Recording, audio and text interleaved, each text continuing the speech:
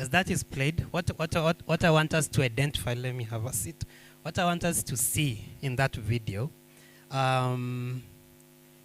is when you look at that story, I would have loved for us to discuss deeply what insights does it respond to. And then we can reflect back on our own stories as filmmakers. Number two, who was the audience? Because the audience also affects your story and how you're going to package it. And number three, what is the problem that is proven through the data?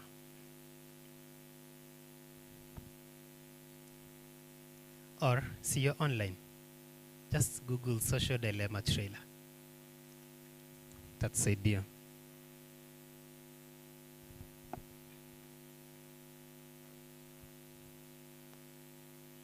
Yeah.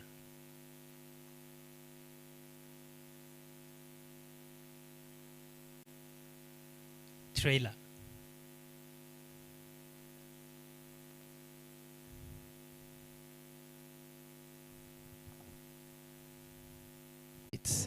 It's going to scare you, not to death, but near.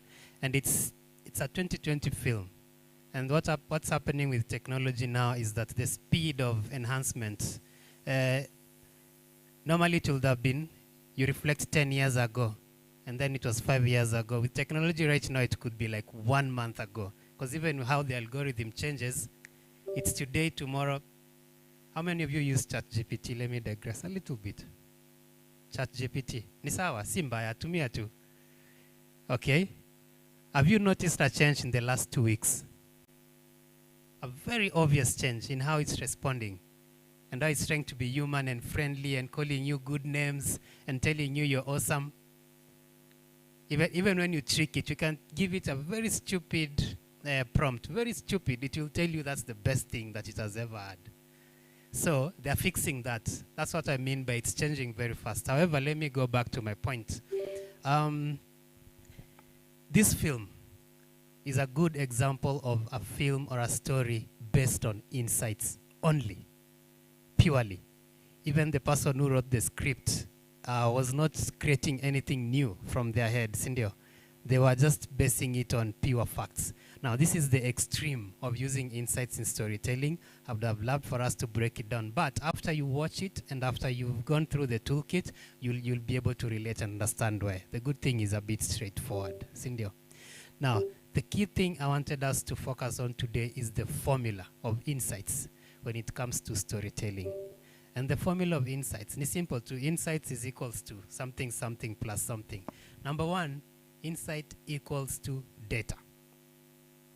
Tumesema tunajua data ni nini? The outputs of a study. Research could be you asking people around. It could be an actual scientific research or pulling algorithm statistics like in the case of this film. Number two, it's human truth. Now with data is just data. Cindy, data could be a perfect example. Jana Juzi, the Blood Parliament film. Cindy, simeongelelewa sana. Have you watched it? Yeah. How many people died? Is there a number? Is there a figure? 30 were counted. So we work with 30, Cindy. So if I come and tell you 30 people died without the backstory, without anything else, what does it mean for you? What does it make you feel? How does it make you feel? You'll be like, okay, sad. Because you can't relate with those deaths. They're just numbers. It's just data. 30 people died, Cindy. Now you add the human truth element to it. What is the human truth in Blood Parliament? What are those? Who are those 30 people? Yeah. Everything that they were, Cindy, young people, brothers, sisters, everything that took them to the street, artists, whatever, Cindy. And then the third equation in our formula is tension.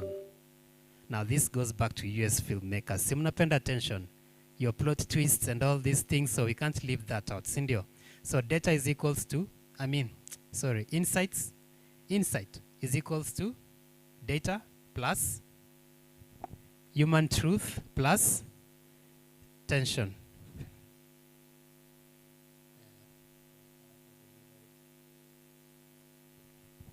Thank you. So you'll get that in detail in the toolkit. At this point, I would have allowed for someone to give us a story and then we can tackle it all the way. But maybe we'll have another opportunity to do that. Cindy, Filamu first year next year. Please. Okay, let's go through the toolkit real fast, and then the last link. We'll play the last link. So this toolkit is free, and you can access it online. It's available at utetezi.org/toolkits. Evo to utetezi.org toolkits. It's a story insight toolkit, data-driven storytelling for filmmakers.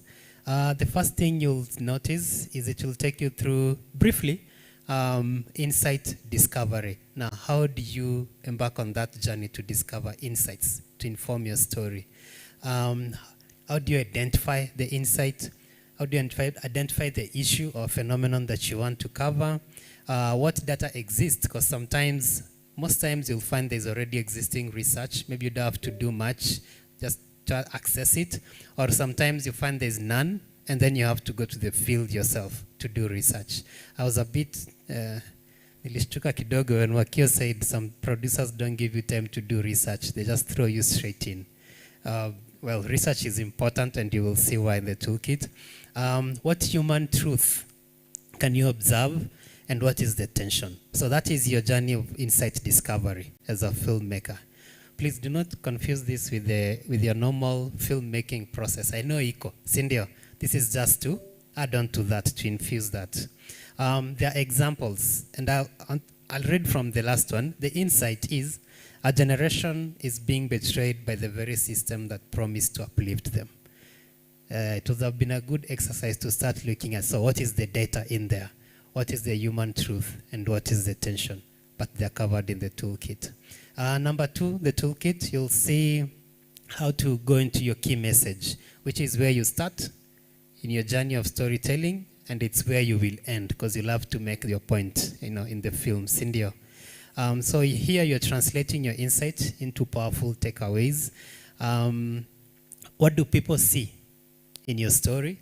What do they feel seeing or experiencing your story?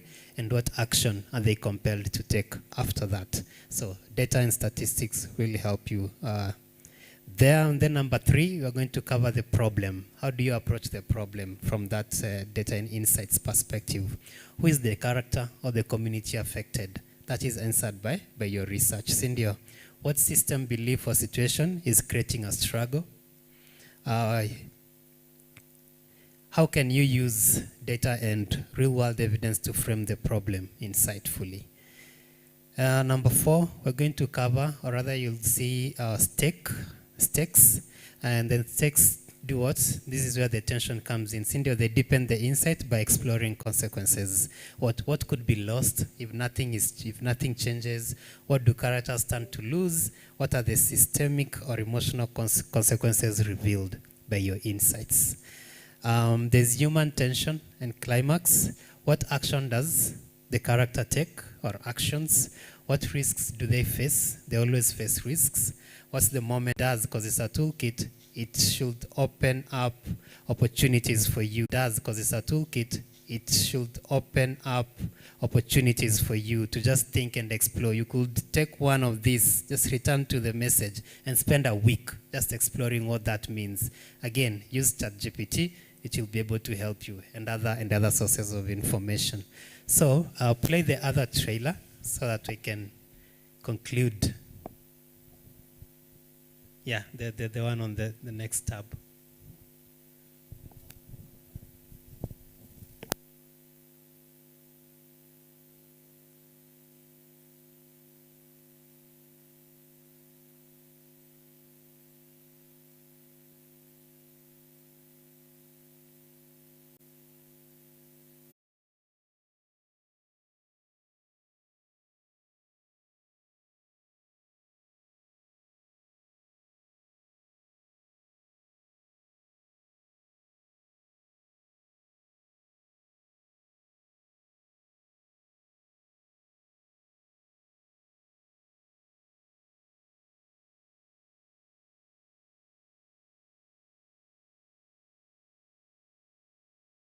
sitamani mbona nijivunie ya dunia pasipo wokovu.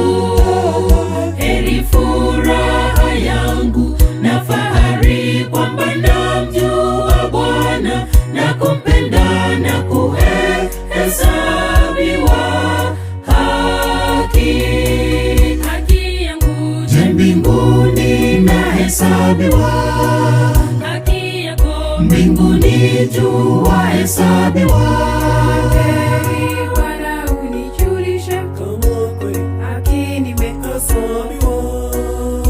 Kwa imani wahesabiwa haki. Naamini haki nimehesabiwa.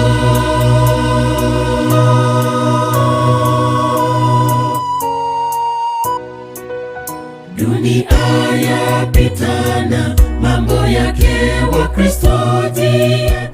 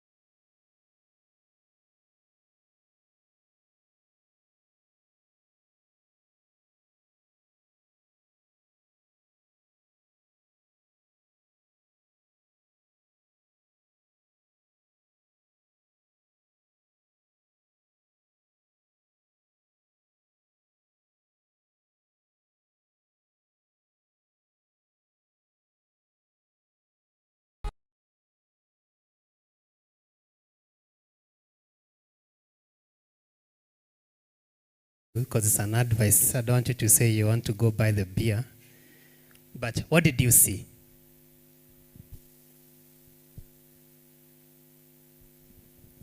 Anyone? Yeah? Almost crying. Uh-huh. Anyone else? Mm-hmm. Until I realized it was, until said it was an act. Damn. Yeah. All right. Anyone else? The last one, maybe? No? Okay, one question. Is it not even a question? Let me just say it. It's very evident that someone did their research, Cindy. So there was insights being followed. Someone paid attention and said, let's follow Dwayne's life.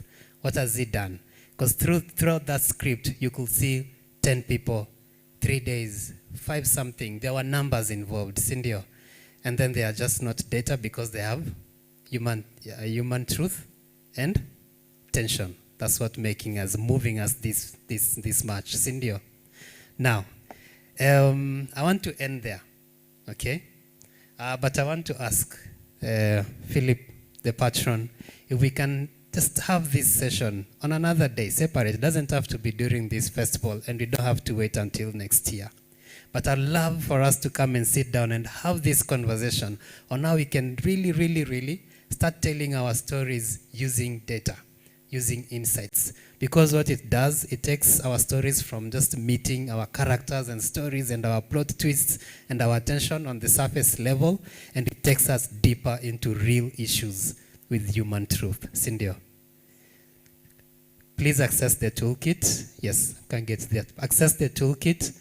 You can contact the organization, utetezi.org. In full is Utetezi Foundation for Advocatory Arts and Insights. But in short, on social media, you'll find it as utetezi.org or Utetezi Arts and Insights. The objective, the main goal with this foundation, number one, is to increase value to artistic practice. And when you want to increase value, what you need to do is infuse value into your artistic practice, sindio? And because we are insight-oriented, we want that value to be added or increased using data and research and insights.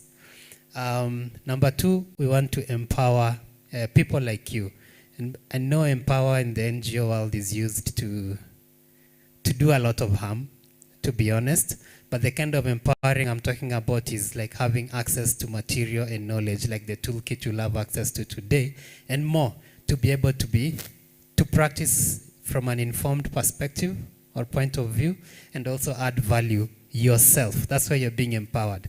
There's no day I'm coming, you now come to Tetezi and then you'll find something. Tetezi comes to you, leaves you there, but then it leaves you different and leaves you independent sustainably. Cindy.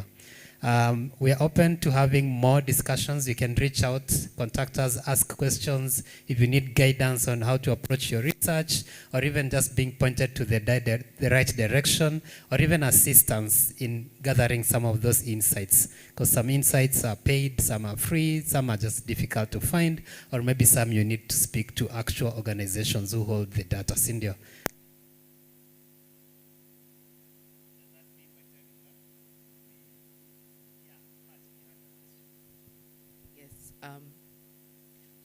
To bring it down to the actors level, if now we are also now to use data to tell stories.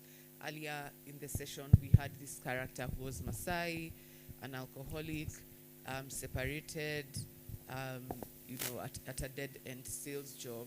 So if we've done this research, we've done this backstory, so we now take this toolkit and apply it to this information we've gathered about a particular character.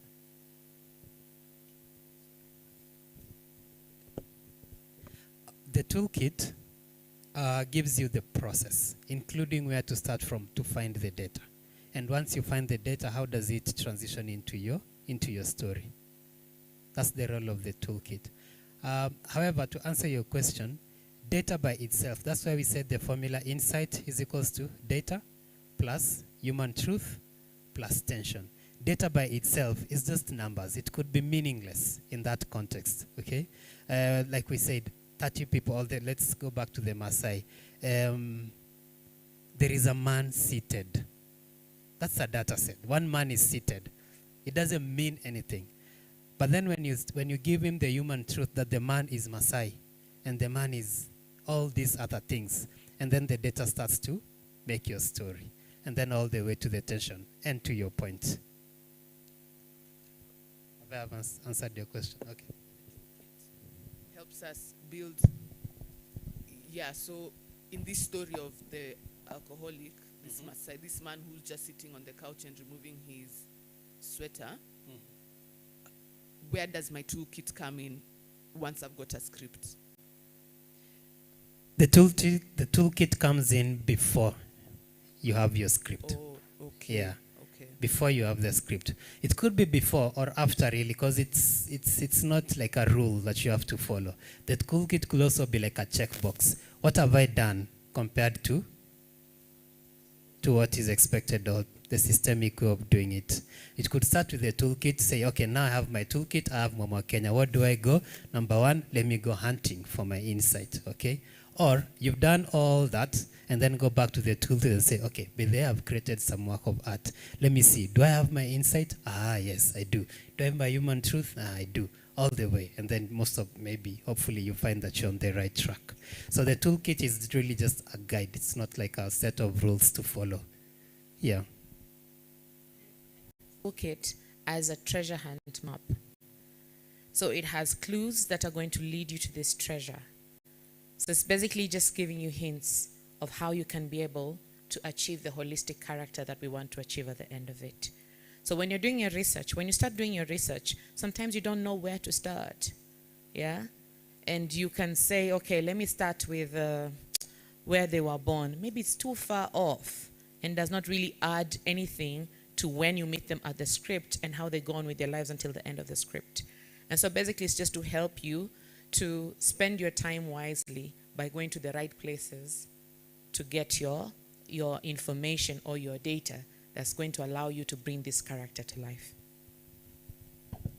Thank you. Wow. That's the advantage of receiving a masterclass from a teacher, a trained teacher. Pedesh is a trained teacher. Asemangi. Thank you, Wakio.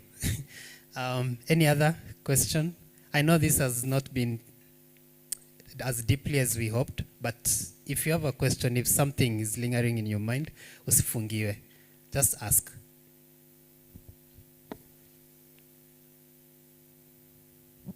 Going once. Okay, sawa. Thank you so much. Please get the toolkit. Again, if you have any questions or guidance, please reach out. Yes, and I'm also here maybe for the next few minutes. If you need to have a conversation on the side, I'm also available. Thank you for your time. Sasa mnaweza endelea na screenings. Shukran sana Fedari Oyagi. Makofi kwake. Aya, sasa makofi na kale kanduru. Hapo sawa, hapo sawa. So guys, shukran sana. But then again, what's your takeaway? 2 people, tuendelee na screening. Tafadhali. Msinyamaze hivyo. Nichague, si ndio? Haya, tuende basi.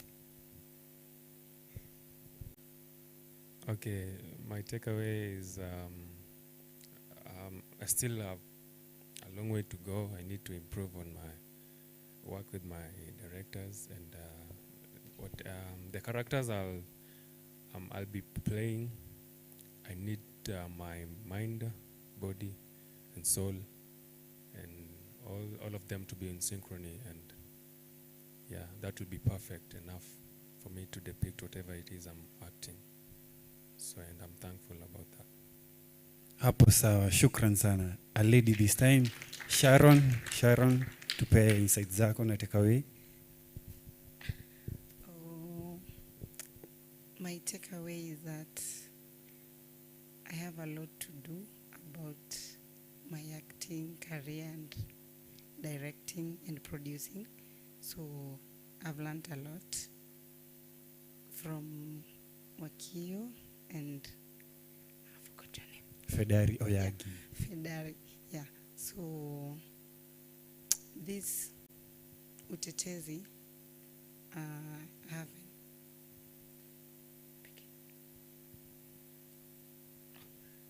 Oh, okay. So I haven't quite gotten well about what you are talking about the toolkit. So maybe I'll talk to you. Yeah. Thank you. Shukran sana. Then again guys, msisahau kufollow hizo pages zote mbili, BTM Storytellers, utetezi.org. Alafu, make sure you go to Kenya International Integrated Film Festival pale YouTube. Make sure you subscribe, watch hizo live ziko hapo. In fact, hata mnaweza ingia saa hii tukiongea. Make sure you subscribe, uingie pale AG Filamu Festival. Make sure you follow, and ukichukua pictures, make sure you tag. Okay. Finally, we are not finishing. It seems like we don't want to leave, but now finally, for real. Finally, BTM Storytellers is a capacity building theater company, and also an experimental theater company. And in our capacity building program, we usually run a program between June and September. It's a 12-week program that we call Pokeza Skills Program. And Fedari is our project manager. He handles that particular program. That program is a capacity building for theater actors, specifically for theater actors. What we do, we empower actors and we equip them with skills that will allow them to navigate through this unpredictable industry.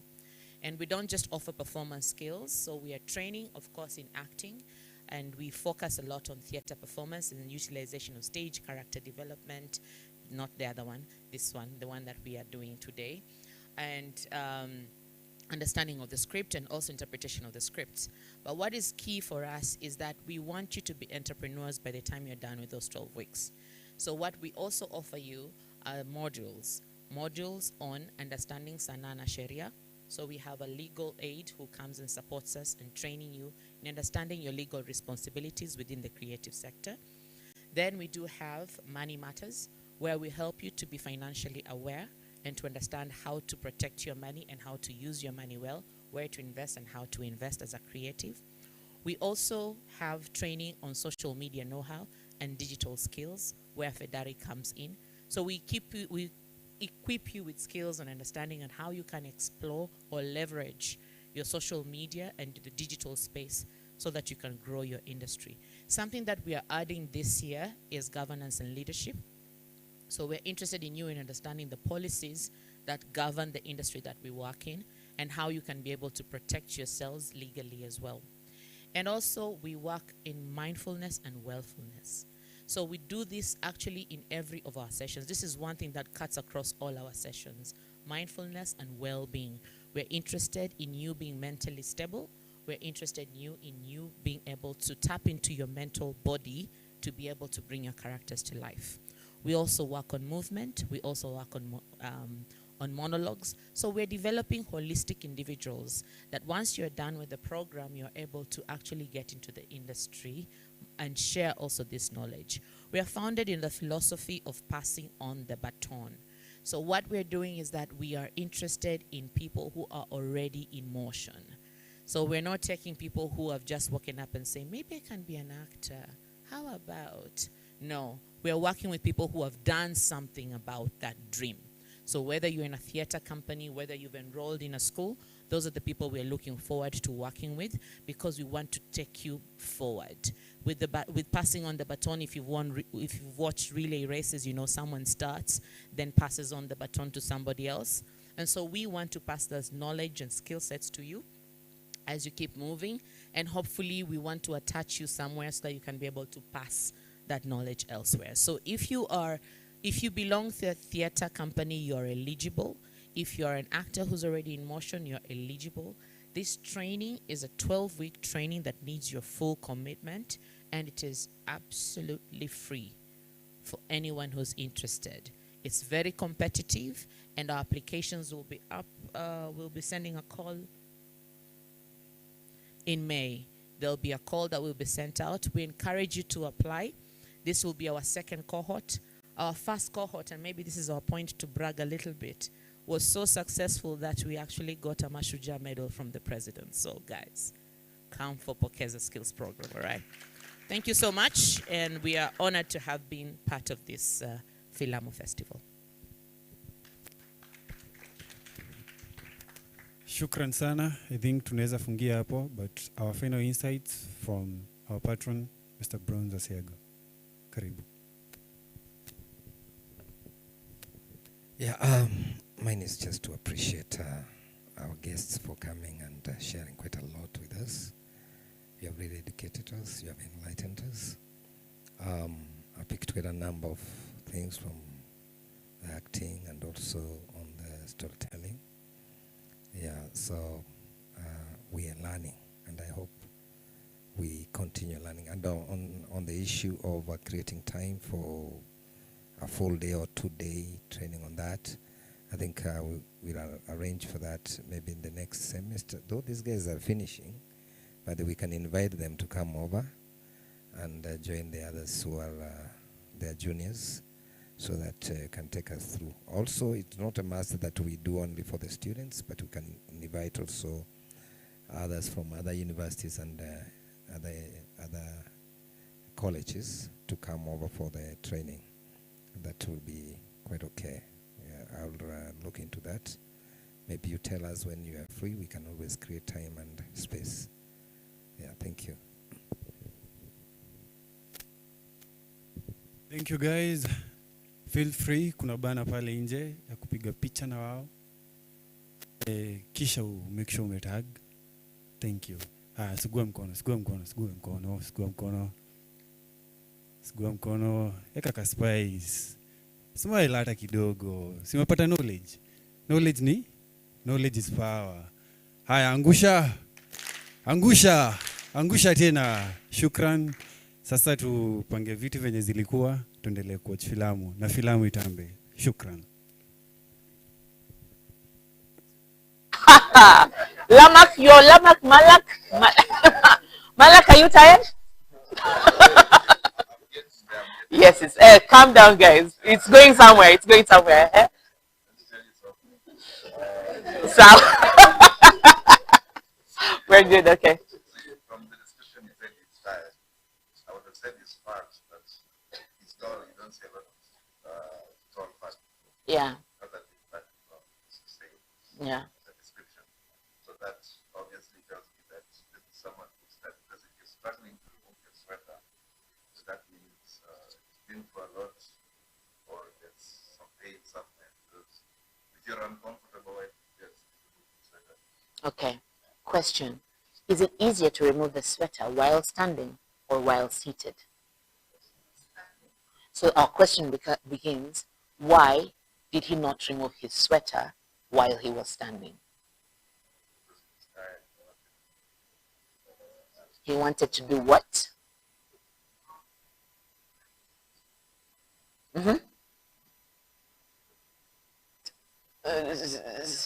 It's in the script. You said it before. He just wanted to slide into that couch, to slouch into that couch because of frustrations, depressions. So you see the connection between body, mind, and soul. What I'm trying to help you understand here, I'm not going to guide you on how you can create your characters. I'm going to show you how it is important to construct your character, keeping in mind body, mind, and soul. Because all these things are connected. Yeah? Whatever is going on in your mind is going to somehow be expressed in your physique. And it's also going to be expressed with the emotions that are running through your head or through your whole system. And this also affects the beliefs. It's also with the beliefs that come, that you have been cementing over time, your spirituality. The body, mind, and soul comprise not just any human being, but in our case, comprise your character. Your character must have a body, must have a mind, must have a soul, because all these things connect to give us their performance. So what gives us performance really is the body, mind, and soul connection. That's what gives us a performance. Every day when you're walking or living or doing whatever that you're doing, you are a result of all these three things coming together. Correct?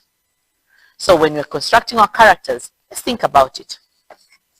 Then he removes his tie while he's seated over there. He's able to loosen up his tie and takes a deep breath that I've just created right now. When we say that, what other perspective do we have of this person? Yes? He's had a long day. He does a formal job. He does a formal job. So already you're seeing the way things about this character can make you know about this character. Things that are on the script. Yeah? And then now, let's go outside the script. Now let's create the backstory. So you have the information from the script. Now let's go outside the script and create the backstories. What can we say about this particular person? You can actually say maybe he's a Maasai because he's tall. So if you can imagine, if we start from there, he's a Maasai because he's tall. He grew up where? Around here, in Rongai. He went to which schools? You see the way you can connect and create a whole story? Tell us more about this character. Do you think he's married? Anybody who thinks he's married? Could be. What do we associate it? Okay, what if he's not? How many say he's not married? Single people, you just don't want to be alone. I knew it. So he's not married. Why? Why do we feel like he's not married? Let's just add on to it. I want us to add on this character, build it up completely.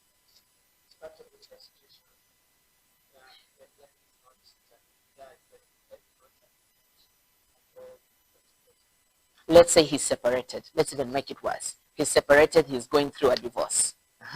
He has how many kids? He has 3 kids. Wow, just like me. Thank you. He's got 3 kids. He's frustrated. He's going through a divorce. He works in a formal job. Things about him back in the day, I don't think culturally the Maasais would really condone that kind of, divorcing and things like that. So that's also frustrating him from family side. Yeah. Let's build up. Let's build up. What else can we say about this character? We're building a backstory here. Let's go ahead, David. Just shoot. When you're ready, say. Yes. Oh, wow. I like that. He's not drinking because he's frustrated. He was drinking and it brought frustrations. I like that, okay? So he's been drinking for a long time. It's the thing that has brought him all these issues with his family. Since he's told in his past will be an athlete, but due to his awkward gambling right now, he got hurt. Oh my goodness, failed. See how we develop it? Oh my God, he got hurt playing basketball. Oh my goodness, and he could not go to NBA anymore. He got himself a formal job doing what? What does he do now? Working in a convenience store. Accountant? Haizi kuwa accountant? Amjafurahia accountant? Accountant ako too much. Alifail kitambo athlete. Akaumia mguu akashindwa kuendelea. He does sales. Oh God, what a frustrating job. He does. Naona nalazimishwa wavange masuti, by the way. Something else. Shoot whatever comes to your mind. They're building this character. Oh my God. So he's in his late 40s thereabouts, yeah? 46, 47 thereabouts. Midlife crisis imemgonga cha na bibi ameshaenda. He's been waiting for a promotion. There's another frustration. He's not been getting it. Let's talk now of today. Today, the day that he goes into this cafe. What do you think has happened?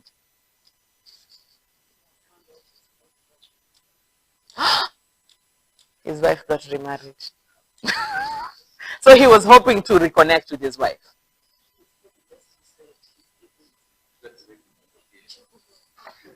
I'll take you back to the first exercise we did. Those 2 ways in which you could have handled that.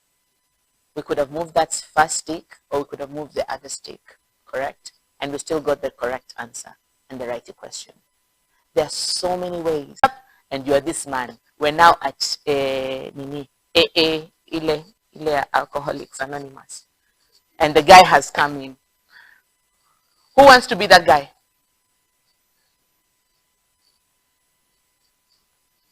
Mumemwogopa, ako na mashida mingi. Who wants to be that guy?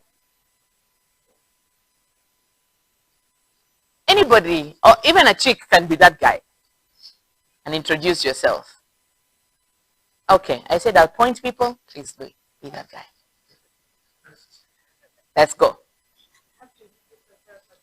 Yes. Go with it. Go with the flow.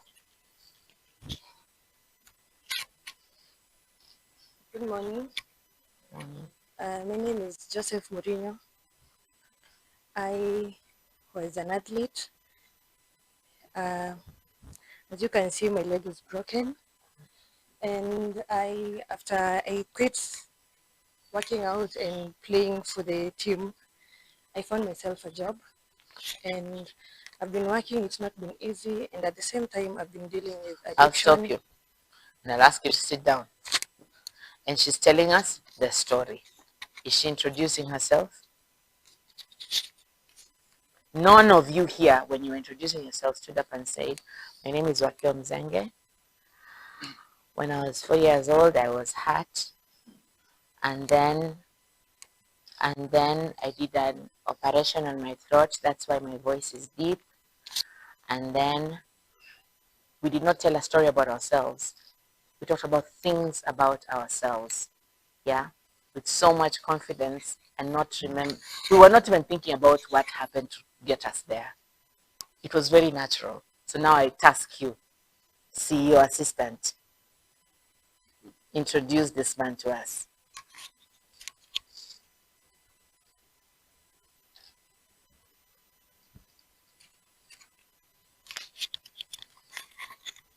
Good afternoon, guys. My name is Mark Sanari. I'm an alcohol addict. I've been trying to get clean for 3 months now. Everybody, welcome, Mark. It's been a challenge for me. I even lost a limb once. I think I was blacked out or something. Yeah, I just woke up and found myself in hospital. And since then, it's been downhill for me. Okay, sit down. And now this Mark has given us too much information. When you actually introduce yourself, you don't go that deep. I want us to be very basic, and we'll keep doing this until we get it. We'll go to Newton. Introduce this man to us. Good morning, guys. I'm Peter Lengrueni. Currently, I'm working at an office seller there, sell just some retail products. But I used to be an athlete, and it had to come to an end due to my injury that I got during my athlete session. All right, sit down. Now I'm going to tell you one thing that we need to start doing, okay? This is obvious. We are giving obvious information. Now I want us to hide the emotion, okay? Because when you, I forget your name. You, in between Anto. Huh? Joe. Okay, Joe, stand up. Let me use Joe as an example. Joe, when was your last breakup? 4 years ago. 4 years ago. Why are you smiling? Are you happy that you broke up? Why are you smiling? You happy about the breakup?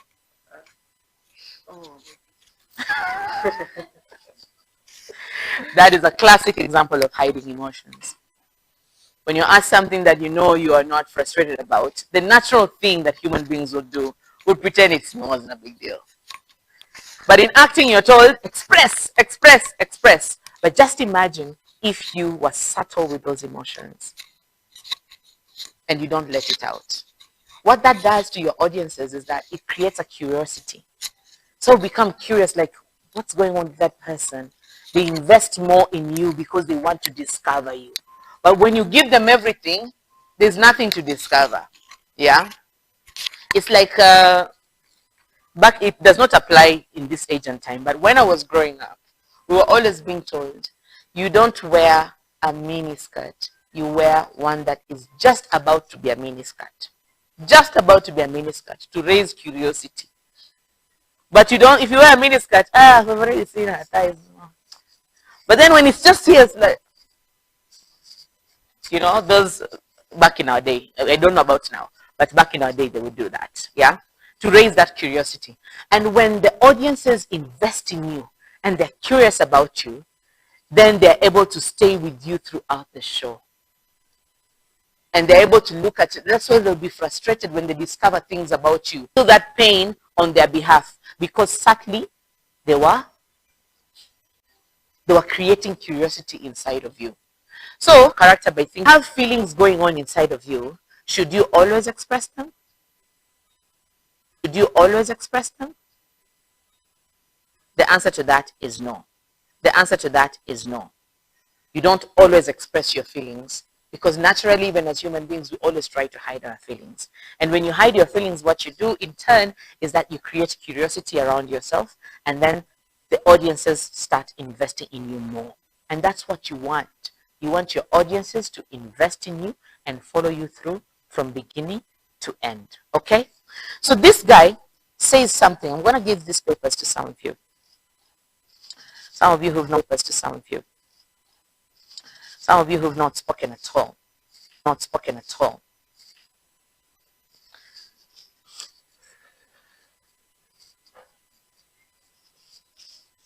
And then someone who's spoken a bit much. And because we were not here while the story was starting, you might not be able to connect. I'm fearing giving you this because I feel like you'll say more than what is written here. But let me just give you. Okay? So, let's go on with this story.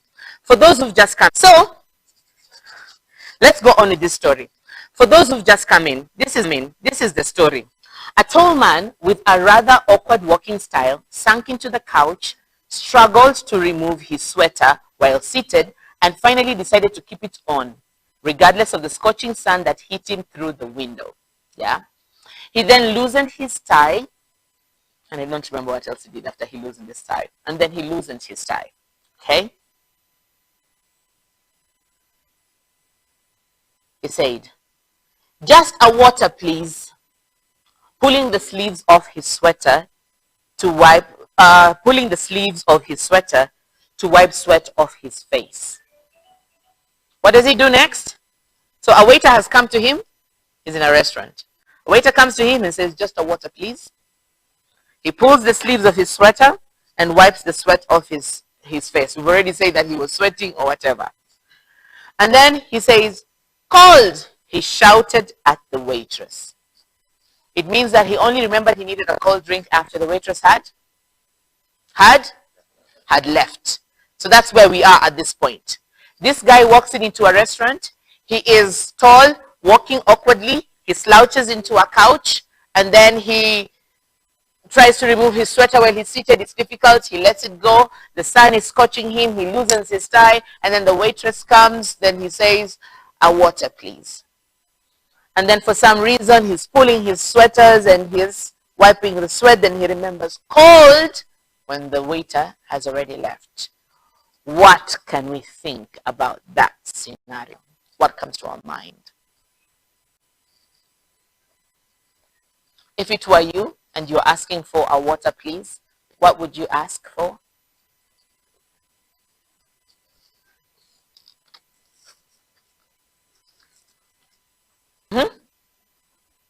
What would you ask for? You're hot and you want a water. You'd ask for what? Cold water. But what does he do? And then he remembers later. It adds to his confusion, adds to his frustration, adds to his instability. Correct? Then after that, the writer's already helped you.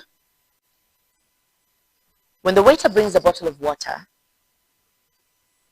it's warm. And the man says,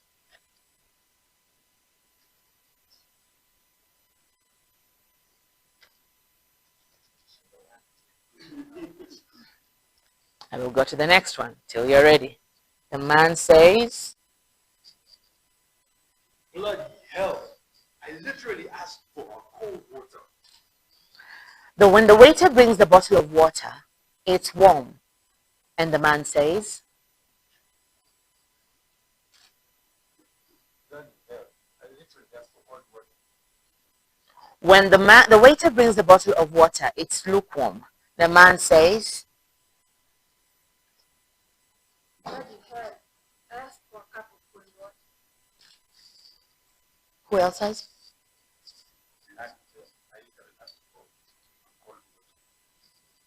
Those are the only ones we have, right?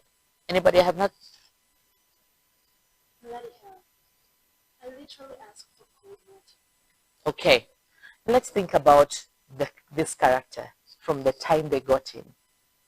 Okay? For those who have those papers, let's think about this character from the time they walked in.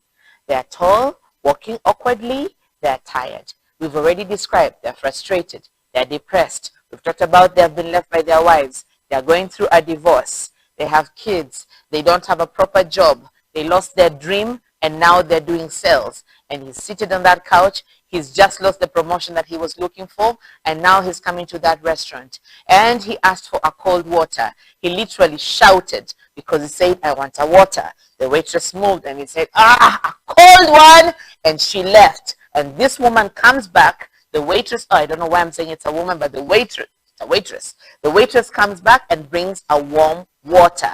What does the man say? Bloody hell. All I asked for was a cold water. The man says. Bloody hell. I literally asked for a cold water. The man says. Bloody hell. I literally asked for cold water. The man says. Bloody hell. I literally asked for cold water. The man says. Bloody hell. I literally asked for cold water. So here's the thing. All of us are saying it in the same tone. We're all angry. We're all frustrated. But the beauty about performance is when you surprise your audience. Okay? Is when you surprise. We all expect he's going to say, bloody hell. I literally asked for cold water. What if he says,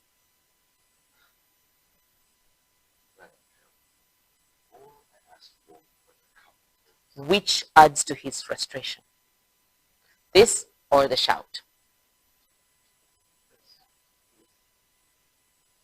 You see how you can play around with your performance?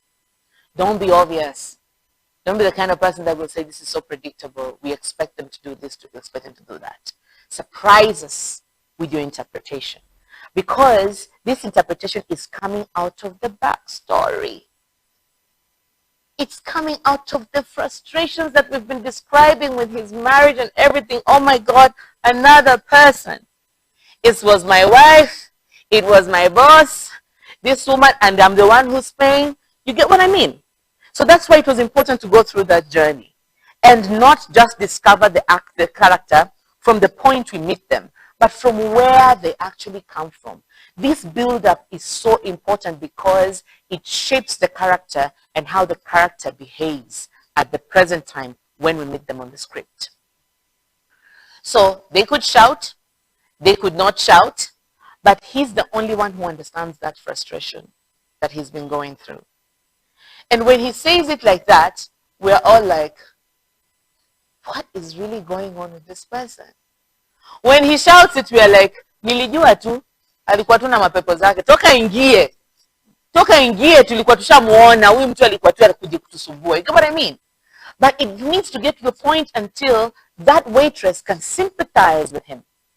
Because the audience needs to empathize with you as a performer. They need to feel your pain and they need to feel your frustration. They don't need to acknowledge it only. They need to feel it with you. Okay? So move away from just being obvious with your performance and try and be subtle to make your audience become what? Curious about you. That will be a good performance. That will be a great performance. I don't know, we don't have all the time to do everything and anything, but I just want you to understand that those backstories, they may mean nothing to anybody else, but they mean something to your authenticity as that character. So it's crucial for you to develop, take your time. Viola Davis had 100 pages of Annalise Keating's life before she met her on the script. 100 pages. Look at that kind of investment. Of writing stories that nobody will get to see. But you know what they do? They influence your walk, your body. They influence your talk. They influence your posture. They influence how you react to people, how you look at people. And now it influences your thought process. So it goes to the mind, influences your feelings and your emotions, influences the spirit part, your beliefs. And so you walk as an authentic human being who knows about themselves. If right now we're to ask that man, do you go to church? He has an answer. Right now, if we're to ask that man, are you ever going to move on from that woman? He has an answer. It's not part of the script, but he has it. When you're introducing yourself, many things have happened to you. Maybe you've even you've done some ridiculous stuff. You've not used that to introduce yourself, have you? But because it is part of you, it is your authentic self. We don't get to see it, but what we'll get to see is nuances. And that's prettier than obvious, overt expression of emotion. When you have nuances instead of clear expressions of your emotions. Now imagine, so that is an imaginary character. So for those who are doing theater, and I've seen some of you are here for theater, but if you're an imaginary character and then you are working on stage with another imaginary character, but that imaginary character is not visible. Say you're doing a monologue or you're doing a one-woman show. How do you develop that character? 3 things.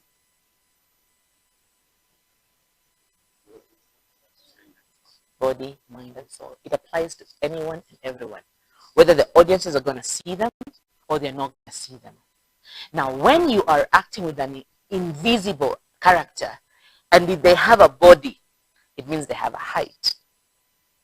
So it means you can develop an eye contact. Okay? Are we getting something? If that person has an eye contact, so we don't see them, but when I look here, everybody can tell that I'm looking at you.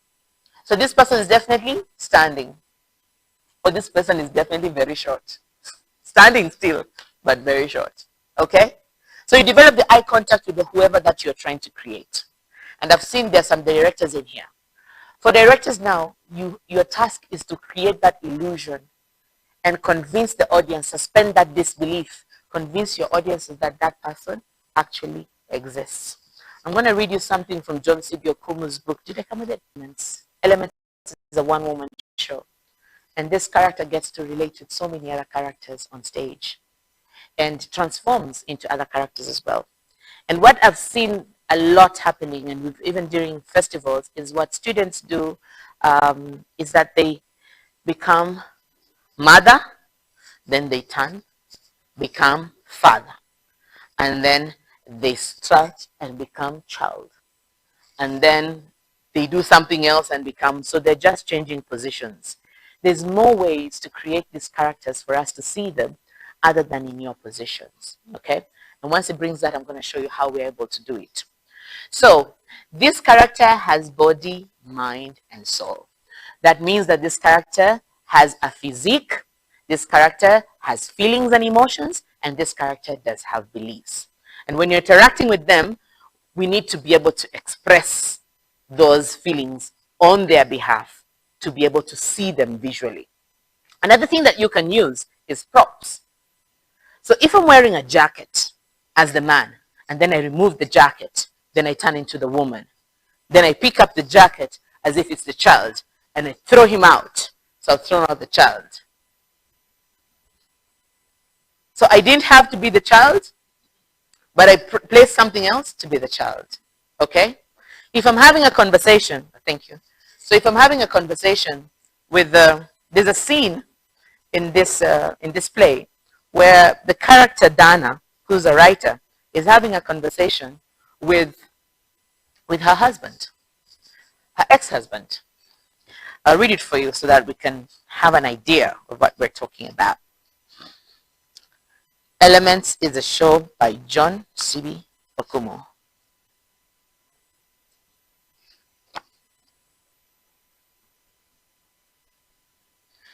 So, this is Dana now.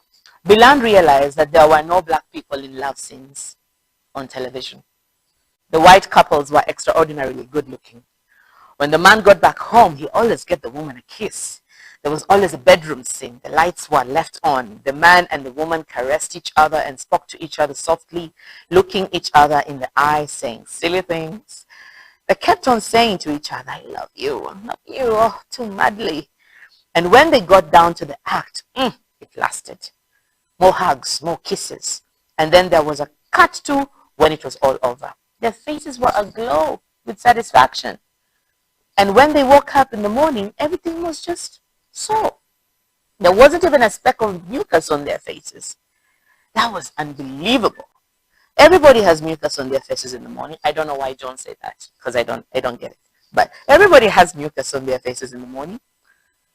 But could she also know such love, such fulfillment, instead of what she had, a relationship with tenderness, love making in the dark, love making marked with constant pain, love making in silence without a word, until such a time at the point of satisfaction when he neighed like a donkey.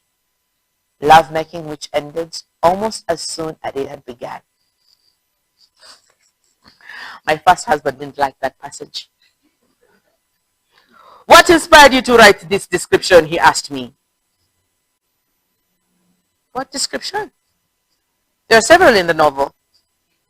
There was this one which ends with lovemaking which ended almost as soon as it had begun. It's on page 113. Oh, come on, darling. But that could happen to couples throughout the world. Why do you ask? I'm just asking.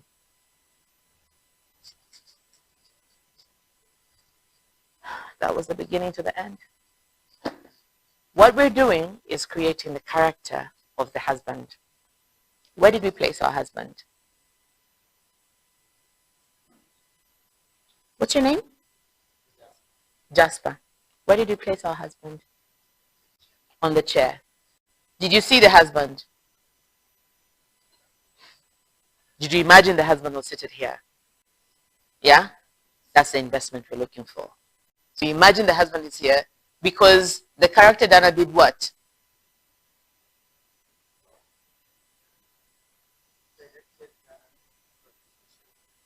Gave eye contact to this man. Did this man stay in the room throughout? What happened to him? He walks out. Because Dana gives us the impression that he got up the chair and he walks out and he disappears. And probably if we had sound and whatnot, we'd do a door bang. Ah. Okay, that was the beginning to the end. So we'll do another exercise, same from this one, to create those invisible characters when we're performing, especially when we're performing monologues. So there's this thing here that I want one of you to read for us. Any volunteer?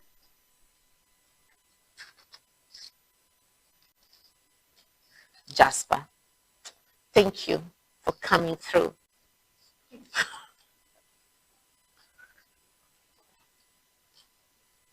So I want you to start from here. That it's my life all the way to here.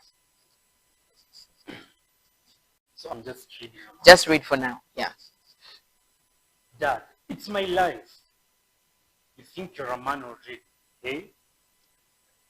I beg you, sweetie, leave the boy alone. And I think you've had enough drink for one evening. Are you doing the drinking for me? No, I'm saying enough is enough. Well then, shut up, you bitch. Dad, please don't talk to mom like that. Keep quiet, you bastard. Sweetie, your son is not a bastard. He is not my son, and you know it.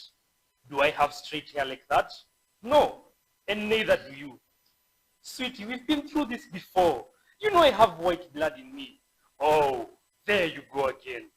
Go and get fucked by your white men. Please, sweetie, don't say that. You know I love you. You know I love you. What do you take me for? Some kind of idiot? Well, let me tell you something. Bloody whore. Get out of here before I kill you. Before I kill both of you. Give a round of applause to him. How many characters were there? Oh, I did. How many characters? There are 3 characters. Who, and who? Husband, wife, and son. Did you see the inflections of his voice that gave you an idea of that's mom talking now, that's dad talking now, and that's son talking now? Okay? Did you? But now imagine you're the only person who's performing this on stage. How do we do that? Any idea how you would do that? Just, there's nothing, no wrong answer. Just random ideas. Yes, thank you. Mm-hmm. Mm-hmm. Mm-hmm. Come and be that man.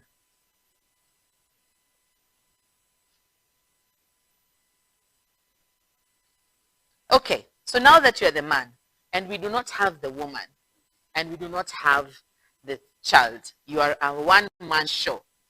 Go ahead. That is my life, starts with the son. So where have you placed your son? It starts from here. The son Okay. All right. So, son, I act. Yes. Dad, that is my life. So, It's okay. Nothing wrong. Nothing wrong. It's fine. Dad, that is my life. You think you're a man now? Or, you think you're a man already? Hey. Oh my God. It feels a lot, right? Yeah. Doesn't it? These are 3 characters that only one person has to play. But it's not a lot. We'll break it down and do it real quick in the next 6 minutes before Fedari comes in. Okay?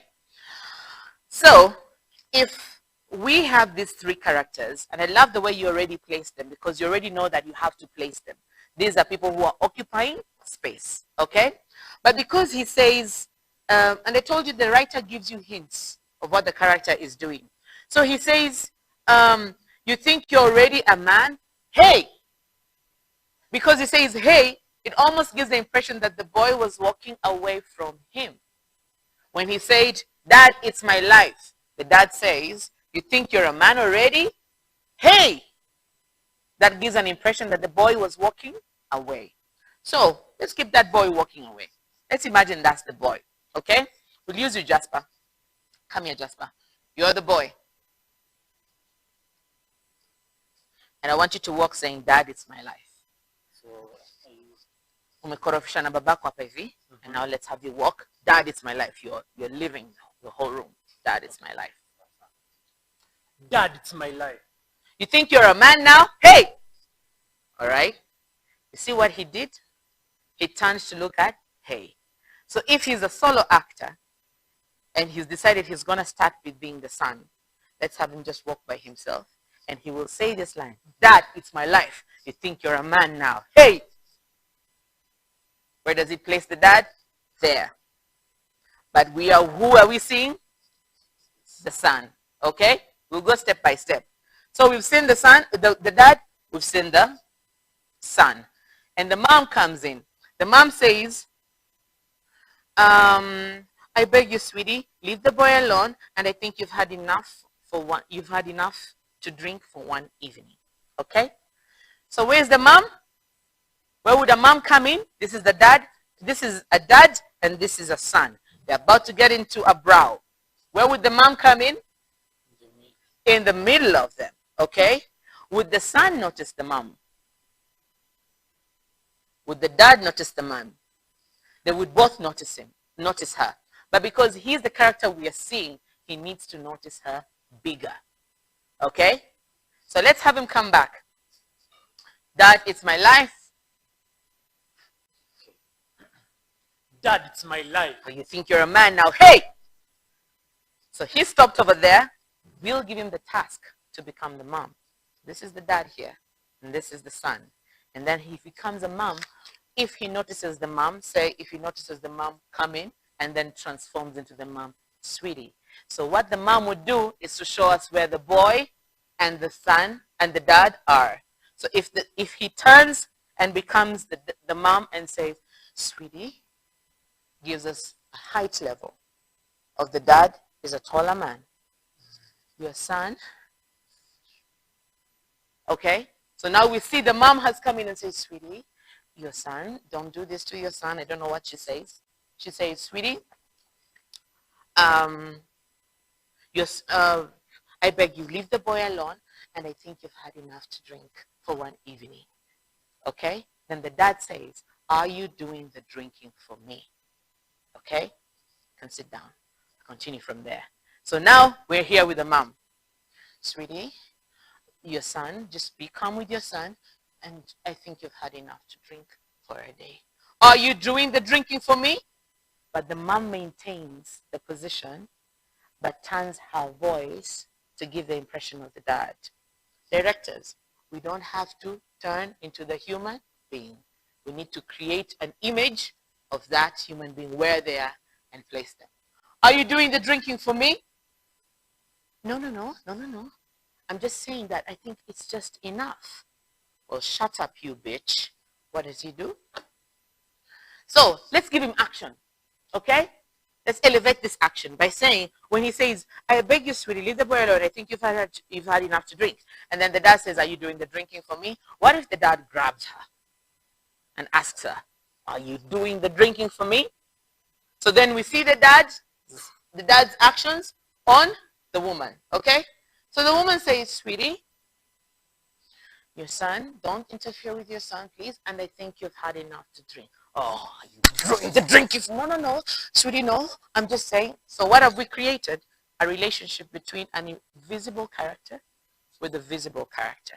So when he grabs her and lifts her and she's reacting to that, we can see the dad visually and what he's doing, okay? So he keeps saying that, oh, sweetie, what?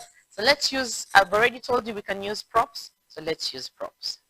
Let's imagine that this boy, in fact, before he started, he was Dana, because Dana is the one who's telling this story. So if Dana is wearing, say, a kimono or a jacket, and Dana has pretended to be that boy and says, what does he say? You know the line, Jasper. Dad, it's my life, and says, you think you're a grown-up man. Hey! And the mom comes in. So the boy can use the jacket or the kimono to be more of a gangster boy, a boy who doesn't care. So what if he just flips it, Dad? My life. When he walks, hey, and when he turns to the mother, she clutches it. Okay? And says, Dad, please don't do this. Grabs her. And he throws her off. If he says, get off my side, you bitch, throws her off. And thinking, kama kuna lights, darkness huku ameanguka, ametoa kimono, then the dad comes back. Now we see the dad for the very first time. Because now we don't see the kimono. Comes back in. Because the dad says, after she says, please don't talk to mom like that. Well, shut up, you bitch. Grabs her, throws her off. Shut up, you bitch. The son says, Dad, please don't talk to mom like that. You keep quiet, you bastard. We've reminded ourselves of where the son is. And now for the very first time, we get to see who? The dad. So the posture changes.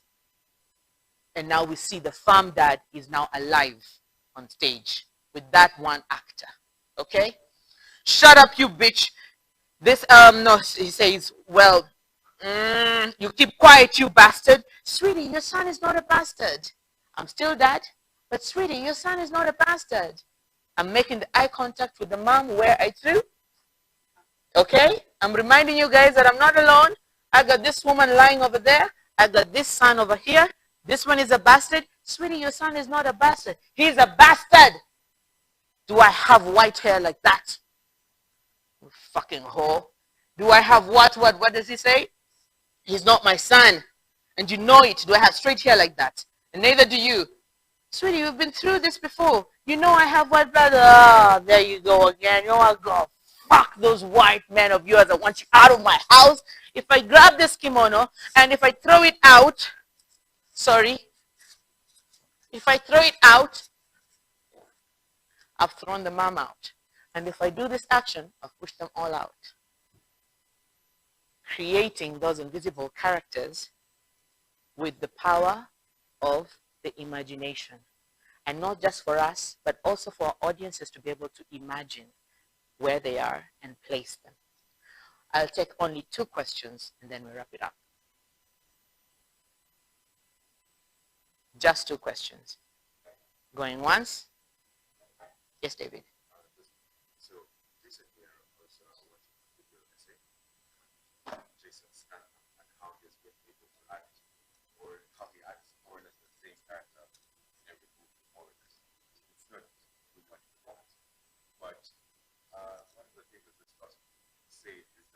Jason's stand-up is pretty much like a practice artist.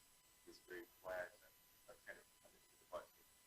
So is there a danger in having, you talked about noticing similarities, is there a danger in playing a character who's very close to you as a person? Well, okay. I'll take the second question, then I'll respond. Okay, let me just respond. Is there a danger? Maybe just one. It proves Okay. A danger, I don't think there's a danger as such, but I will bring you to our industry here and the reality of our industry here.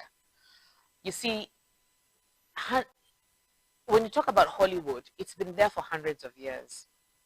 And they have more they have big films. You'll find someone is working on one film a year. They're just doing one project. We don't have the luxury of doing one project a year. You will never survive in this industry. So let's remove ourselves from the mindset of there and bring ourselves here. What works here? Here what works is volume, is doing work. Is not doing one film that was shot in a week. They don't shoot films in a week. Is that our cue? Okay. They don't shoot films in a week. So someone is able to invest and do research and take a whole year they're preparing for a film. And if it comes easy to them, they have the luxury. Even Denzel, sometimes it's not very different in some of his films. You will see that's Denzel. He has that, there's like a look that he always has in like all his films. Sometimes he will surprise us, but there's no danger there because you can actually work in one film for a long time, and you can just invest yourself in that film as long as you know how to get out of that character, and as long as you go through the whole process of lending and getting interest. So earlier on, Jasper, what you missed is we talked about acting as lending yourself to an imaginary character so that they can live their authentic lives truthfully for a period of time. And we equated it to getting a loan from a bank. And if you're lending, so you're going to lend, you'll set terms and conditions, and then you will have to get interest. So the question is, how much of yourself are you willing to give this character? And if it works for you to give them only what is similar to you, as long as it's getting interest, it's not hurting you, I think it's okay. As long as you're not hurting yourself by doing that, and you're not limiting your opportunities. Because you see, for him, he's now getting jobs that, and they're jobs that need that kind of character, and he's open to, and maybe his agent is working tirelessly to make sure they get that. But in our scenario, we find that we need to do different characters, because you won't get a character that's just similar to you that will give you enough money to survive in the industry. You will get one character like this, another one like that, another one like that, and you'll probably do them all at the same time. Yeah? So how much of yourself, we'll go back to that definition. How much of yourself are you willing to give this character? What are your terms and conditions? What is the interest rate? What do you expect to gain out of you giving your body to this character to live their lives? All those need to be responded to you on a very personal level. Okay? Yes.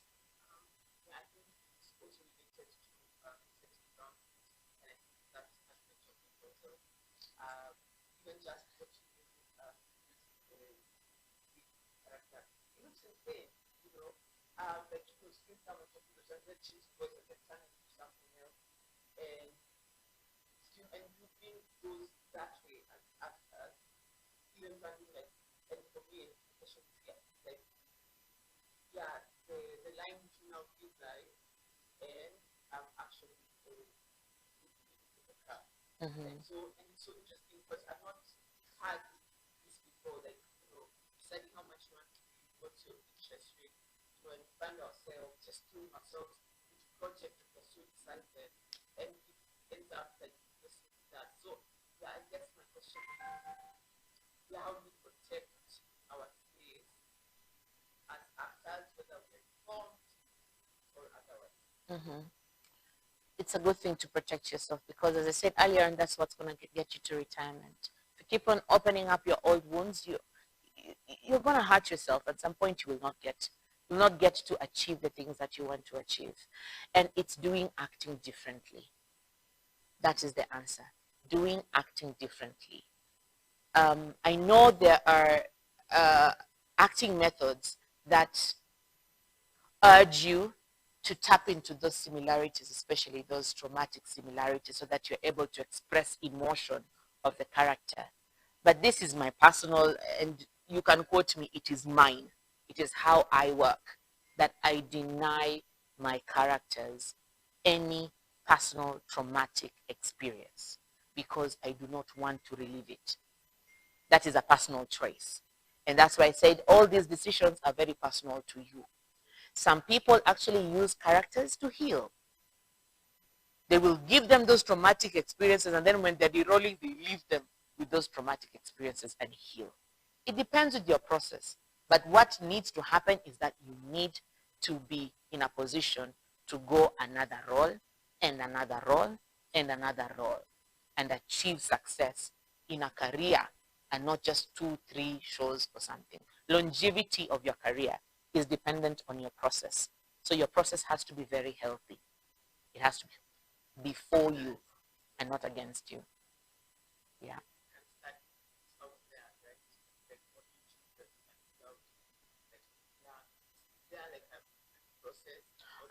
I don't think they are. I don't think they are. I think many actors just mash up different methods and put them together that are conducive for them. So it's just making very personal choices on what works for you and what doesn't work for you. Because in the same scene, you'll find someone else say they're comfortable with nudity, and in that same scene, you'll find somebody else say they're not comfortable. So it's a very personal choice, yeah? And always think about you first. Because this character cannot exist without you. You are the priority, yeah? When the bank is lending you money, trust you me, they're not thinking about that little project you want to do. Or do you want to build a home for your family? They don't care about that. They're thinking about their interest. That's what you should be thinking about, your interest. Okay? I think 2 last questions more. I think we've run out of time. So we'll just take those 2 questions and that's it, yeah? So let's say I have David who has the script and is going to be an actor in my film that I'm directing. So the way he's done his character is gives a particular voice to it. But in my vision as a director, I have a different feeling to it. So how exactly do we compromise? How exactly should I react to his way of acting to measure up what I'm saying, what I'm envisioning? So is there a right or wrong? Is there a gray area? What exactly are we supposed to do about it? There's no right or wrong, but the script is being interpreted by the director. And the director has a vision for where the story is going. But it will be foolish for any director to imagine that there are no other creatives in that room. The actors are creatives, and they have an idea of what they want to do with that character as well. And so production is usually a collaboration between the director and the actors. And the director, because he's the leader or she's the leader, needs to create an environment where discourse can happen, where you need to have a methodology of how, before you even get to shooting, what happens before that. And that's having table reads, that's having discussions around characters. That's where you give your opinions. And after that, by the way, any actor who comes to tell you something else that is contrary to your vision, I think you have a right to say, that's really awesome, but I don't think it's going to work for this one. Let's just try and screw it. It's also in your language and how you relate with your actors. So actor-director relationship is very crucial, because I've found that there's so many directors who are very bossy and it's their way or the highway. But it's foolish for any director to imagine they're the only creatives in that room. Tap into the knowledge that the others have for you, because their perspective can be an aha moment for you.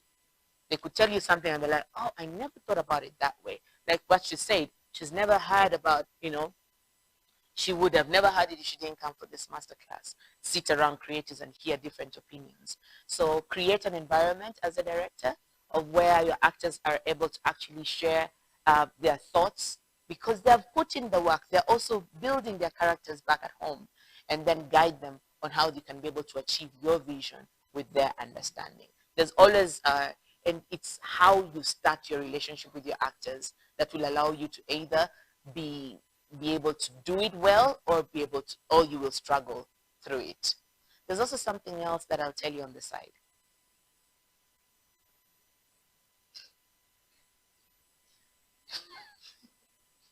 There was the last question over there, and then we're done.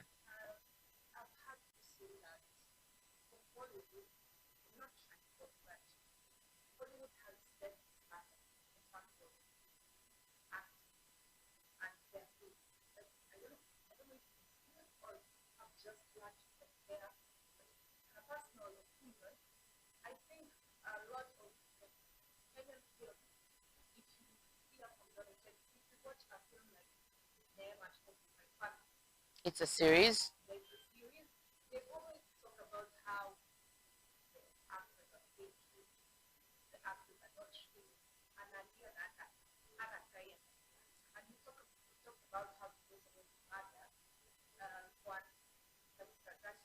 Yeah.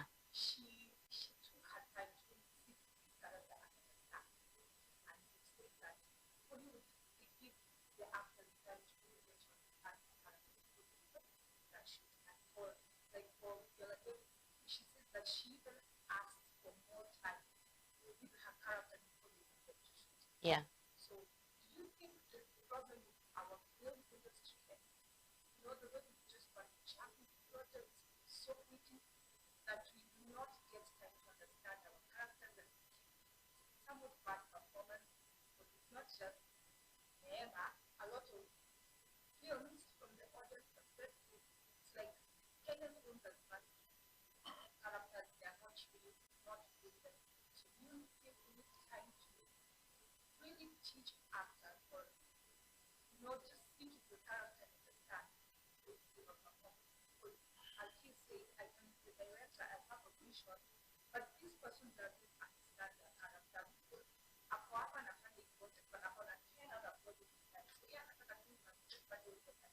Mm.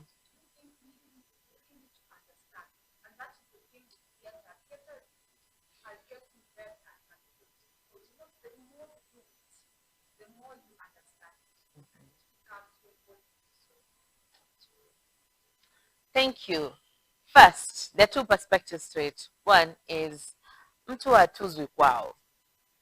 Sana sana mtu hatuzwi kwao. You'll know that why I'm saying this is that sometimes no matter how good you do, your people will just say, I'm a copy. Yeah, Johnny, let the emotions be sorry. Akiwatch hata ya Nigerians let's go for YouTube because Nigeria now have some really nice YouTube things that people watch. Akiwatch you anasema, you see people look nje, they know there's always that thing of mtu wa kwao atuzwi kwao. But that's aside. There's what I call adaptation. You adapt to the industry in which you exist in. This industry is an industry that if you do just one job a year, you will never survive. So you adapt to the industry. And how you adapt to the industry is you do your homework. You do that research on a crash course. You invest yourself because you're the one who's marketing yourself. When you're on that screen, you're marketing yourself as an eligible actor in my next project. Yeah? So you invest in it. Don't think about how hard it is. There is nothing simple. There's nothing that's going to take you from one level to the other that is easy peasy. So what you do is you realize that you're not in Hollywood, you're in Kenya. And in Kenya, they're not going to give you 6 months to do research. Actually, the 6 months is to shoot a whole series. So what do? You adapt, okay? But never be afraid to ask for a director, ask for time with your director, especially on set. Directors can surprise you on how interested they are in your performance. Don't be shy to say, can I get 2 minutes just to hear the voice of my scene partner? Because you've rehearsed at home and you've not really had time. Sometimes they don't, when they block you, they just block you for technical, where to put the cameras and whatnot. They don't block you for performance. They're directors who are not interested. They're not interested, but their biggest focus is on the technical aspect. So they'll block you only to set cameras and whatnot, and not really to hear how you're delivering your lines or your performance. So it's up to you because you're the one who knows you're out there to market yourself. Just request, can I have 2 minutes and just run the lines with them? Sometimes they'll let you run lines, sometimes they will not. If they don't, ask for it. Do your homework on the side. Work on your character. Ask all those relevant questions. And by the time you're coming to shoot the scene, you have already put in that investment. Your performance will look different, you will stand out, and you'll book the next gig. But if you decide to be like everybody else, come on set and get the lines when we are shooting. So tunashoot scene gani leo? Oh, okay. When the waiter brings the bottle of water, it's lukewarm. So when the waiter brings the bottle of water, it's lukewarm. Take two. When the nini, you have no motivation, you have no backstory, you have no intention. So what you bring out is really nothing. It's just words. And people do not connect with words. People connect with feelings. So once you add those feelings from your body will be able to express the feelings and the emotions and the beliefs that you have. Take your own time. Don't wait to be told by the director to go prepare. Prepare yourself. Sometimes you get your lines there. Script imeapproviwa sahi kama tuko set. Imekuwa approved. Ndio umepatiwa sahi. Ask for time. Don't be the person who just rushes to deliver. Ask for time. Okay? I think that will bring us to the end.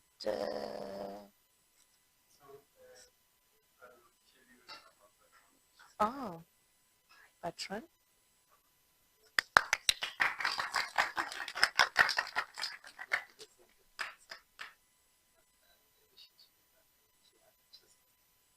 There's the issue of star system, which is not very much widely accepted. And so the star system kind of prepares actors and actresses for long time. So they tend to get a lot of experience. But you see in Kenya, we only see new faces kind of screen on a very regular basis. But you go to Hollywood, you find people up there that have invested a lot of years in acting and absolutely good about yes, characters and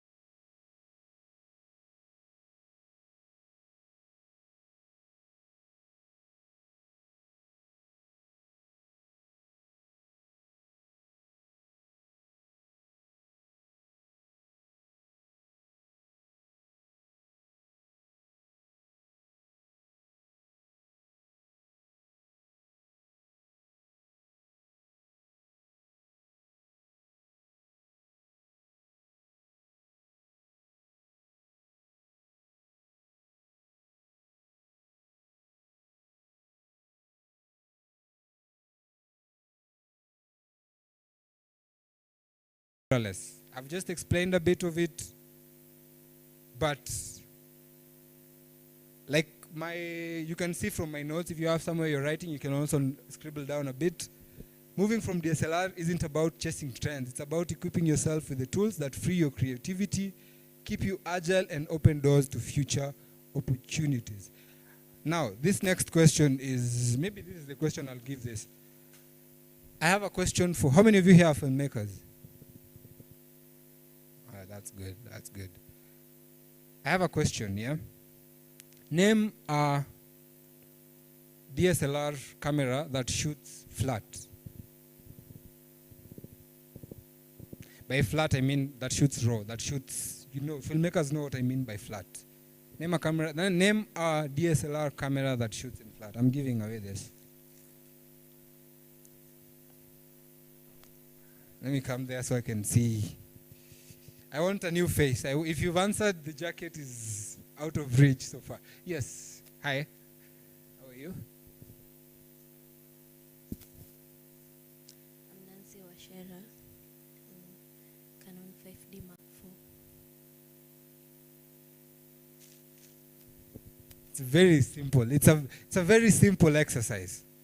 5D Mark IV is the only DSLR camera that shoots in log. By log, I mean shooting flat. Sometimes people who have been in production know whenever you're in editing or you're shooting, most of the time there's literally no color on your screen because you're shooting in flat. What this helps with, it allows the editor to at least create some creative colors in your shot. Unlike some cameras that already come with, the color science and all that, only 5D Mark IV in the DSLR series comes with the log, which is now C-Log 3, which is one of the best logs there is. So the 5D Mark IV is the only DSLR, the cheapest DSLR camera that has that. Now, the cheapest mirrorless camera that has a log is the Sony A6700. That camera goes for 150,000. The 5D Mark IV goes for 360,000. So what does that tell you? They've given you quality at very affordable. They've given you efficiency, speed, quality at very, very affordable prices. And the other major thing you need to note is if you're buying a DSLR right now, in the next 2 years, they will be out of market. The lenses will be out of market. Everything related to DSLR will be out of market. Mirrorless is the next big thing. The best part about, okay, let me use an example. If you wanted to buy, if I bought a 250D like 3 years ago, yeah, and I wanted an upgrade, the only possibility I have is buy a new camera, right? But with mirrorless, I can update my camera, the firmware, using the Canon app. You could not do that with the DSLRs. But the moment you connect your camera to the Canon Connect app, it will automatically tell you that your firmware needs an update. That is also another major difference. So any update that Canon does on their cameras, they send it to the app. If you have a mirrorless camera, you can easily update it from there, okay? Yes. Now, I want to do a bit of a side-by-side comparison. I'm going to start with what's on screen. Now, the 5D Mark IV, just go back to the pictures. The 5D Mark IV, go ahead. Yeah, there, just stop there. These are two cameras. One is mirrorless, the other one is DSLR. The 5D Mark IV is the DSLR. The R6 Mark II is the replacement for 5D Mark IV.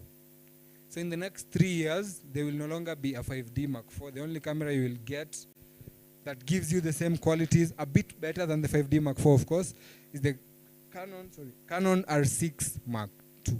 This is one of the best cameras. Like I said, gives you efficiency, gives you AI, inbuilt AI for focus, is very quick. The distance between the lens and the sensor has been reduced, and that's why it's faster. That's why you can take 24 pictures in a second, okay?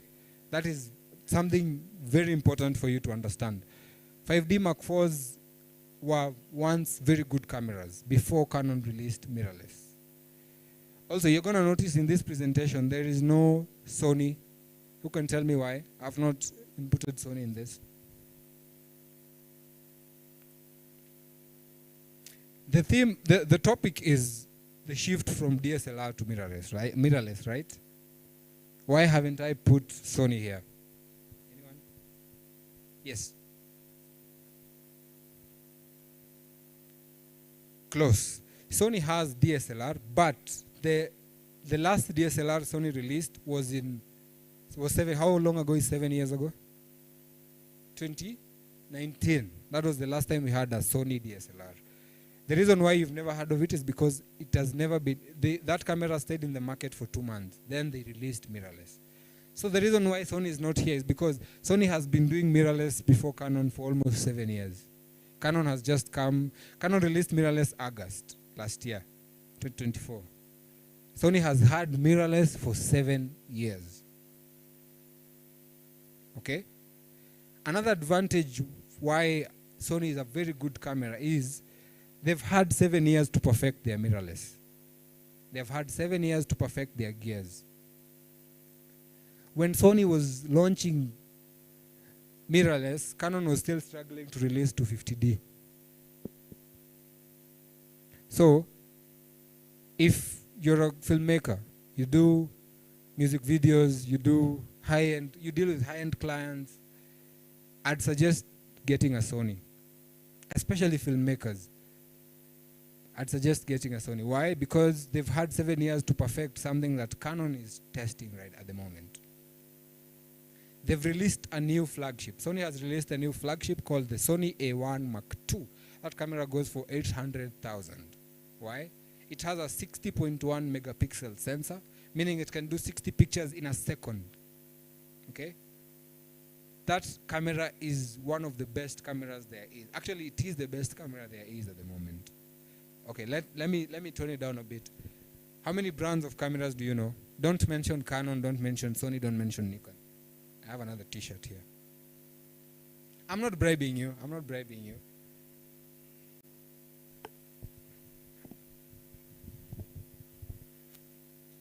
Yes. Black Magic, this is yours. Niendelee na zawadi ama niwache? So you're not even listening. Maybe I should put it aside kidogo. I'm joking. Let me see if I have one more.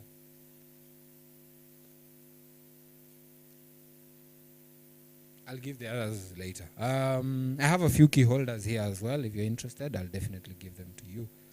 Oh, I'm supposed to give you something. See me, sawa?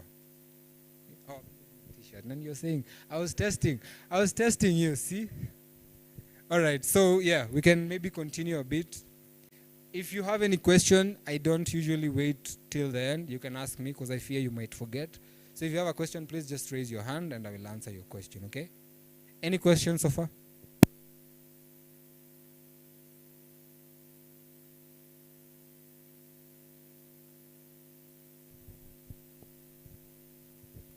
So I just wanted to ask Yes. about the original EOS R. Yes. Is it still considered viable in, because you've mentioned Rs that have come out recently, but what about the original R? That's a very good question. Thank you for that. Now, when Canon was starting out mirrorless, that was the first mirrorless camera they released, the Canon EOS R. And the Canon EOS M50, you've heard of it as well? M50 and the M50 Mark II. That was the flagship for mirrorless for Canon. Like they were testing mirrorless, right? But then, when you're testing something, most of the time, it turns out you can only know the full result until people start using it, right? So they gave it 6 months in the market, then they pulled it back, right? Why? Because they wanted all the challenges people had raised, they were going to use that to address now the R50s, R100s. Yeah, so they stopped making it because it was a flagship for the new mirrorless series. Yeah. Any other question? There's no stupid question. I can assure you that. Any other question? Can I ask questions? Can I ask you guys questions? Randomly? I want to ask you questions randomly because I want to see who is paying attention. Any question? No question? I can continue? Okay. As you can see from the presentation, they launched, actually it's not even 2019, it's 2010. The first Sony mirrorless camera was in 2010. Now their latest series is the A1, the A1 Mark II, which is a revolutionary. If you have 800,000, just see me at the side, I'll give you the camera. It's not that expensive. It's one of the best cameras to exist. Their cameras are known for insanely fast autofocus. The thing I'm talking about tracking, Sony did 10 years ago.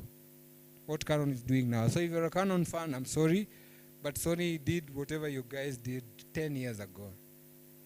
So basically, they started to play football when Canon was still a toddler. So Sony's, I'm not here to give you preference on what camera you should get, but I'm here to advise you on based off the kind of work you do and what works best for you, okay? And I'm gonna be giving out discount cards. So anytime you're coming to a shop to buy a gear, as long as you have that, you get a discount. In dollars, not in Kenya shillings. Sawa. If you have a question, please just raise your hand. I will definitely answer.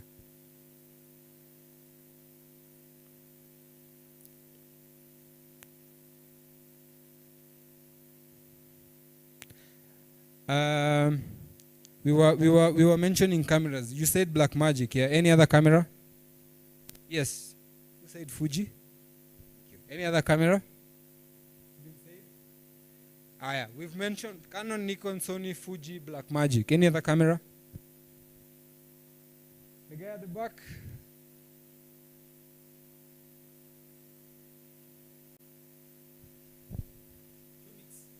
Lumix. How many of you have heard of Lumix as a camera? That's good. Yeah, where? The guy at the back? Yes. Yes. How many of you have heard of Red Komodo? I'm a photographer. Is it advisable for me to get a Red Komodo? Why? It's a cinema camera, okay? So, and as I said, it's very essential for you to understand what you do. What you do determines the kind of camera you get. If you're a filmmaker, there are, like he's just said, there's cinema cameras. I want you guys to help me name 4 cinema cameras that you know of. The difference between a cinema camera and a normal camera is that cinema cameras don't take pictures. They are meant for cinema, like shooting movies and films. Okay? Yes, sir. Actually, also, that is one of the best brands to exist in terms of cinema line cameras. Okay? Another one? He said Ari, those who have not heard. Yes? Canon C100. That is a cinema camera. That is a good one. Although now the C100 is discontinued. They've released the C400 and the C80, which are also cinema cameras. Someone from the back. Come on, guys. Not you. Not you. Someone here. Or there. Yes, sir. Pardon? IMAX. I get why you'd say that, because there are people who make cameras for IMAX. That is a conversation to be had. There is a conversation to be had there. Let me ask you guys, how many of you know Christopher Nolan? You know Christopher Nolan makes his own cameras, right? He makes cameras for cinema. So that could be a category, although I'm not sure. I think they use ARRI or either one of these companies to make, so we can put it definitely under ARRI. Any other camera? Yes. Fuji has been saying, the lady at the front. Yes, sir. Yes, Panel Vision as well. Those are some of the first. There's a brand you're not talking about, and that brand was there even when we were kids, and it's still there even now. Yes, sir. Pardon? Leica also, but that's not the camera I'm looking for. Leica is also very good, but then now, Leica, ARRI, the major problems to this camera is service and maintenance. They don't have shops in Kenya. They don't have repair shops in East Africa. Basically in Africa, they do not. And that becomes a problem because if you buy a camera, you want it fixed as soon as possible, right? So that has proven to be a bit of an issue also for us as Cameras Africa. Any other camera? I don't want someone who's answered. Come on, guys. Yes. That was the brand I was looking for. Do you know Kodak still make cameras? Kodak was there even when you were kids. The pictures you have at home in that album, most of them were either Kodak or the albums you have at home. Those pictures, the ones mmepigwa mzazi amekushika hivi, umepanga familia yote hapa. Those pictures, those cameras have a brand name at the back.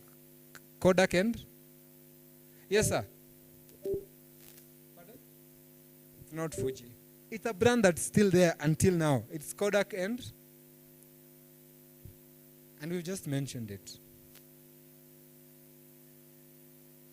Not Panasonic. Pardon?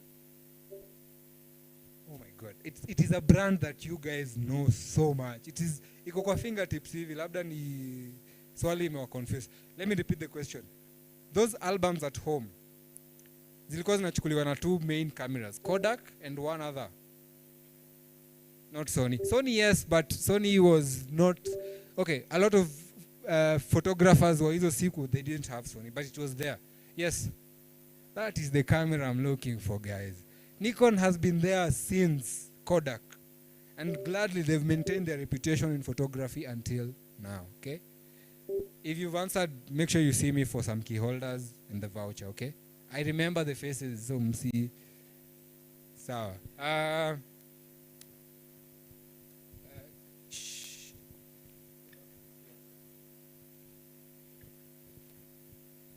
I have a QR code here that I need your help with, guys. If your phone has a scanner, please, if you're able to reach here, kindly scan these QR codes. Answer the questions in that QR code. Basically, this is what the QR code contains. It has some questions that allow us as Cameras Africa to get the following information. One, your phone number. But before we use that phone number, there's a question just above it asking you, would you like to be part of our Cameras Africa community? We have a Cameras Africa community that if you want to be part of, you can just register.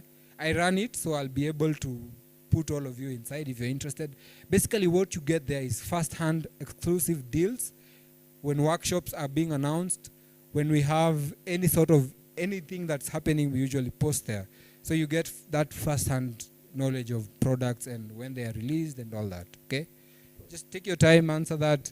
Now this is the time I can take a few questions as some of you answer. It doesn't have to be anything I've talked about. It can be anything industry-wise, anything you've learned from the workshop, anything you want to know about the industry. I've worked at Kenya Film Commission, so I have a bit of knowledge in that context. So you can also ask me a bit of that as well if you're interested. Any question, basically, anyone.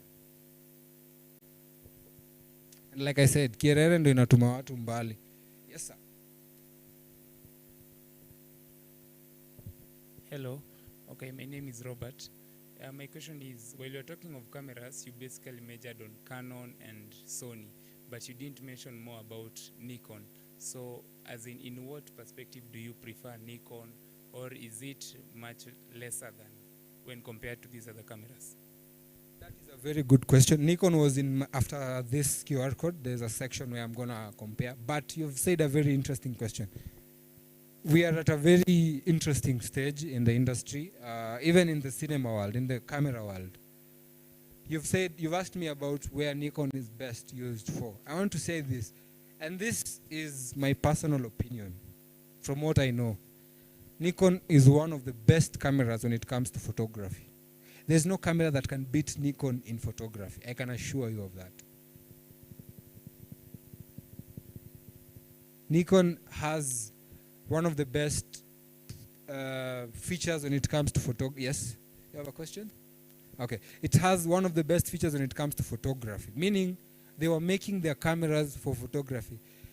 And there is a new update from Nikon. There's a new update from Nikon. Anyone? Nikon has just bought Red. How many of you know that? Right? Do you know what that means? It means going forward, Nikon has been known for photography for the longest, but going forward, if they are able to incorporate the Red series into their cameras and make cinema Nikon cameras, they're going to revolutionize this industry. They're going to change everything else.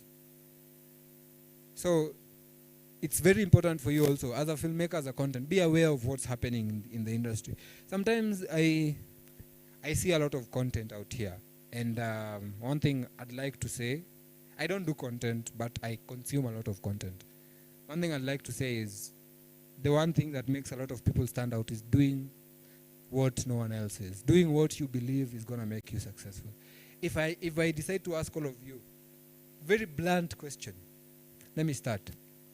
Hello, sir, how are you? Tell me,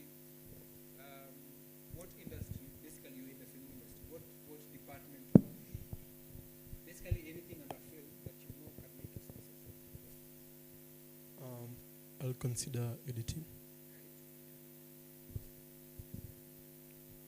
And I want you to say the first answer that comes to your head, okay? What department or profession do you think can make you successful in this? Sound and film. Very interesting. Sound is one of the hardest. I repeat, sound is one of the hardest thing to understand. So if you're good at it, keep going. That sound is going to get you far. Someone else, what department or profession do you think can make you successful in this industry? Sound, camera work, videography. You've noticed, when I ask the question, most don't even hesitate. Why? Because they know. Deep down, you know what's going to make you successful. So why don't you push to that?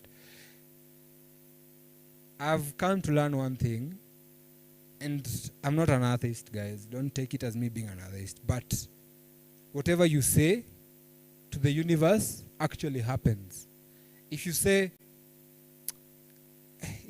photography is expensive, but I don't even think I can pursue this field, you will never make it. I can assure you, you will never make it. I'm going to say it without fear of contradiction. If you have that doubt, and you believe in that doubt, hakuna mali, tafuta tu shughuli ingine ufanye. Because this industry wants people who are willing to put everything, willing to risk everything. I'm going to use a very simple example of something that's happening at the moment. There's a student journalist who is being praised very much at the moment. His name is Alan Ademba. I know you've heard of him. That guy was creating content with his phone during Mandamano. He's now on BBC being interviewed. Why? Because it got to a point, he was in the front lines to an extent where he was alikuwa run adrenaline. Basically, fear was not in his subconscious. Yeye hakuwa anajua huyu mwili naendea pia mimi naweza pigo hiyo risasi. Why? Because akili yake the back of his mind, he knows I'm a journalist and this is what I should be doing. Same thing. Wewe unaona tear gas, umezima kamera, umeenda home. Tear gas moja tu na kuna wengine Nyeri wanazismoke. Wewe moja tu umefunga kitu umeenda home. You have to know what you want and go for it. I know I'm a bit off topic, but I felt it's important for me to put this across because I've been here. I've been where you guys are. And by that I mean students, people who are here as students. I've been here. And I used to hear people telling me this and I'd be like, when is story unanipea? But then experience has taught me vizuri sana. Persistence is everything.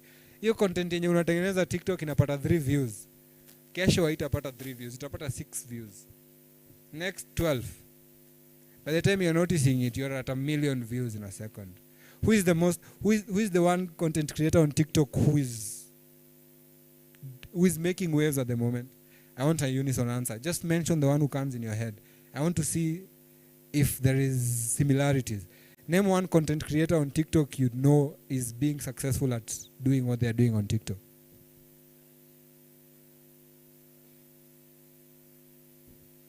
I don't know who they are, but I've heard Mukaya. All of you know Mukaya? You see what that means? You guys already know there are people who you're looking up to. Mukaya, I've never heard of them. And I'm pretty sure there are people here who've never heard of him. That is not someone who was famous since Amejijenga. And it's all that. The biggest challenge, I think, for filmmakers and photographers, especially when it comes to creating content, is consistency. So work on that. Everything else will come across. I'm going to finalize now. You've scanned, all of you have scanned? It's going to be there for a minute, so you can take your time. Now, I'm going to talk a bit about Nikon, because he's asked it. For Nikon, it's not that complex. For Nikon is very simple. What Nikon has improved on their DSLR is efficiency. Basically, they've removed the mirror that was in DSLRs. You have Nikon D7500, and you have a Nikon Z30. How many of you have heard of Nikon Z30, a mirrorless? How many of you have heard of Nikon D7500? See? How many of you have heard of Nikon D5600? See? How many of you have heard of Nikon Z6 Mark II or Mark III? How many of you have, I'm only seeing 3 hands. How many of you have heard about Nikon Z9. That is the latest model, the Nikon Z9. You see, one thing I'm noting, most of you like Nikon, but you're still stuck in mirrorless. And I'd understand why. You see, I sell cameras, so I deal with all kinds of people. I deal with all kinds of creators. I deal with people who think they know what they want, and when they walk into the shop, I cannot tell them anything else. I have to give them what they want. And I've dealt with people who are willing to listen to your advice and to listen to what you're saying, because they know at the end of the day, whatever I'm getting has to have value for myself. So ask yourself, when you're buying a gear, what kind of a customer are you? Are you the stubborn one who says, mimi sitaki hizi vitu mnanipea, nipea kitu imenileta hapa niende? Are you that kind of customer? Or are you the customer that says, maybe we can compare this one with this one, tukiwa na wewe tuone which one is best for me? Which kind of customer are you? Because that determines a lot. That determines how I will respond to you. Ukinikujia na kiburi, nikitrai kukuelezea, unanionyesha venye mimi nauza kamera, niuze kamera niache mambo mingi, sitakusaidia. I will just accept and, move. But if you're willing, and you see, the thing is, you can never learn enough. Hautaifika mahali useme sasa yenye nimesoma. Some of you here are older, than the rest of you. You can tell them very clearly. Kuna vitu mingi zenye sahi you guys don't know, but it's not that you're being sad because you don't know. You're going the extra mile of wanting to know more. That is what differentiates a lot of creators. You see someone doing a video and then you're like, umse anafanya kitu inafanywa na kila mtu. Where yako iko wapi? That is my biggest question. You're judging people for doing content, yet you're in the same industry, you've not done anything, you've not written a single script. Same thing. There were some films that were being shown here. And I'm pretty sure in this audience, there are people who are saying, editor ana editaje, hiyo short imeuma nje. There are definitely people here. But my question would be to you, how many awards do you have? How many Oscars do you have? You have 5 Oscars. That's very good. You're the first African to get 5 Oscars. That's very good. But my point is, in this, whatever we do, whatever we are doing right now, you have to always have an open mind. When me being here doesn't mean I know everything.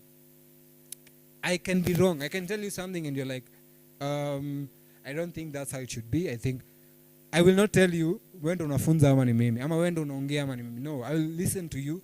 We will go through everything, every information there is available, and if you're right, I will tell you, oh, this one hapa umenichanua, sikuwa najua. Why? Because I know, even me being here doesn't mean, even me being at Cameras Africa doesn't mean I know much, but it's because I've gotten to experience all these cameras. So, for example, I've experienced A1 Mark II. I've experienced, there's a new lens, the Sony 300 2.8. I've experienced that. If you go to my Instagram page, you'll see some pictures I've taken with those. I test out these gears. Why? Because I want to understand how each and every camera suits the client that walks into our shop. For example, you're a vlogger. If you come to me, you want a camera, there's a camera I know I will recommend automatically. 2 main cameras, the Sony ZV-10 and the Canon R50. Why? Because these cameras were made for vlogging. How do I know that? Because I did research. Why did I do research? Because it is my responsibility to be aware of anything before I talk to clients. Okay?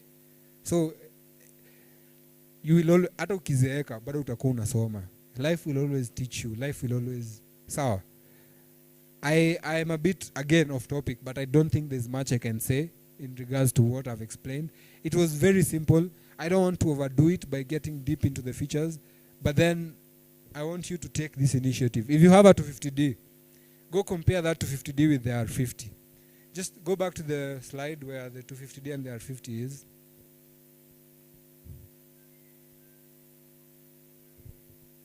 Yeah, just there. No, not the picture there. There. I have done a side-by-side. If you want this presentation, you can see me at the side. I'll send it to you. I have done a side-by-side comparison of Canon 250D and the Canon R50. Canon R50 is the replacement for 250D. So if you're a photographer, you're a street photographer, you're a portrait photographer, you do weddings, but you don't have the money to invest in exclusively high-end cameras above 100,000. The R50 is the perfect camera for you. Why? Because it gives you efficiency, it gives you speed, it gives you class. the color science behind R50 and the 250D is much better. The R50 is much better than the 250D. Okay. Just a brief analysis. They both have the same sensors, but now the R50 is 24.2 megapixels, while the 250D is 24.1. Okay. So basically, the 24.1 is something called, let me put it in layman's. It's, okay, I'm going to start off the basic of all explanations. You guys know how a camera works, right? Light goes through the lens, gets to the sensor uses the light to paint the image, right? But then, when it comes to sensor, there is something called pixelation. And sensors, what they're basically made of, if I take a picture of him and you zoom, you continue zooming, you will see two tiny boxes. Those are called pixels. You've heard of pixels, definitely. So that one sensor has 24 of them stacked. Okay? So what that means is that camera it gives you very clear pictures, very quality pictures, in the sense that even if I zoom, there is no chance I'm going to get blurry pictures. And most cameras start at 24, as you can see with the 250D. Now, the 250D also has dual pixel autofocus, which is the basic of all DSLR cameras. They all have autofocus, but it's the basic. In this context, if you take a 250D,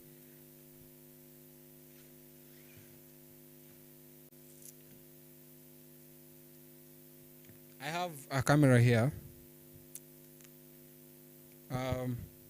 You see where you take pictures, where you click. Most of you have used cameras. If you press it gently, right, you know that it focuses, right? So that is the basic dual pixel focus. It's the very basic. And then if you compare it with the Canon R50, it has a dual pixel CMOS autofocus Mark II.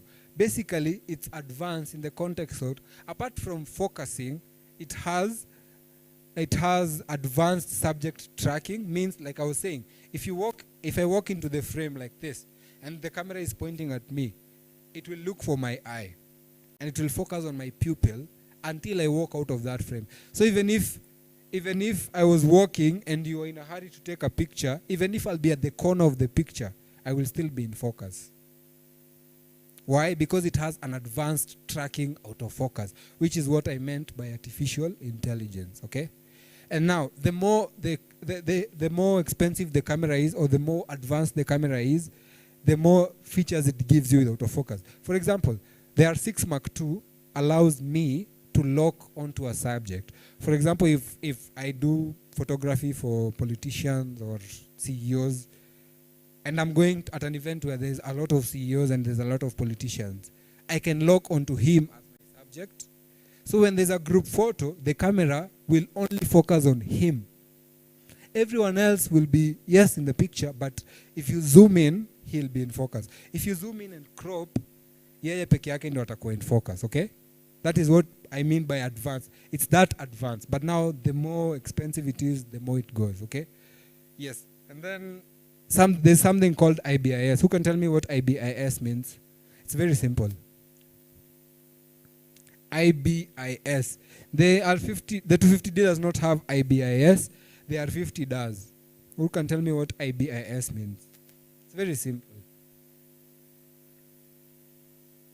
Yes, sir.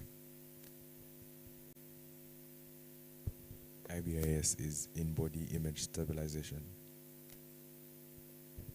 In-body image stabilization. You've ever found yourself taking a picture, and then every time you're taking a picture of someone, unaiona vizuri, but when you click, unaona, it's like the camera was shaking. Inakuwa too blurry a bit. Or if you're going for a safari walk to record animals, and you're in a moving track, and you know the terrain's there ni mbaya, the car inaenda ikiruka, right? If your camera does not have IBIS and you're recording a video, itakanika una record na simu. Kwa sababu itakuwa extreme, unless ni iPhone, itakuwa extremely shaky. iPhone they come with body stabilization. That's why ukirecord na iPhone and you watch it, unaonanga ikiwa very haina shaking, Yes, because they have that. Now, cameras also have that, but the 250D does not have that. DSLR cameras do not have IBIS, which is in-body image stabilization. Another question. Who can tell me what FPS burst means? FPS, B-U-R-S-T, FPS burst.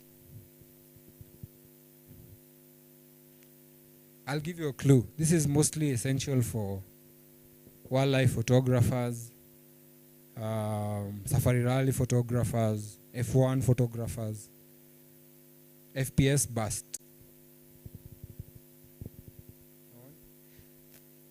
FPS burst ideally means when you're taking, like I was explaining, with mirrorless, if I'm taking a picture of a lion chasing a gazelle, the number of pictures I can take in a second is what is called FPS. It's basically frame per second burst. The amount of clicks a camera can do in 1 second is what is called FPS burst. But the reason why I'm saying it's ideal for F1 and Safari Rally is because these are fast-paced sports, you know. So you need to be able to take as many pictures. For example, I know most of you, how many of you here watch football? How many of you here watch football? Whenever they are about to score, or when they are near the post, there's a sound you hear from the guys seated behind the goalkeeper's net. Utasikia continuous, especially when either they're about to shoot or there's a chance they're about to score. You will hear a lot of it. You'll hear clicks, zitalia mingi, because then they are trying to take as many pictures because you need to take every action. When the player is kicking the ball, when the ball has gone into the net, when the player has gone to celebrate, and all these pictures have to be in focus. Most of you have used DSLR. You know how it can mess you up, especially when you're doing an event and you're taking pictures. Unapata ulipiga picha kama 10 za bride, moja peke yake ndio iko clear. Unaanza kuambia bride, oh, pesa ilikuwa kidogo, niongezee pesa. Oh, ulilipia kamera moja, oh. Nawajua, photographers, I've been there, so I've done it myself. So my point is, it's very essential, and that's why I think it's very important for you, the younger generation, to understand why it's important for you to switch to mirrorless. Because it's gonna get you out of a lot of trouble, especially with clients. Now, there's one thing I've come to, as it has been a challenge, especially when I'm dealing with people who I want to move from DSLR, especially when I'm trying to convince them to move. Apparently, this is something I came to realize when I was selling. Clients prefer big cameras. Is that true? That is a very interesting thing because this is the Canon 80D. You see how big this camera is?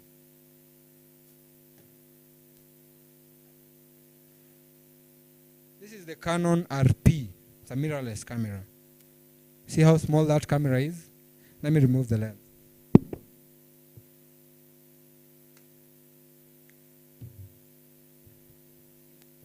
This is just the camera. It's very small, very compact, very easy to carry. Atoki, we just feel it. Just if it comes to you, usiguze sensor. I beg you. Some people have itchy fingers. You want to know what is that inside. Do not touch the sensor. It's going to cost you 2,000 bob to clean that sensor. So please do not touch it. Basically what I mean is that camera is very compact, very small, very. The moment you make a lens for your camera, you can feel there is something to it now. I want you to compare that with this. Itawafikia too, don't worry. Basically, my point is, I know clients like bulkiness, but then are they willing to give up quality for bulkiness, for something big? Ndio one pesa yake imeenda mahali. And I know it's hard to convince them because it's something that I get a lot of people telling me that clients want high-end. I wish I had come with the Canon R50. It's a very small camera. It's a camera that can fit into your pocket. But that camera can shoot 4K at 30 frames per second. That camera has inbuilt autofocus. That camera has exceptional photo quality, has exceptional color science. It's a touchscreen, has a flippable LCD, just like the 250D, but much, much better. If you look at the inside the sensor of the two cameras, you'll see there's some gold to gold pins. The ones in the DSLR are less than the ones in mirrorless. Basically, those pins are what the communication between your lens and your camera. So, depending on how fast you want, you need to be how fast the kind of photography or videography you're doing. And that's why it's important for you to understand. If I have a mirrorless, I can take as many pictures at a second, all of them in focus. So for example, if I set my camera now, and I know I'm going for the safari rally, all I have to do is you see someone, amevaa kamera mbili hivi, anashika moja, they don't even look kwa viewfinder, anafanya anapiga anaiweka chini, anachukua one with a longer lens to cover distance. It's mirrorless. So yeye hana hiyo time ya aya, nipe sekunde 5 nione ama hii picha imetokea vizuri. Ngoja iload. Hii imeuma nje, rudi nyuma kidogo. Au usisonge, relax, nakupiga tena. Tukikuja kuangalia imemess tena. Why go through all that when you can just ideally switch to mirrorless? Now, 250D is the cheapest mirrorless camera that shoots 4K. Canon R100 is the cheapest mirrorless. No, 250D is the cheapest DSLR that shoots in 4K. It goes for 75,000. R100 is the cheapest mirrorless that shoots in 4K. Goes for 55,000. You have 55,000, you get to a camera that shoots 4K, has inbuilt autofocus, gives you quality, gives you efficiency, gives you better color science. So why not migrate? Why not get that and okay, I understand why. The one major question I get when I'm selling Canon mirrorless is the availability of third-party lenses. For photographers, I know that is a big challenge. When lenses come from the manufacturer, they tend to be very expensive. For example, a Canon 70-200 for mirrorless goes for 197,000. A Canon an Tamron RF 70-200 for the same camera goes for 120,000. Get the same features at extremely cheaper, a discount of at least 60,000. So before you buy a camera, before a friend tells you, mimi nimekuwa nikitumia 250D, you pay you buy 250D, think. You're not probably doing the same type of content, you're not probably in the same line of work, you don't have the same vision. He might have gotten his 250D before Canon released mirrorless, but now you know there's mirrorless. Mirrorless is not expensive because people are saying it's expensive. There is R100, goes for 55,000. See, you can just get R100, but then I tend to recommend R100 mostly to people who do vlogging, TikToks, basic, even family pictures. R100 is good for you. But if you're a filmmaker, do not ever buy the R100. It will work for you, but it is not ideal for you. Why? It does not have a flippable LCD. So when you're shooting in sunlight and you want to see what you're recording, the only way is if you squat to the level of your screen for you to see. That can mess you up, especially if you're on a gimbal. Because a gimbal doesn't give you that, you need that extra screen so that you're also seeing where you're going and you're still looking at the camera. Because if I'm holding my gimbal here, I don't have the time to come look at the screen here. I need a screen to be here. I need my screen to be here, right? So, as a filmmaker, anything below R50, no. And R50 has reduced in price. It's currently going at 81,000 Kenya shillings. So if you're interested in that, just let me know and we can see. We also have payment plans as Cameras Africa. We have 3 different payment plans. One, you can pay a deposit for it and then get the product once you clear the same price you paid the deposit for. Or you can use a partner we have called Aspira. But then for Aspira, you have to be employed. They pay the whole amount for you. You go home with the camera. All you have to do is basically like the phone one, the Safaricom phone thing, where you just pay in installments to them, but then you have the product. You can use it. So you can also do that. And then we have another one called Spotit. Basically what Spotit does, they give you fast bank loans. So if you have an NCBA account, you have a KCB account, and you are eligible to get a loan, but you don't have the time to go to the bank and do all that, you can get a quick loan at the shop just using Spotit and your bank, and that's it. Okay? Yeah, so I think just to also not over step on time, I'm gonna stop there. If you have any questions, this is the time to ask. If you have any queries, if you have any statement you'd like to address, if you have anything you'd like to say, please, this is the time. I'm all ears. Anyone? Anyone? Yes.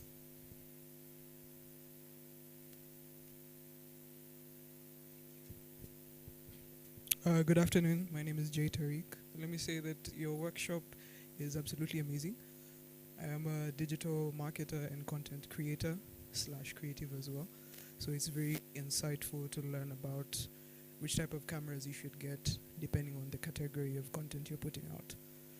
So if I have an outdated camera, how would you advise me to probably repurpose it, or where can I trade it in so that I get a better like mirrorless camera that will help me take my content to the next level? That's a very good question. I think there's two things I'm gonna say about that. One is if you have any Nikon used camera or lens, especially the high-end lenses, and you're selling, see me on the side. I have a client who's looking for used lenses for Nikon. They're gonna buy it at as long as it's in mint condition, they're gonna buy it from you. Anything Nikon, it has to be Nikon. Now, to answer your question, it's very important to understand where you are, right? And it used money to buy that camera, let's be honest. So this is what I tend to advise. If you have the camera already, sour, let me equip you with accessories. Let me give you the best lenses there is. Then, with that, you can now make, because you see, a camera it's like 50% of what you need. The lens is one of the most important things. Getting the right lens is one of the most important things. So if you have, yes, an old school camera, but you have amazing lenses, you can get very good pictures, very good videos, and then use that to make you more money to now invest in, But if you have money and you can't afford the high-end mirrorless cameras, you can buy accessories, and then later on, once the camera has given you money enough to get mirrorless, you can always upgrade. I think accessories are the biggest advantage for people who already own cameras, because they are getting cheaper as we go. So meaning you can get a Tamron 70 to 200 at 2.8. Okay, another thing I forgot to talk about is aperture. How many of you know what aperture is? I know you've heard it, but how many of you know what that means? Okay, how many of you can describe to me what aperture is in layman's? Just tell me anything that is involved in aperture and I'll...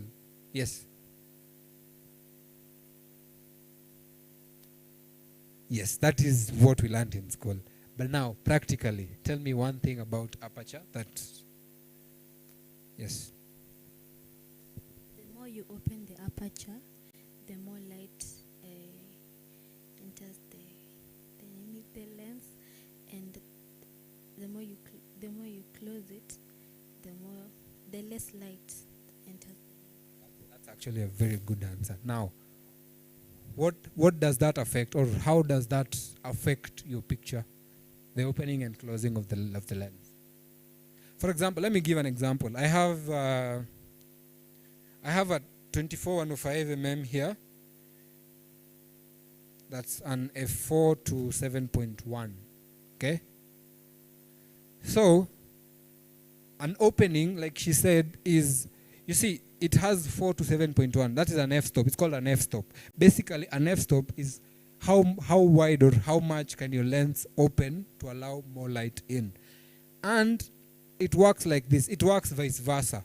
The lower the number, the wider it opens. And the wider it opens, the more it separates your subject from your background. What this means is, you take a picture, your subject is exceptionally in focus, but your background is blurry. Some of you call it the bokeh effect or the bokeh effect. That is what aperture helps with. So if I have a 24-105 f1.2, that opens extremely wide, meaning it allows more light in. Meaning, one, my subject is in extreme good focus, and two, I can get the bokeh effect, the blurriness in the background. Okay. many of you know, have seen pictures with that. Even, okay, let me talk about something that I think is very interesting. I think, how many of you here have iPhones? How many of you here have iPhones? And I don't mean iPhone 6. It's still an iPhone, but I don't mean iPhone 6. Yes. You know that iPhones have compared to the other phones, right? There are people who actually prefer buying iPhones over cameras, right? But if I told you the camera you have on your iPhone is a quarter of what Sony has on their cameras, would you believe me, for those of you who don't know that? Yeah? You think iPhone has a good quality because if you compare it to other phones, I agree completely. iPhone also gives you that blurriness, right? iPhone is the only camera that opens up its lens up to 15 millimeters. That is crazy. For people who do landscape photography, you know what that means. Basically, if I want to take a picture of this building, what is the highest number of lens I should have in terms of size, in terms of wideness? What is the widest I should have? If I'm a landscape or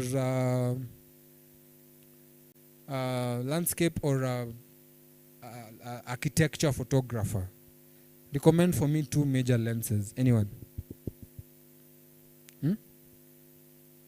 Thank you. 12 mm. How many of you know why he said 12 mm? Maybe you can explain to them. For 12 mm, it can give you a wide angle. Basically, you see, when I look straight, right? I'm going to use my eyes as an example. If I look straight, there's what I see here, right? But then there's what I can see up to here. Like kuna limit, hapa siwezi ona. Sindio? It's the same with the camera. The wider it is, basically macho yako ni 50 mm. Always have that in mind. Your eye is the same as a 50 mm lens. What you see is what a 50 mm sees. So, if I'm this close to this part of the building, I want to see here, I cannot. Unless I have chameleon eyes, meaning I can see 360. Same with the lens. If you have a 12, 15, 24 mm, that means it sees extremely wide. Okay? Now, who can tell me the difference between a fisheye and a macro lens? A fisheye lens and a macro lens. I'm pretty sure you've seen a lot of Burna Boy's music videos. He uses a lot of fisheye lenses. A fisheye lens, should I just explain it, or is there someone who wants to? You want to?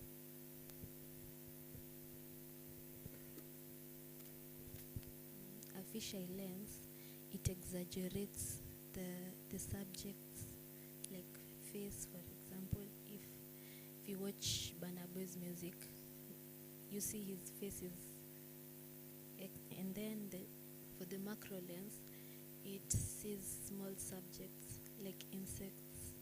Yes. That is the perfect explanation for that. A fisheye basically imitates what a fish sees. If you look at the eye of a fish, it sees, it's circular, so it sees like what. If you watch this, I don't know what music video this is, but there's a music video Burna Boy is looking at. I think it's last. I'm not sure, but he's looking at the camera from here, and you can see it's like a circular, but then hapa mbele imefura kidogo, meaning the front part of the face iko karibu to the camera than this other side. Basically, that's what a fish sees. And then a macro lens. Some of you have seen Coca-Cola adverts. Mnaona inafunguliwa, unasikia hiyo anamwaga kwa glass, unaona bubbles, unaona hadi anakunywa, and then you can see the details. It's inakani kubwa. Like for example, if I have a macro lens and I want to advertise this product, if I put the macro lens here, the product will look extremely big. So when you see advert ya Coke, advert ya we did a workshop with someone called Martin Gary. He does product videography for Tusker. If you look at his page, amechukua the Tusker can, the beer can. He's done a video on it. If you look at that video, the can looks extremely big. Even the cap, when it opens, the camera is up here. But imejaa kwa frame. That is the purpose of a macro lens. It magnifies your subject. So if people who do food videography, photography, unaona mtu amebuy ka macro lens, anapitisha katikati ya chakula.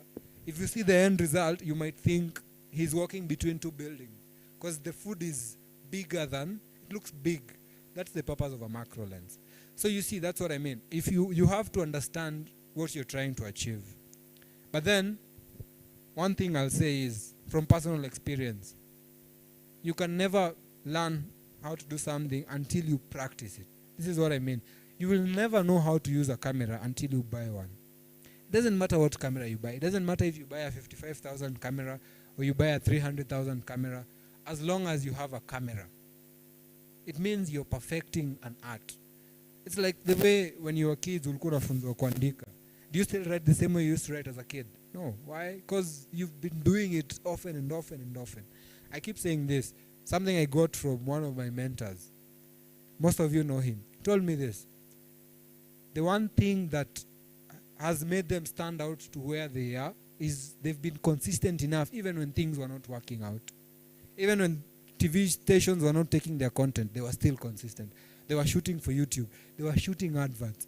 That is the consistency I'm talking about. You don't have to do film and then time hakuna hauko set unasema industry yetu ni ngumu bana, hakuna kazi. What are you doing with what you have? That is the big question. There's someone called Abel Mutua. Most of you know him. That guy filled a 6,000 capacity auditorium. People coming to watch a film. The ticket was 3,000 shillings each. Do you think he's done that in a year? He's done that, 15 years. Did 10 years of TV shows, 5 years of adverts and short films and films for him to be able to jazz a 6,000. And that's why I have mad respect for the guys who've set this up. It takes a lot of courage and a lot of kujishuku to achieve such a thing. I'm pretty sure they've had moments where they thought no one was going to come. But you guys showed up. And it's the same thing. Every time you feel like you don't have the time to do content, make time for it. Even if it's stupid.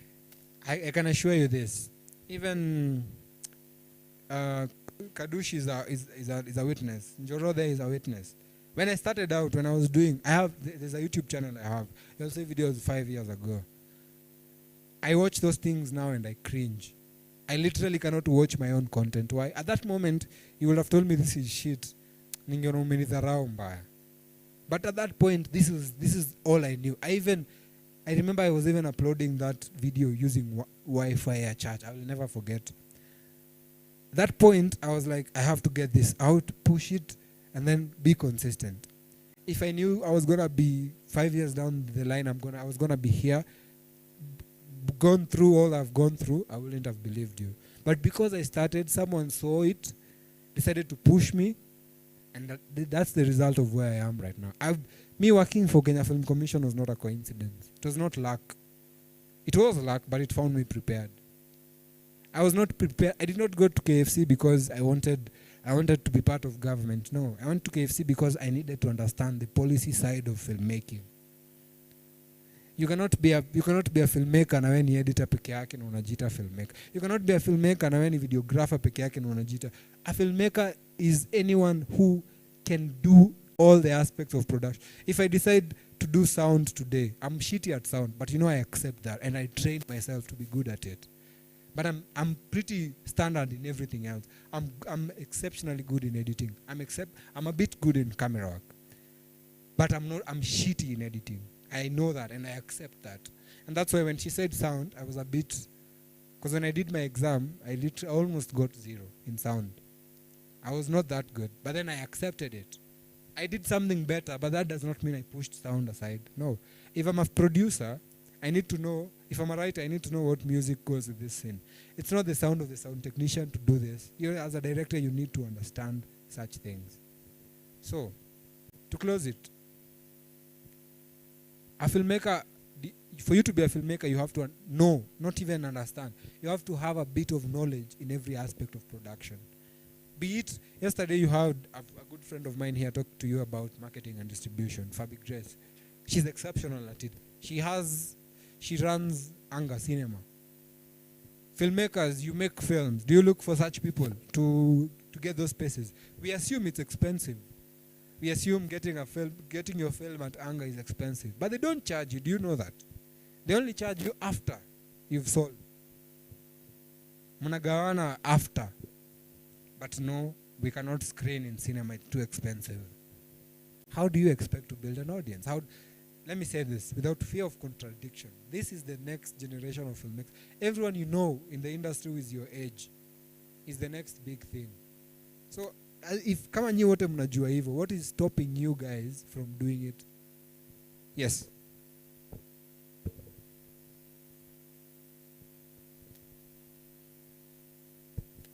Hi, my name is Jason Weke. I'm a writer and a director. I have a film script, a feature film script called Gen Z that I'd like to pitch for funding. And I know that Cameras Africa will be there during the premiere, but in the first stages of production, how can Cameras Africa engage with a filmmaker? See, I'm here talking about what you should be doing. Someone is thinking of how he can partner with us. That's what differentiates a lot of us. And I'm not saying you shouldn't be listening. I mean you should be listening. What I'm trying to say is, he's looking at how he can benefit from me past this. And this is how we can help you. During production, you need gear, right? We give you gear for free. On the condition that, this is the condition, guys. On the condition that the logo Cameras Africa and the name Cameras Africa is in credits, it's in a banner like what they've done. That is the only condition required. And you, although now, to put a bit of difference, you have to have a portfolio. Not, si lazima uko kuna movie, Showmax, or Prime, or Netflix. Just have your own collection of films you've done, posted anywhere on YouTube, Vimeo, and as long as you have that, that is your biggest asset. So, see me, we'll see what to do about that. So, and that goes to everyone. That goes to everyone. If you think there's a way you can partner with Cameras Africa, even if you want to do reviews, that is also a way to partner. You say, you come, we talk, and then 1 minute, we talk, and then we decide. So we're gonna give you a 50mm 1.2.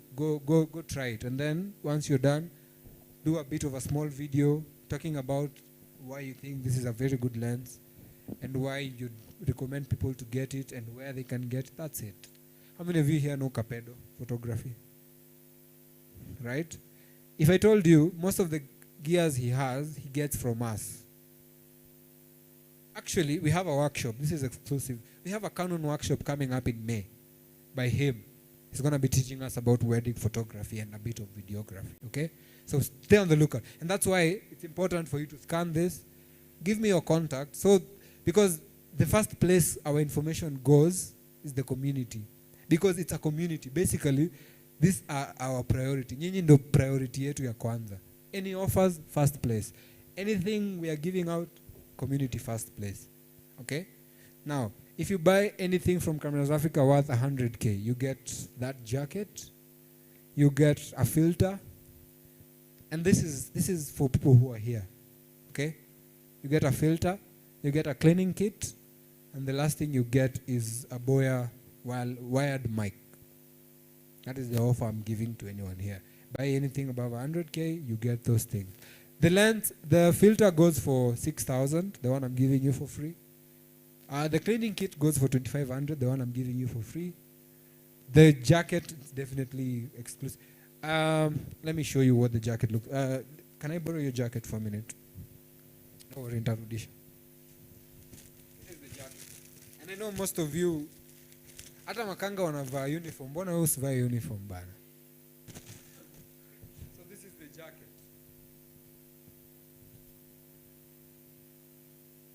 Imagine this will have been one of you. Kama mngejibu hiyo swali, but now it's her. When the guys invite me, I will come with more than just clothes. I know how photographers are. You like free things. So I will come with some clean kits, So yeah. Any other last? Oh, so someone had a question. And then yes. If you check how the creative industry is shaping, one is you need to involve yourself in the communities. Yes. There's creative communities. So as a filmmaker, there's creative communities organizations that are offering funds, but for them to support you, you must be in their community. Exactly. There's organizations that offer mini funds. Like right now, there's Newcomer. Please follow Newcomer. If you are on X, there's organizations like Opportunity Decks, Youth Decks for Opportunities. Check those spaces, then also you will definitely get the funding. Also, check Africa No Filter, iHub. I don't know if you guys know the creative economy practice. Yes. Right now, they are doing a 2-day gender equitable, then you join their community. After joining their community, it's easy to access some of the things. So there's a different change right now that is happening in the creative space, and there's a lot of opportunities. Put yourself out there, go to these workshops, network, meet people. Perfect. Thank you. He couldn't have said it any better. And let me say this, yeah, as an add-on. He's mentioned, not, how many of you have heard of the organizations he's mentioned? Right? How many of you know DocuBox? How many of you know Hever Fund? How many of you know Sports Fund? Do you know government has a budget? Hey, let me surprise you guys. Government has a budget of 500 million to support creatives. P.S. You don't refund the money. All you have to do is prove. That's just proof of work. Just show that this is how I've utilized my money to make this film, and they will not ask you for anything. I know what you want to say. I know there's a lot of corruption involved with that, but you will never know until you try. You might be the lucky person, you know. So try. He's saying something very important. How many of you here have shows on Showmax? How many of you here have been part of a show on Showmax? See?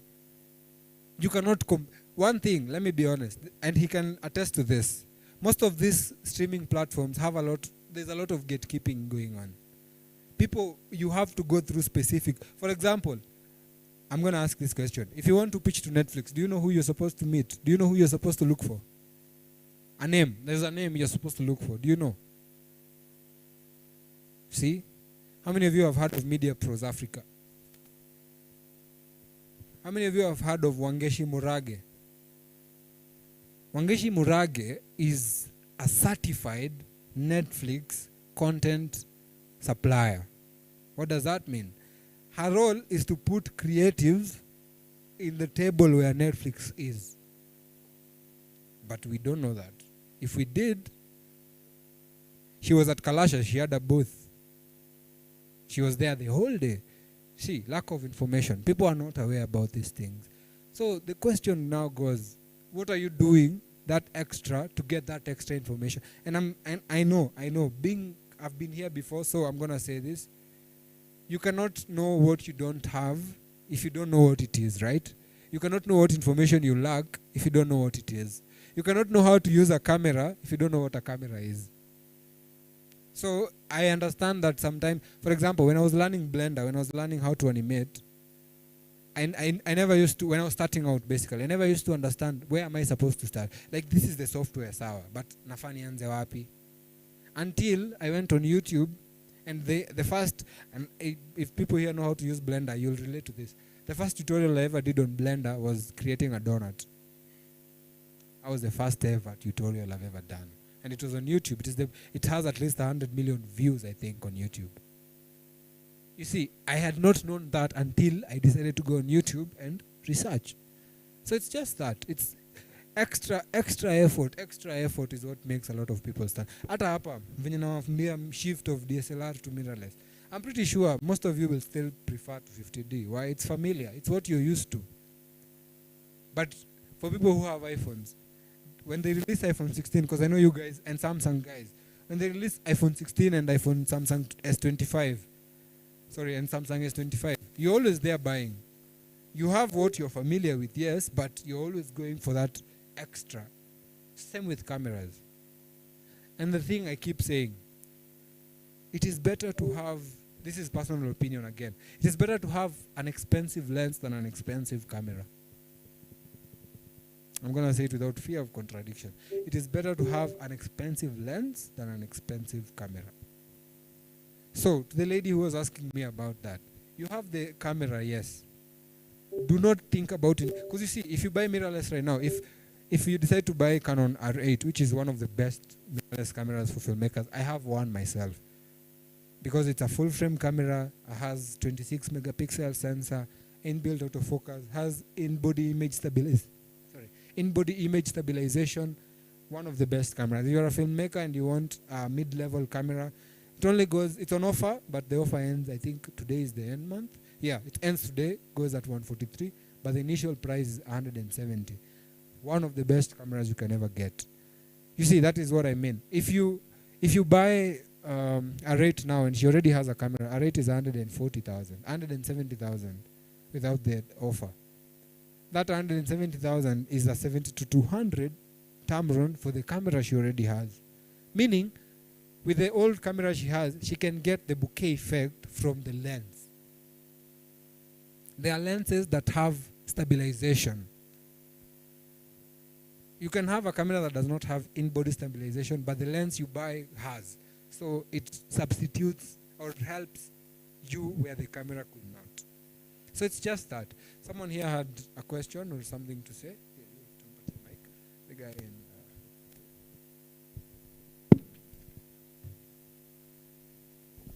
Hi, my name is Elvis. I have a question regarding rate cards. So if, let's say, I have multiple cameras and multiple clients, how do I determine the rate card for each camera that I give that a client is hiring from me? Very interesting question. I think it depends. You see, that's the cameras you have, you bought, right? There's something called return on investment.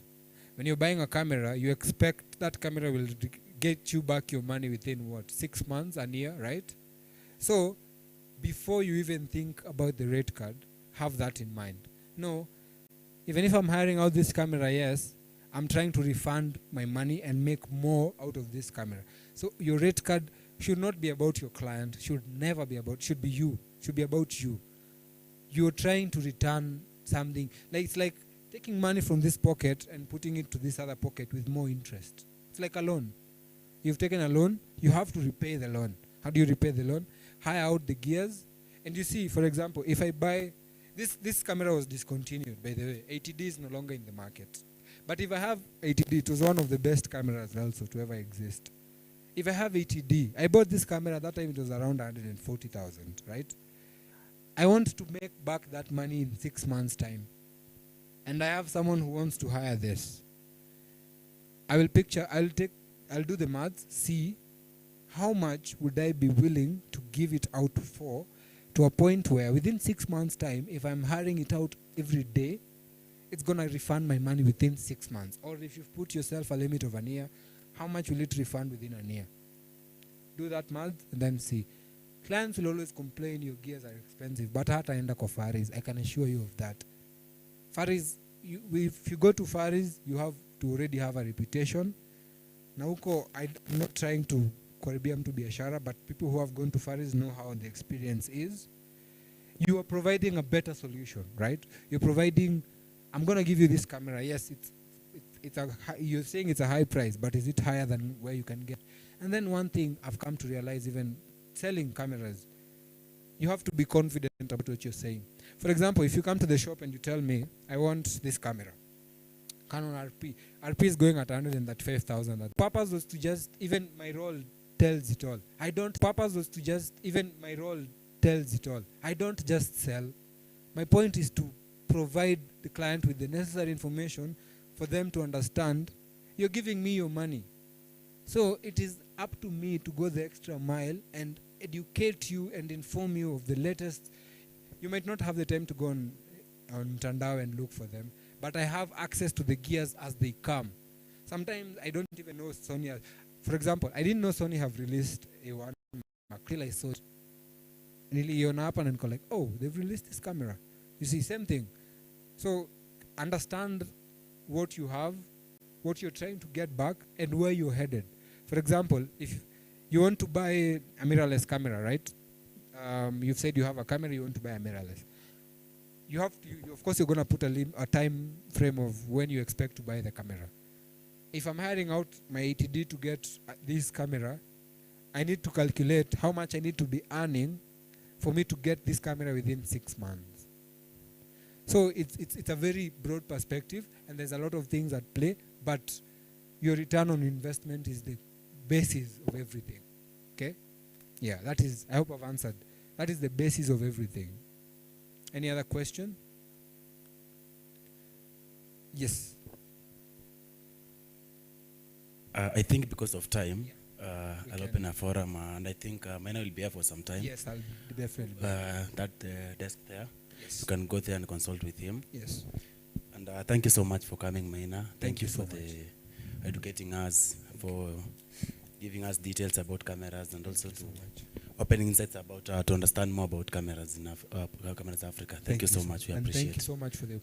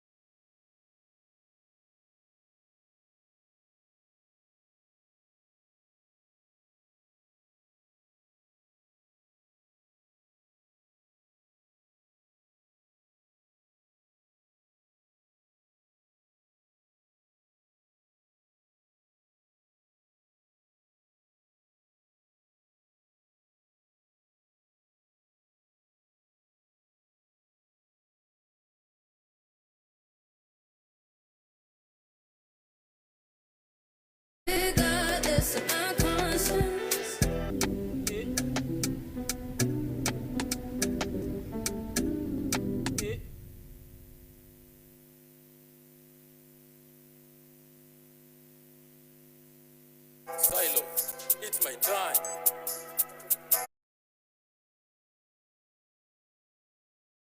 Enye kukua proud inakuanga seasonal. Niitaje kweli? Yes, he is a director of Kijivu Africa. Next, we have Anastasia, who is a producer of Johnny Uncharted from University of Nairobi, the University of Nairobi. Welcome, Anastasia. Yes. And next, we have Nene, who is the former CEO of Filamu Festival. Former chairman. Yes. Makofi hadi afike.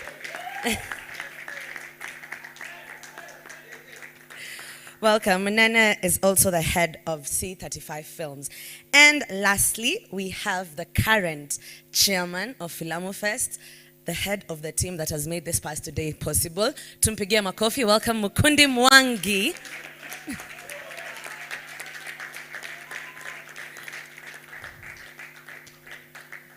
Thank you all for coming. So basically the discussion today, as we have seen, we're talking about the future of Kenyan students in filmmaking. Sana sana, and specifically how to break into the industry. So first and foremost, let's start with Bwana Chairman. The event is here, it's happened. It's not easy to run such a successful thing. Kwanza, how are you feeling, man?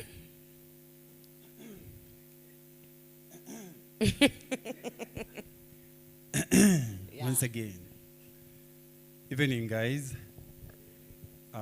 Feeling very grateful, very happy to may accomplish such a wonderful event, such a wonderful festival where we have collaborations, we have experts from the industry, we have students from other institutions. I'm so much happy. Yeah. Great, perfect. So I know I've said your names, but I'd like you guys to just go ahead and tell us a bit more about exactly what you do and why you're here today. Let's move on to Munene.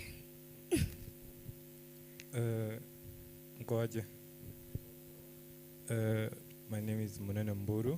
I'm a Muneste, former CEO of Filamu last year. And first of all, ningetaka kusema I'm very proud of the team.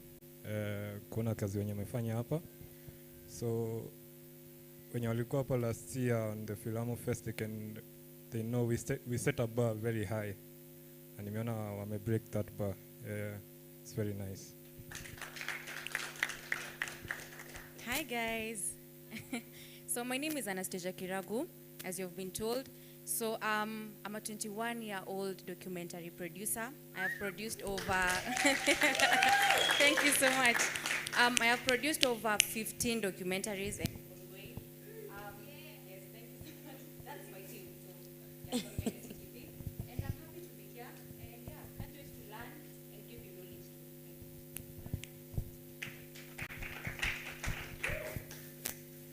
Happy evening.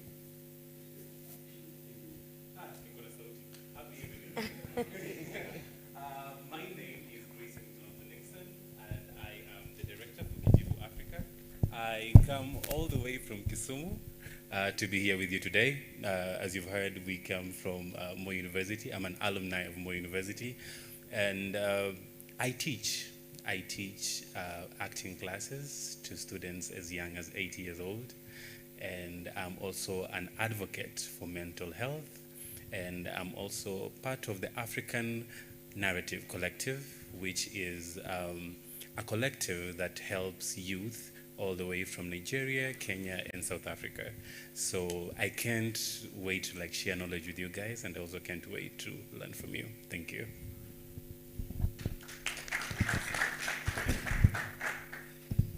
All right, so let's go first to Mukundi. I'd like to just talk about the event. It's here, it's happening. What are some of the challenges that you faced, and also some learning opportunities zenye zimekufunza uwe?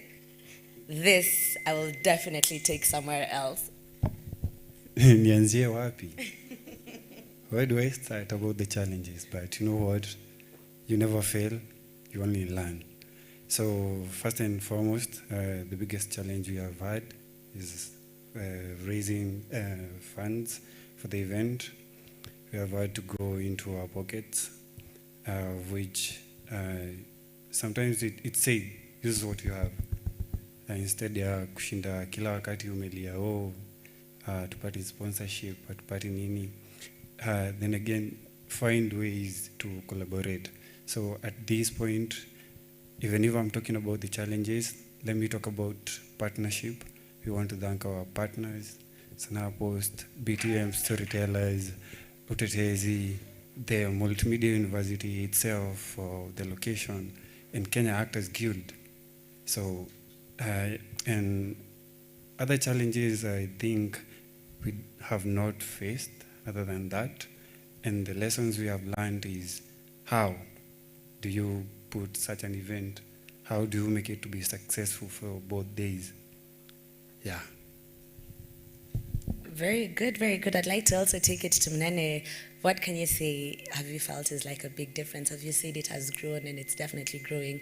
What can you say is a plus from what they did last year and now you're like, hey, it's just getting better and better? Okay, first of all, Nana Meleta Peter Kawa here.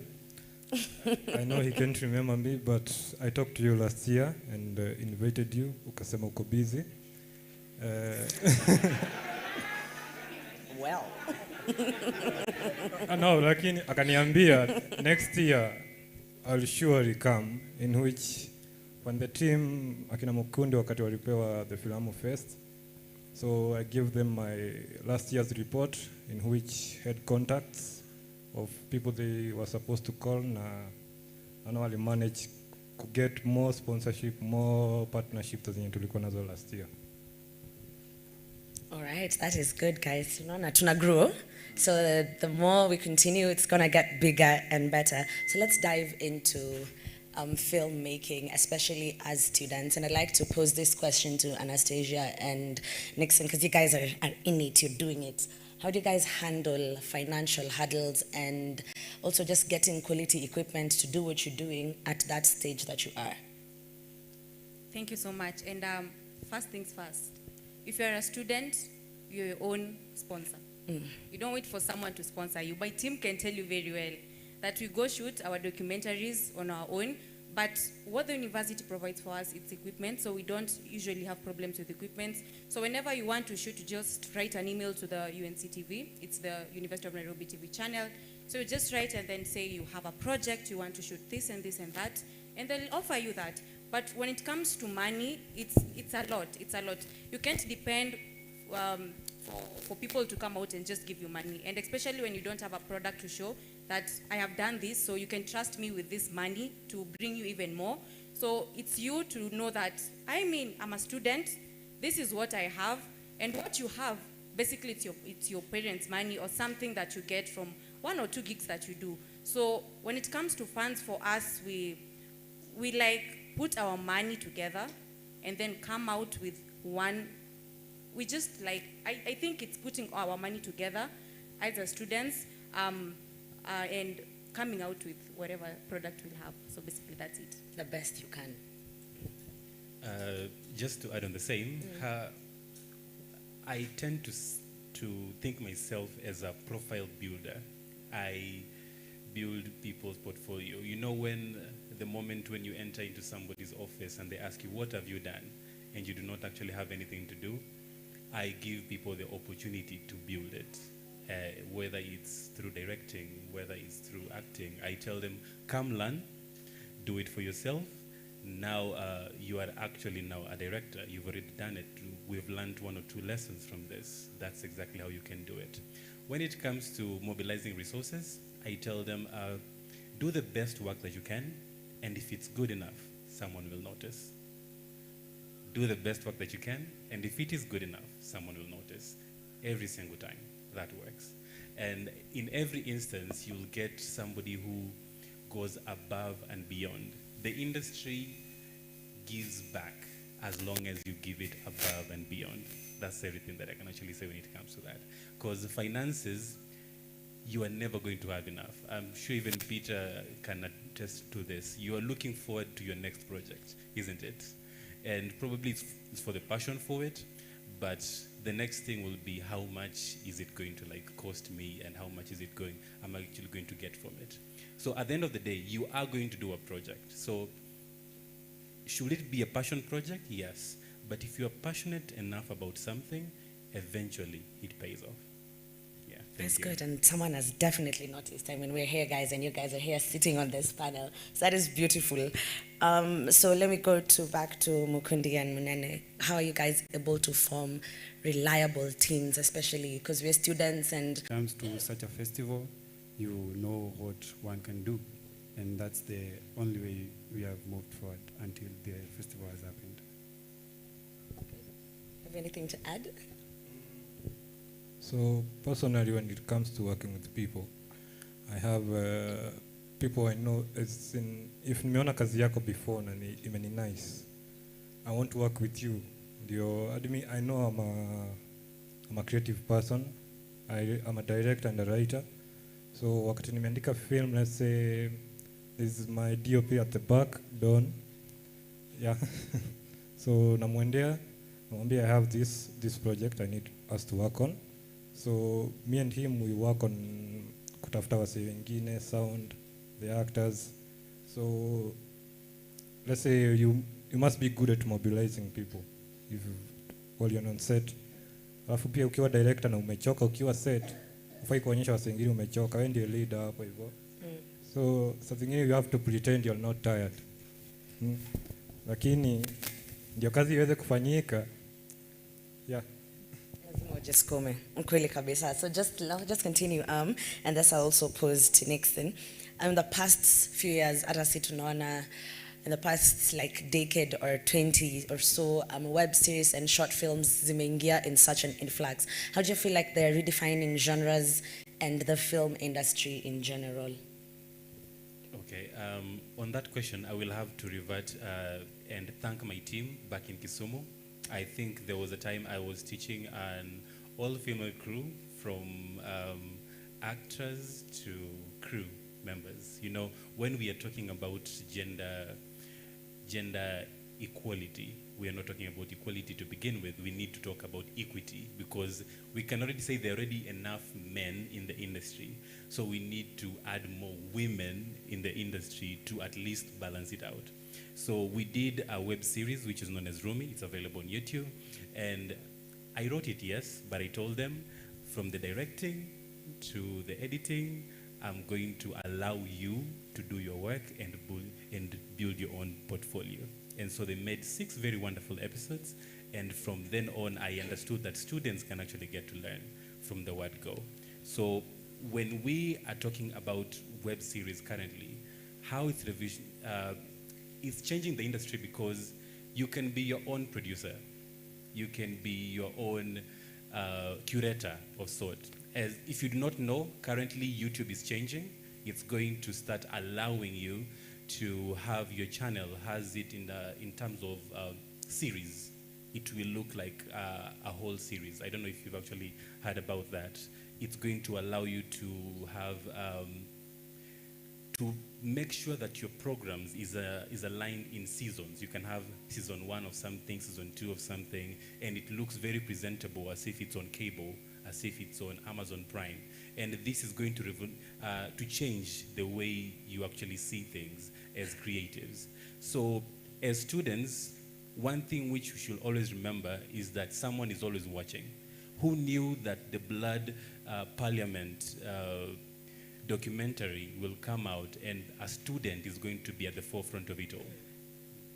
And how could we actually have such a documented space in time if somebody did not actually pick up their camera and went outside and did something? And right now we are seeing how it's different. Even at the Oscars, the film that won, it's an indie film. An indie film is one which is created on a low budget. As long as you have the creativity, you can be able to create, and especially on YouTube and on web series, there is always an opportunity to be better. By the time you're doing your 10th web series, we are literally calling you because we actually now have your portfolio. I'm pretty sure as you're making your documentaries, right now when you're on your 15th documentary, you can create a show reel from the 15 documentaries and it's solid work. And I think this is something which we need to emulate, all of us as creators. And so I thank Anastasia for like starting that current, and it's very beautiful to see. Thank you so much.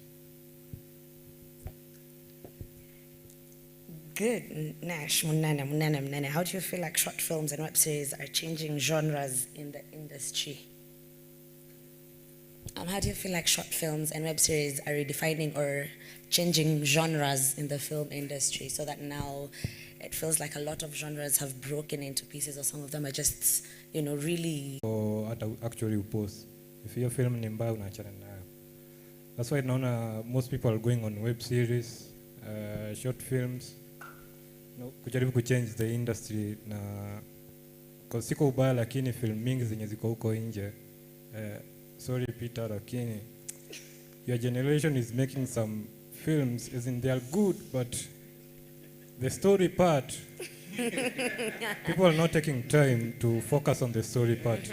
As in, msemena ameendea a red komodo camera, amekaa ameendea tuseme sound recording equipment, is stop, everything is stop. Lakini ukiwatch your film, una feel z. But when you watch a short film on YouTube, the story makes sense. Unajiambia, umse angekuwa na camera fiti, angekuwa na equipment fiti ya sound, umse angekuwa sawa kabisa. Yeah. Very true. Actually, I want to add something on that. What I think short films is bringing now to the industry, we have a very, let me say, toxicated kind of a generation, and the generation alpha that is coming, because our attention span, should I put it that way, is very small. Yeah. So if you put for me, for an example, if you put for a kid here, even animation of 1 hour, believe you me, 10 minutes in, they'll be out. So what do we feed them? It's short films. You have the story, you follow it from the beginning to the end and wait for the other one. So it's like a game changer, because now we have noticed our concentration span is dying. We have a generation that won't be there for a very long time. So what do? We must find a solution. And this is a good thing, because it's now with social media coming in, we have short reels. Believe you me, you can go now to TikTok. You will watch a full movie using those reels. You'll be like, in niliona. There's no point of me going back to YouTube. So short films coming in is a game changer, and I think if not everyone, then most of us should venture into that sector. You've heard it right here. Kuna hiyo point yenye umesema attention span ya wasee imestika ni kushuka, umesema hivyo. As in, I think see attention span ya wasee imechange. Excuse me on my words, but people's bullshit level imepanda. Sorry on my words, but you know, if you watch a film, kuna film unawachia unafika dakika ya 10, you don't want to continue. As in, unaachia tu hapo. As in, umse anakupima. Rosafi. But you know, you can watch a 6-season series in 3 nights. Umeshinda tu hapo. Hadi mnakosana na mama yako. Juu na watch hii series. Juu hii series inakubamba. The story is making sense. Yeah. Yes. My point to add ni short film zimefanya ukaangalia our current space, creating awareness. Sorry to use this topic, but gender-based violence, especially on Instagram, wamefanya short form content yenye wana create 2 minutes, zina create awareness about the topic. You don't have to watch a 2-hour film uone mtu akifanyiwa kenye anafanyiwa mbaya ndio uelewe ina exist na inafaa ipewe hii solution. So I think short form content or films zina bring about awareness very fast. Thank you. That is very, very true and very, very good. Now that you guys have been in school and now you're in the filmmaking process, do you feel like the school's curriculum may integrate the industry needs, or do you learn in school and then you go outside and you're like, whoa, rada, what have I been doing for the past 4 years? Yeah. Now that you guys have had this experience, what do you feel? Let me start with you, Anastasia. So first of all, sijui niseme jumi bado niko shule. So practically speaking, sitaisema kulingana na a person mwenye amemaliza, right? So I'll say kulingana na a third year student. So what I think University of Nairobi has done, because I'm there, it has partnered with, let me say, production or company that actually is in the field and is doing good. We had Mofire. It was premiered. It was nice. In fact, it was wonderful. And 6 pupils after graduation, they got work. They got jobs from other companies. The same company came in, and now they're partnering again with the University of Nairobi Department of Literature, and they're producing another film called Empty Sugar. So it's a good thing, creates the staff, because the movie, the Mofire movie, actually the people who are acting there were students from the University of Nairobi, were staff from the University of Nairobi. So what if we don't want to go outside? Let us invite them here. Let us tell them we have a story, this is what we want to do, so come in, help us do this thing. So those are the few things that we need to do, or the institutions need to do, not to go outside, but basically have a product that they will bring in, these people from the industry, basically, so yeah. Yeah. Before I talk to our MMU students and alumni, Nixon, tuongelele kwetu. Do you feel like, yeah, we came out with ready to get into the industry? I might be liable for a lawsuit. More university. Let me rephrase it so that I do not mention it. Why university?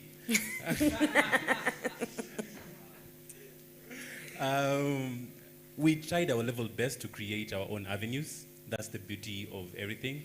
I believe Moi University has given us the finest people who are currently in the music industry. We have Shari Africa, Okelo Max, tulikuwa tunaenda na yeye Moi University band together. Yes, we found our way, especially when it came to music. I think we did a very beautiful job with Fred. I believe he did a very, very wonderful job when it came to us. But when it came to film, we had to find our own way. And I'm not saying this from a point of I'm bitter. I'm saying this from a point of learning. I'm looking back and I understand the need to have such avenues that Anastasia has talked about. It's very important for Peter Kawa to take himself to Eldoret. Amen. And show himself there, because they need you. I think I started doing film late, and if I had known all of this when I was 21, I could be very far. I think at that time we were singing at Moi University Band. Kumbe sana yetu ni kwa theater bwana. Yeah, we have tried it all. Yes, we've tried it all. We've tried it all then. So what I believe is that it's important. Even I'm glad that your patron is here.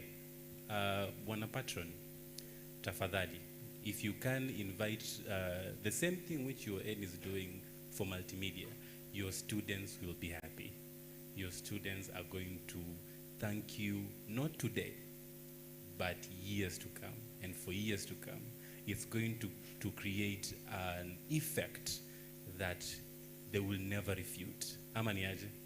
I'm pretty sure that's exactly what they're thinking. If you can find a production, and I'm pretty sure you can, you have years of knowledge and wisdom that you can impact on the young kids. And I can't wait to see, because I know you will do it. I know you will do it. Yes, so let's listen, I think, to Mukundi and then to Munene, because I think you have the most experience coming from MMU, and you've made maybe, yeah, more steps. That's what I'm trying to say. Nianza na kusema woi ama. Hapana. Nilianza na kusema kujituma ni constant. Whether your school is supporting you, whether it's not, kama hujitumi, haitajipa. Personally, being a student, nimejituma nimeingia into the film industry bado nikisoma. So me would say, yes, umeingia shule umepata hakuna equipment ama labda hakuna hizo collaboration, just go out there. It doesn't cost a lot to approach Mr. Pitakawa, mwambie, I'm a student of film, I can do camera work, I can do editing. Is there a chance in your company that I can practice what I'm doing? Do you say, hata kama ni pro bono? Just do it. When it comes in terms of school, I would request, apart from Mr. Asiago, to seek more collaborations. Maybe in terms of a place like Cameras Africa, they can offer equipments to the school with, of course, a collaboration. The same case na UN, labda kama production inahitaji location to shoot, hiyo ni collaboration fiti sana ya the students here. But then again, I remember we had Uradi, so kudos. Thank you.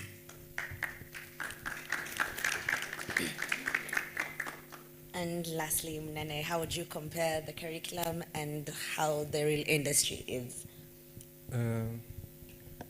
Mi sisema kwanza nimeingia industry, bado niko hiyo learning phase.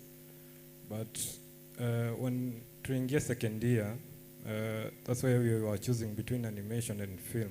So I went on the film side. And Mr. Siago said something, you don't learn film kwa darasa, ni wende nje ujitume. So personally, that's how I can say I built myself as a filmmaker. Nilikuwa naandika film, we shoot, because hii hall tulikuwa tumeifanya our own theater. This hall we have premiered about 5 films here. Na zote ni experimental films, so when nimetoka nje, nimeshoot, I've been part of a film moja, Love and Coffee, iko cinema sahi. So venye nilikuwa hiyo set na experience yenye nilipata huko, nilikuwa naona yenyewe si lazima uende Daro ndio usome filamu. Filamu ni it's experience itself. You must be there to learn.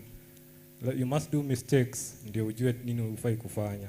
Kama ufanyi mistakes hakuna kitu una learn.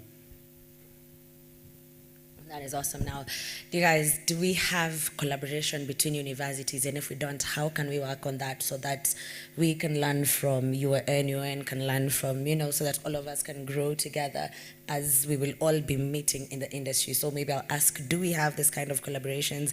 And if not, how can we build inter-university collaboration, especially in this film sector and industry? I'll start with you, Anastasia, please. Let me dodge that question. First. Okay. Okay. While I was at Mo University, there was a campus film festival that I was part of. It was known as Camp Film Festival, CUMP. I don't know. They only did one edition and then they disappeared. Yeah, there was that, and I was part of it. I think my film was also nominated. I remember I was very happy. I made a film on how, it's known as The Road. It was how we are all from different backgrounds, but we are all on this road known as life. And it was such a beautiful film. And on that night, the winning short film was known as Juyado. And the amount of money that they were actually supposed to be given was 50,000. But because someone like Pitakawa was there in front, yeah? Someone like Pitakawa was there in front. He woke up, went to the podium, and said, I'm adding 100 to whatever they actually need. Now, I am saying this because at that moment, I was seated somewhere there on the behind, and I saw how much power that moment had. And I'm speaking, I'm speaking this from experience, yeah? I'm speaking this from experience and why it's very much important. So let's say, for instance, right, we are having we make our own inter-campus space. It can be a space for scouts from the film industry to come and notice who is who. it is a necessity that we need to have such a platform. It's like the fastest way to know who's going to be the next big thing.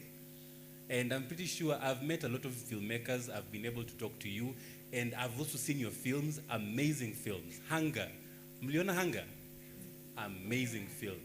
Mliona, Not Again. I think there's some crew members from Not Again. The documentaries that have been presented, very, very important things.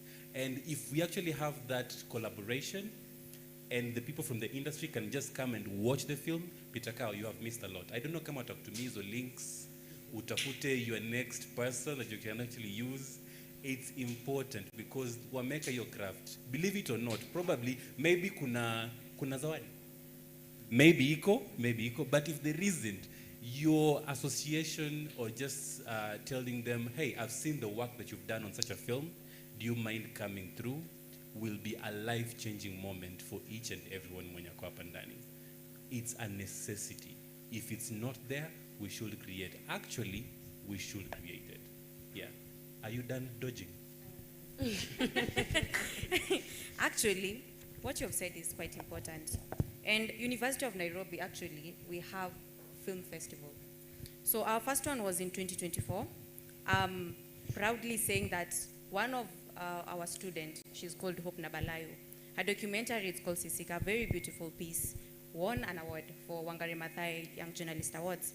And now what we do in UN when you have a film festival like this one is we invite people from the industry. We had people like Alex Chamwada coming in, and those documentaries, we just don't put them there for people to come and see, for people to come and watch. No, you do it because you know at the end of it, this is going to be nominated for somewhere.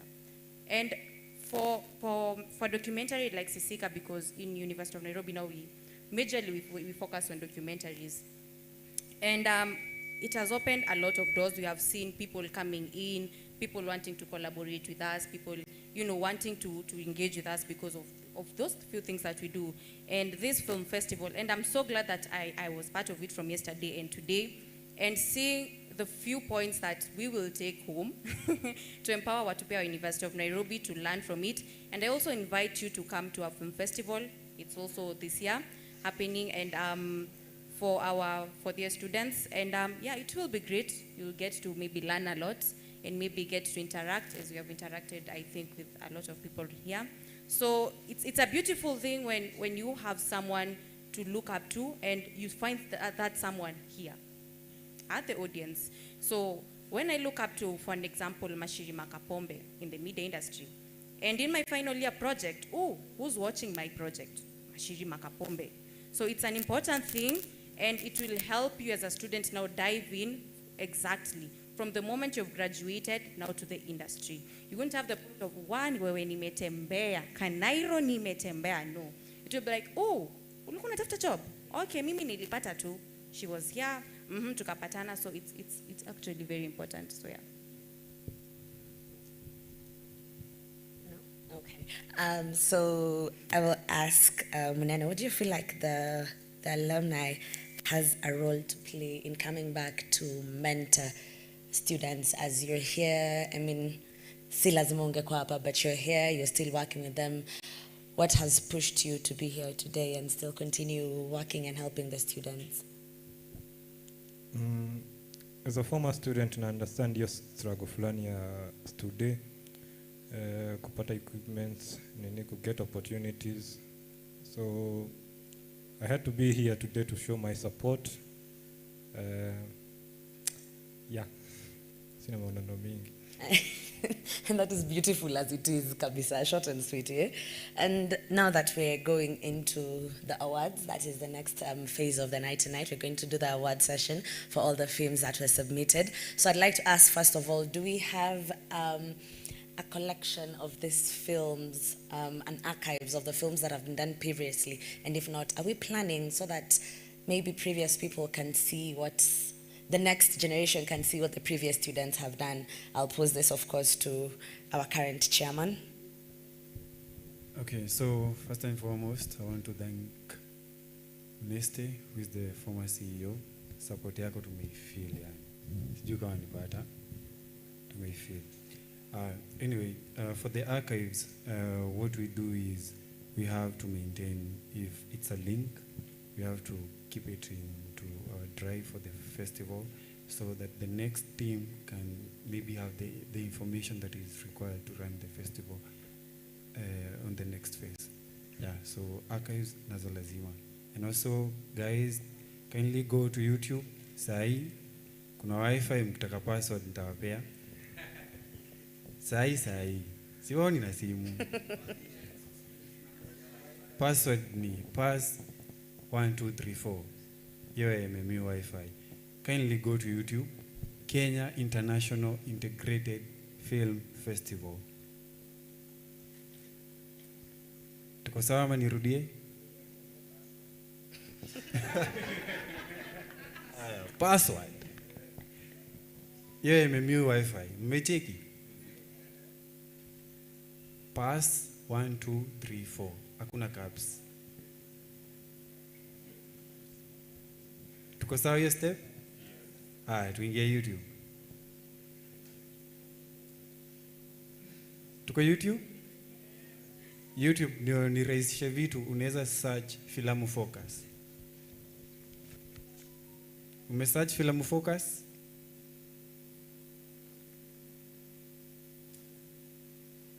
Imewaletea nini hapo juu ya kwanza? Kenya International Integrated Film Festival, right? Nisaidie nika response, guys. Iko sawa hivyo? Sasa si surely uja subscribe bado. Yeah? Subscribe. Pia usikose kushare kindly. And then uingie pale Instagram kindly Filamu Festival, followers. Ukipiga picha pale kwa bana usikose by the way kupiga picha. Kindly tag us. Sawa? Shukran sana. All right, thank you. And while we're still on that subject, now that we have maybe continuing students who would like to join next year and submit their films, what are some of the criteria that you use to choose the best films and the best actors and everything that you have chosen for the awards tonight? Just top criteria ndo mtu aangalie hiyo next year akikuja kujipanga. Criteria ya kwanza, chapa filamu kwanza. Okay. Ekelea kazi.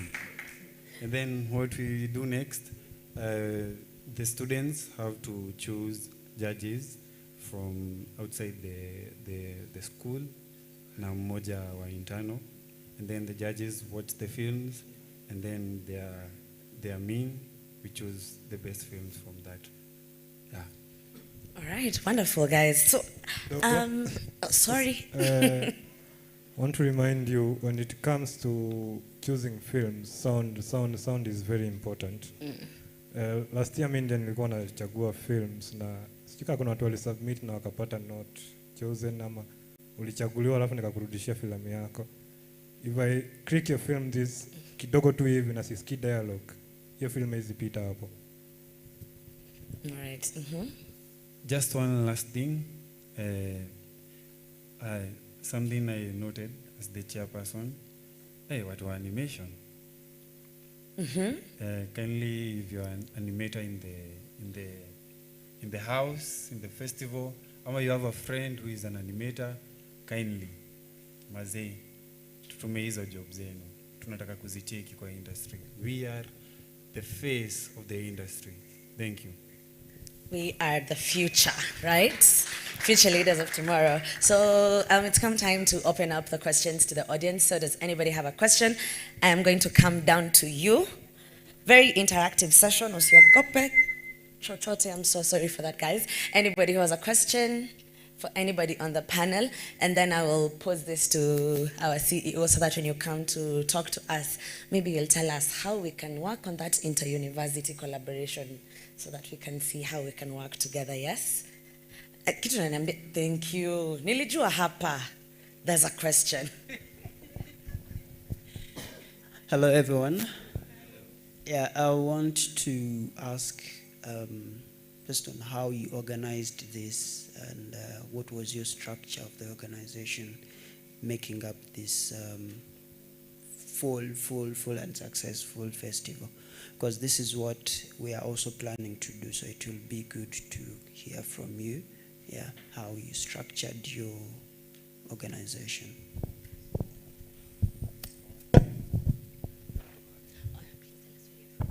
Okay, so the first thing we must do is meet as a team, as a class, and then get to choose our own leaders, of course, get to have departments, the way you in an actual company can work, or the way an actual company is actually structured.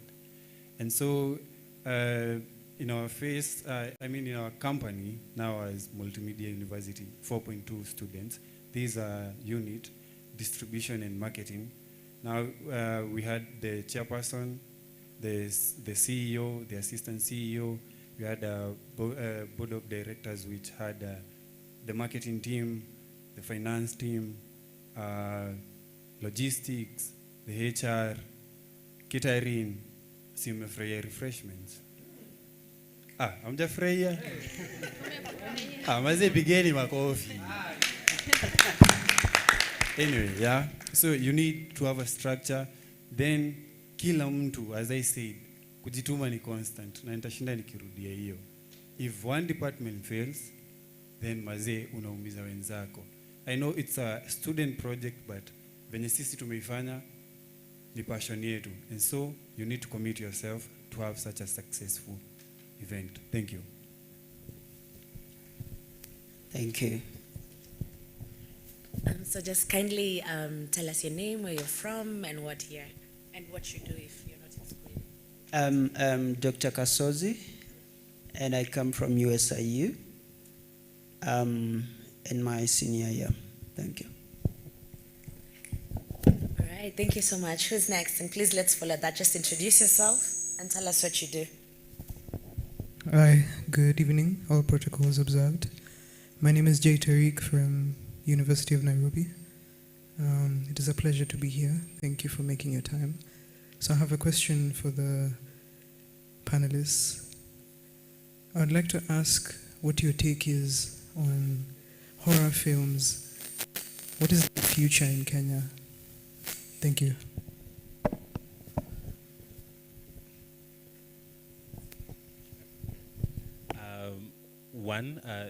Thank you so much for your question. I think we have a space and a stomach for horror films. I believe we do. I have been fortunate enough to be able to watch a few people who are trying to head into that direction. I love the work of Trevor Sagide. Amazing human being, amazing work. It shows that we can. And furthermore, his projects are very much, he uses very little resources, but still keeps you engaged.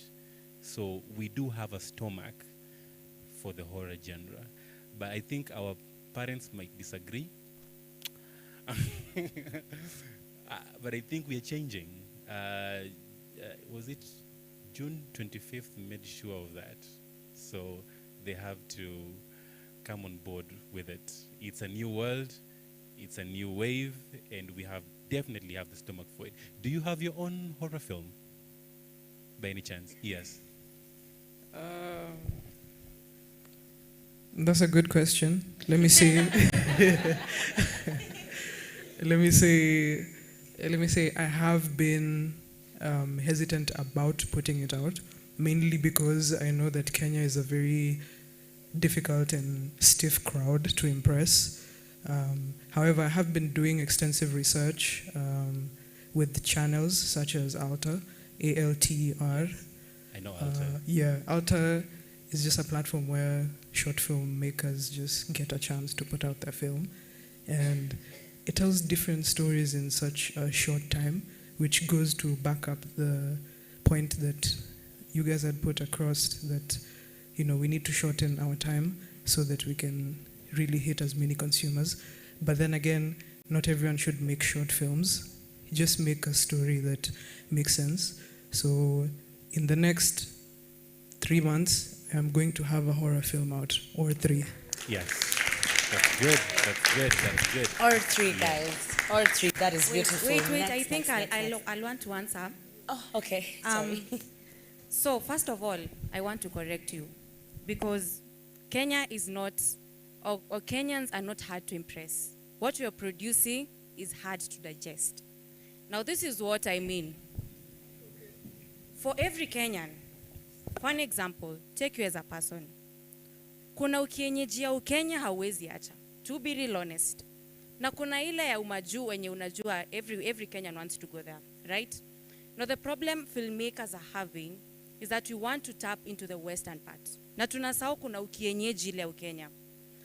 And for an example, there are so many films being made, but who are directing these films? They're not Kenyans. I cannot tell a Rwandanese story better than the Rwandans. Hata nikitakaji. Hata nikenda niishi nao 10 years, 15 years. The Rwandanese will tell the story better. So mimi nikikuja hapa niseme, Anastasia is not impressing Kenyans. It won't work. But what am I producing? Is it original? Is it that I want to tap into ukienyeji ama whatever I want to tap?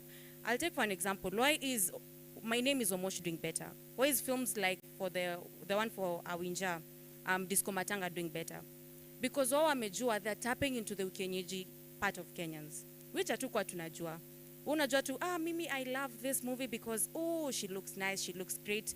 And ukiangalia films mingi zenye zinakufa Kenya, ni ile process.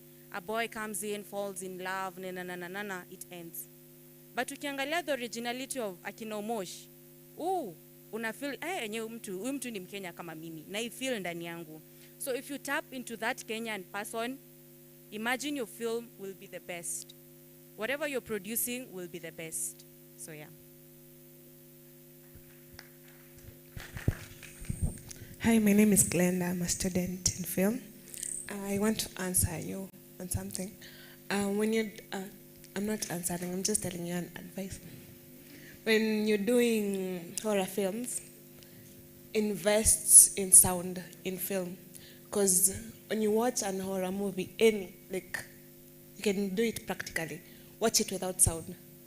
It won't be as horrific as it is when sound is there. So when you're investing in horror, don't just invest on camera and camera angles.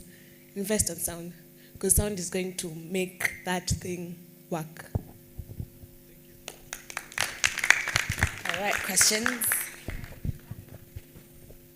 Hi everyone, my name is Jason Weke. I'm a writer and director and student at KCA University. It's a pleasure to have you there because I was taking notes as I was watching the movies and I'm realizing that some of you are there on stage. So in my notes I had written Nitson Kilonzo Kijivuland, because there is something that I noticed in the logo which he made, which is clear animation on Kenyan grounds. And also Munene Mburu, who is a director.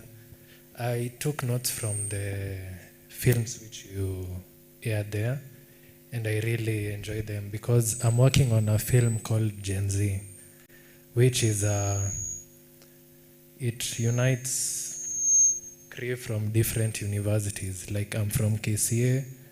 I had already chosen Atuoli, who is from this, on this ground.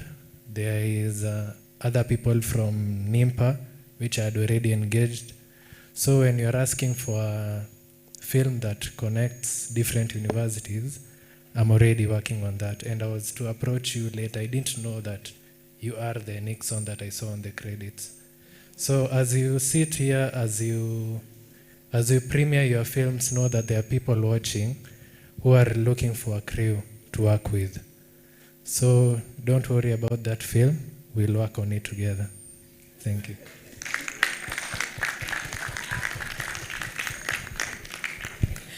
All right, so I'm just going to take two more here and then two more on this side, and then we can move on to the next chapter, please. Hello, good evening. Good evening once again. My name is Calvin Oyula. Calvin Oyula, I'm a writer, director, and CEO at 224 Production. Thank you. What I wanted to talk about, there's a discussion that was going on. I felt to add also a point on the issue of producing as an indie filmmaker or as an independent filmmaker. Yeah, I felt to put out or add on this into that. The definition of producing as an indie filmmaker, I see it as simply trying to voice your raw voice as simply as possible. What I'm trying to say, production as an indie filmmaker might be a challenge, but how you try to break and simplify until you get just your natural voice in the story, where the story is not about to be told by a device, by a specific location, but how as simple as the story, even audience can't be fooled. When the audience, they'll know that this is a story by an indie filmmaker. Because clearly, despite the big technicalities, there's some aspect of the natural voice in it. What I'm saying is you can have a series, but as an indie, you may not be in a position to deliver the series, but you can find you can break down your series to a 5-minute script that people will love and enjoy. Yeah, so breaking down the script as simple as you can. Also, yeah, because it's also a challenge that I had. There's a time I was doing a short film and I didn't have sound equipment at reach at that time. And I was like, why don't I make this film a silent short film? You know, simplifying the story with that as what you can get, because also it gives you the chance and the opportunity to explore different genres. Also, on the creating as the film and someone is watching, that is an issue where I say an issue on a distribution perspective per se. Yes, when we look for a film and we don't know who is watching, we actually have the power to determine who is going to watch our films. One of the powers is through submission, through film festivals, through posting on YouTube, through taking out to the social medias. So when it comes to the distribution also, it's a key and a very key criteria that it's a hack for the young creatives that you can use to really determine who is going to watch our film. So once we do it our film, then let us try to control the power. Who do we want to watch our film? Then so that we can know the end goal as we target towards that. Well, lastly, as I finish, creativity or filmmaking, creativity is like practice, is like doing math, or how I see it. The more you do it, the more you become better in the craft. Sometimes we have a lot of stories kwa store, tunaogopa kuzitoa. Maybe tunaogopa kufanya a bad work, we don't have necessary equipments, we don't have necessary tools, but the more tunazitoa the way it is, once tumezifilter, the more we can increase the output. Wamesema tumambiwa one of the criteria to be selected ni tupige kazi. Yeah, so let us not be afraid to chapa kazi. The last thing on collaboration perspective, I also wanted to introduce something, an organization called COPRO, which I'll also love to extend the conversation after the discussion with different people. COPRO is an initiative that aims at connect, collaborate and produce, where exactly how can young filmmakers learn to work together without the essence of valuing or seeing collaboration as a competition, but actually actualizing the real form of collaboration. Looking forward for a collaborative future. Thank you. All right, thank you. Who do we have on this side? Question, comments? My name is Abraham Mwangi, artistically known as Hyper. And this is a question to our lady there concerning, you mentioned you've done a lot of documentaries, and maybe not many people know how to do documentaries, or maybe the inspiration behind doing documentaries, because if it's a fiction film, they are inspired by something, but documentaries, Okay, so what motivates you to do a documentary, and what's also the market for documentaries? Yes. Thank you so much for that question. What motivates me is that I love people. And many of my documentaries that I do is for people, the journey of people. And that's why the show is called Journey Uncharted. Basically, you unveil journeys of people. So my love for people is what makes me do documentaries. I'd say my journey has not been easy when it comes to documentaries. Documentary is a very difficult set to do. And if you were here, you watched Hope in the Dumps. It's a documentary about Dandora. We had a lot of challenges. We saw guns. We sat there. Tulika, tuliambiwa tutoe a lot of money. And tutatoka hapo kama tutatoa pesa. Unless we want to talk hapo dead. So, and when it comes to you know, going to a person and tell them, I want to do your story. Many people don't know what documentary is, and they don't know what angle you want to take them for. So when watasema unataka kutuportray in a bad picture, so we won't give you our documentary to do. And it's not like a film utambia mtu, we chukua character, fanya hivyo. This is someone's story, and you must do it authentically as possible. So the the documentary market is something that needs to be tapped on, because it's not what many Kenyans do. Ukienda YouTube ni documentaries kidogo sana za Kenya zimefanywa. Na zenye zimefanywa, it's not level ya juu. So it's something that needs to be tapped into, and especially when it comes to females, tuko wengi sana, but iyo power ya kusimama na kusema I want to be a producer and to do documentaries, it's a lot to take in. For men it's okay because mko na hiyo, you know, mimi naweza push. For lady utakuwa na watu watakuuliza maswali mingi sana. Why are you coming to me as a lady? What will you give in return? And especially for a student, it's difficult because wanakuuliza, so you are a student, are you going to pay us? Because we're giving you content, we're giving you our story. So what are we getting in return? And sitting there, negotiating, that process of negotiating, it really takes a lot, but it's a learning process. I'll tell you, it's a learning process. From the first documentary I did about mental health, to Dandora Dam site, to Grogon, we went to, you know, a lot of places from a children's home that became a school. Every single documentary is an experience on its own, because these are very different people. Kuna mtu anapenda kukasirika. Kuna mtu anapenda furaha. And you don't know who you'll meet there. You don't know what end product you'll have.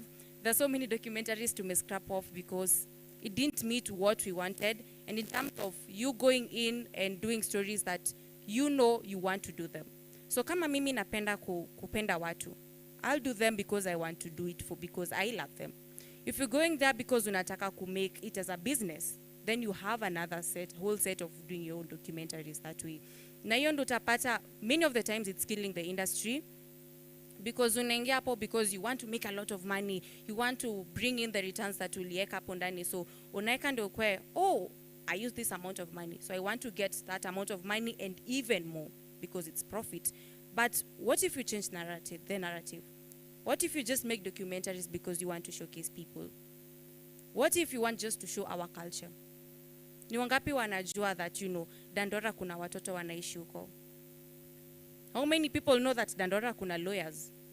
Very big lawyers. None of us know that. But wewe ukijitolea uende ufanye hivyo, who knows? Who knows who's watching? My team tumeenda kwa tables that we didn't know tutakuwa hapo, meza, talks. So it's about you doing you being you being authentic, tapping to the needs and not the wants of your audience. Yeah. Also to add on that, so there is a lot of things which you need to know when it comes to documentary. One, you are always seeking to answer a question that most people have asked, but maybe do not have an answer to. That's one. Or two, it's a question which most people do not think that they should ask, but once you actually ask the question, they're like, yeah, by the way, mbona sijaifikiria hivyo? So there's stories everywhere, especially if you want to explain Kenyan culture. You can tell us how chai became breakfast for us. Where did it come from? Did it originate from India? You can start it from the comfort of your own home. Maybe you can befriend a friend who is in India and ask them to like tell you a one-on-one webcam. Let me speak to your mother who likes chai and why. Where did this word originate from? Maybe there's something, there's a certain mannerism that we usually do as Kenyans. When did it start? Did our parents find it? So think outside of the box and start. You do not need to actually go outside. And when it comes to opportunities, DocuBox. Number one, DocuBox. Whatever you think about, think DocuBox. And think Have a Fund. Those two people are going to take you far. I called DocuBox for a sensitization in Nyanza, and they came to Kisumu, and we actually had a very wonderful session. If you had called them to come here, they would have come and let you know about DocuBox. And currently they're giving grants for feature films, for documentaries, and short stories. I do not know if many of you actually know that, but there are opportunities for you. But in order for you to tap into those opportunities, you need a portfolio, no matter how small. It can be two, but they are two powerful stories. There are two stories which nobody has thought about, and they are done well. The editing is on point. The sound is top quality. And you can do this from the comfort of your own home. You can even ask us, at what point did we start taking TikTok seriously? Who knows, at what point did we start taking TikTok seriously? You can take us back, remind us what happened. If something happens in Parliament today, go back into history, try to find out, did it happen before? And how was it done up to the time tulifika hapa? Wakati Ruto alivo dissolve Parliament, everybody was shocked, but it was done before. Kibaki did it. And that was its own documentary that you can make, and you can make sure that people are just as knowledgeable. So start. In short, chapa kazi, kujituma ni constant. Asante. Wonderful. Thank you so much for that information, Nixon. Last question, going once, going twice, and we are done. Thank you so much, guys. This has been such an insightful, powerful panel discussion, if I may say so myself, Cindy. Thank you. A big round of applause to our panelists. Thank you so much, Nixon. Thank you so much, Anastasia. Thank you so much, Munene, and thank you so much, Mukundi. We'll invite you guys to leave. Thank you so much for being here today. It's not that tujafunga msianza kusimama. We have just closed this phase of the panel discussion, and I was just told that I did not introduce myself. Guys, my name is Terry Ngangi. I am an actor, a voice-over artist. Umesikia Anastasia hapo kwa documentary. I'll see you. Thank you. Thank you. Thank you so much. Yeah, I do a lot of things, but I'm here today in partnership with the partnership that we have between Sanapost and Filamu Fest. Work with Sanapost. I am an event correspondent and a media presenter. All right. So thank you so much. I was your moderator. Makofi zangu. Thank you. All right, and now I'm gonna step into my next shoes as your MC for the night. Hello. Aya, tuende sana. Now we're about to move on. We're going to have just a few speeches, and then we will go directly into the awards. And first and foremost, I would like to invite our CEO. Thank you so much. Bwana Brian Nyambicha, welcome to the stage. Karibu. Thank you so much. Benedict, come and sit up.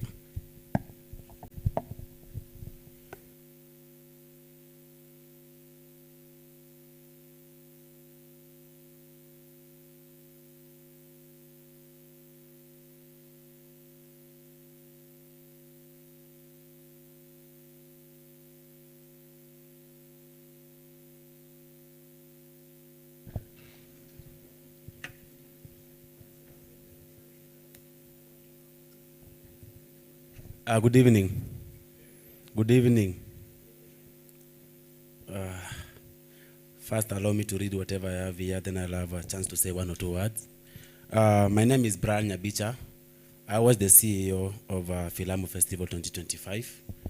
And let me say I'm grateful for you being here. So I begin. Distinguished guests, fellow creatives, ladies and gentlemen, good evening.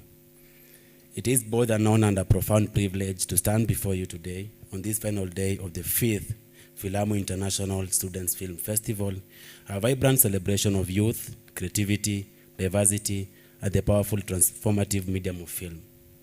Over the past few days, we have witnessed something truly special, a gathering of minds, talents, voices, and visions. We have shared ideas, challenged norms, laughed, and above all, connected through stories. This festival has not only showcased the brilliance of student filmmakers, it has reminded us of the power of storytelling to move, to teach, and to transform. Allow me to begin by expressing my deepest gratitude to our guest of honor, Mr. Peter Kahawa, Chairman of the Kenya Actors Guild, founder and CEO of Sanapost and Spear Entertainment. And of course, a celebrated actor, director, producer, and mentor to countless emerging talents. Sir, your presence here today is not just ceremonial, but it's a symbolic. You represent the heights we aspire to reach, and your journey continues to light the way for many young creatives navigating their path in this industry. Thank you for your continued investment in the future of African cinema. Your commitment tells us loudly and clearly that the voices of young, aspiring filmmakers are not only heard, but also valued. To our festival patron, Mr. Siago, thank you for your unwavering belief in the potential of this initiative. You have become a constant source of wisdom and encouragement. Your guidance has grounded our dreams, given shape to our ideas, and brought stability to our creative chaos. It is because of leaders like you that spaces like this exist, spaces where young filmmakers can thrive, innovate, and shine. To the organizing committee, words will never truly capture my appreciation. You are the backbone of this festival. From the countless meetings and sleepless nights, to the emails, logistics, rehearsals, budgeting, and last-minute troubleshooting, you have given your all. Your passion, resilience, and shared sense of mission made this possible. Thank you for leading from the front, for being adaptable, and for always keeping the vision alive, even when the road got tough. To my fellow classmates and student collaborators, this festival is proof that when young people unite around a common goal, magic happens. You gave your time, your energy, your creativity, and often your own financial resources. That sacrifice has not gone in vain. You have shown that we don't need to wait for the perfect moment or limited resources to create something impactful. We only need each other and a dream worth believing in. To the filmmakers who submitted their works from Kenya and beyond, thank you for trusting us with your stories. Thank you for daring to capture life through your lens. Each submission reflected hard work, vision, and vulnerability. It takes bravery to put your art out into the world and celebrate you for that. Whether your film made it to the final showcase or not, remember this, your courage to create is already powerful. It's already a powerful achievement. To the winners who are about to be announced in a few, I offer my heartfelt congratulations. Let this be a stepping stone to even greater things. Use this recognition not as a finish line, but as a spark keeping pushing boundaries. Keep honoring your craft. Your stories have found a place in people's hearts. Now go and tell even more. And to those who didn't win, don't let this moment define you. Every great filmmaker once stood where you are now. Use this experience as motivation, learn, grow, and return stronger. The world needs your voice. Keep creating, because every story matters and yours matters too. To our audience, thank you for showing up day after day, for being open to new perspectives, for clapping, laughing, and journeying with us through these stories. Your presence is what completes the storytelling cycle. Filmmakers create not just to express, but to connect, and you have made that connection possible. As we close the curtain on the 5th edition of Filamu Festival, we also light a torch for the future. The next team will take on the mantle for the 6th edition. And to them, I say, be bold, be creative, and don't be afraid to dream even bigger. Build on this foundation with fresh ideas, stronger partnerships, and deeper impact. You are capable. We believe in you. Ladies and gentlemen, filmmaking is not just a profession. It is a calling. It's how we archive culture, challenge oppression, question power, preserve memory, and imagine new futures. In film, we find identity, we find resistance, we find healing. It is through film that a child in Nairobi can understand a child in Lagos. Or a student in Accra can empathize with a family in Mombasa. It is through film that we build empathy across borders, generations, and lived experiences. In a time when the world feels increasingly divided, storytelling is our bridge. It is a common language, and we, the youth, the students, the emerging voices, have an opportunity and a responsibility to use this language boldly and truthfully. Let us keep telling stories that matter, stories that challenge injustice, stories that celebrate who we are, stories that dream of what we can become. Let us own our narratives and define our future, frame by frame. The Filamu Festival is not just an event on a calendar. It is a movement, a vision, and a legacy, a living testimony of what young minds can do when given support, space, and belief. Thank you all for being part of this journey. May this be just the beginning, not the end of the stories we will tell together. Long live Filamu, long live the spirit of storytelling. Thank you, and God bless you all.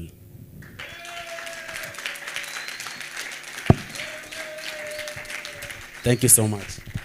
Before I welcome the chairman, the chairperson of our festival, allow me to say one or two things. Number one is to thank the audience. I'm so happy. I'm so grateful for you being here. It has not been an easy journey, but venye amesema tu ni kujituma, kujikaza na kuchapa kazi, right? Haikuji rahisi. I will leave you with one saying that says, hakuna rahisi, amko ifanye kwe rahisi. There's nothing that comes easy on a silver platter. You have to work for it. And our chief guest, Mr. Peter, having received a total number of 80 films in a span of 1 week, because we put our link, I think 2 weeks for submissions, and we received 80 films in total. Out of the 80 films, we were able to shortlist about 35 films. Out of the 35 films, we had 2 animations, 7 documentaries, and of course we had 2 international films, one from Uganda and one from Mozambique. However, we were not able to screen them because hazikuwa na subtitles, and we thought, but we told the filmmaker that made these films that next time try to put subtitles because of the language barrier. Some of us don't understand those languages, but it was a nice experience, and I hope the group that is coming after us, you need to even do greater things, move to make it more better and bigger, come next year. And before I sit down, I'm reminded again by one Fabi Grace, who was here yesterday with us, who took the masterclass of distribution and marketing. And she's telling me that make sure I shall book spaces for you, and you should come up with a day and a date for you to go to Anga Cinema, go there and watch a film at only 150 Kenyan shillings. Our lecturer here, our patron, had paid for 20 people, and I think that's a good motivation for all of you. So let's keep on thriving, let's keep on supporting the industry, support ourselves, and I wish you all the best. I'm so grateful. Thank you so much. May God bless you all. Welcome, Chairman.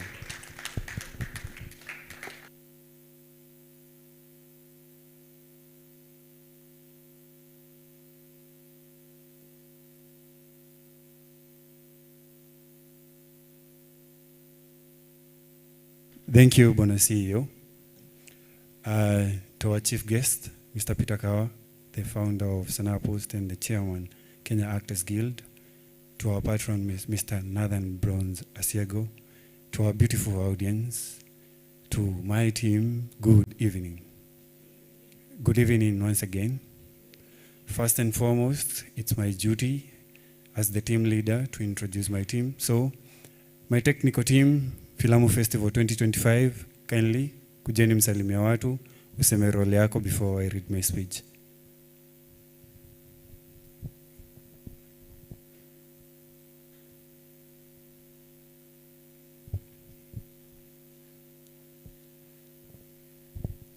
tuharakishe kidogo guys.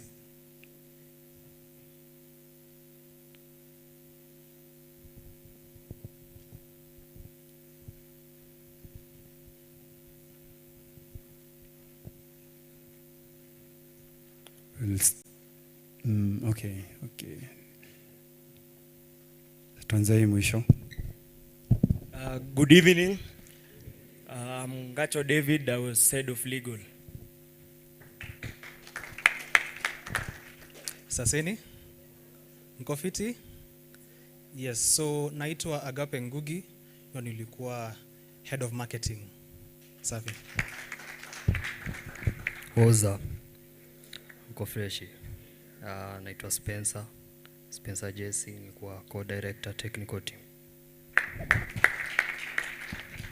Good evening. Thank you all for coming. I'm Anthony Moronge, the assistant. I appreciate the assistant CEO, and I'm in charge of marketing too. Once more, my name is Nyabicha Brian Oino. I'm a filmmaker, an actor, an artist, a tattoo artist for that matter. I was the CEO. All protocols observed, good evening. My name is Ken Maritim. I am the finance director. Thank you.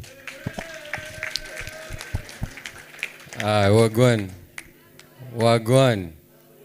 Safi, naitwa Mutoria Victor. I'm a Marcelo. I was the director of technical operations. Shukran kwa kila mseme come through. I feel love, mazi. Shukran. Thanks. Hello and good evening. My name is Brighton Omari. Kwa wengi wananijua kama Atoli. I was the human resource and creative department. Nashukuru sana. Hi everyone. Praise God. Amen. My name is Mercy Mukiri. I was working with Brighton kwa human resource department, and I thank you all for coming.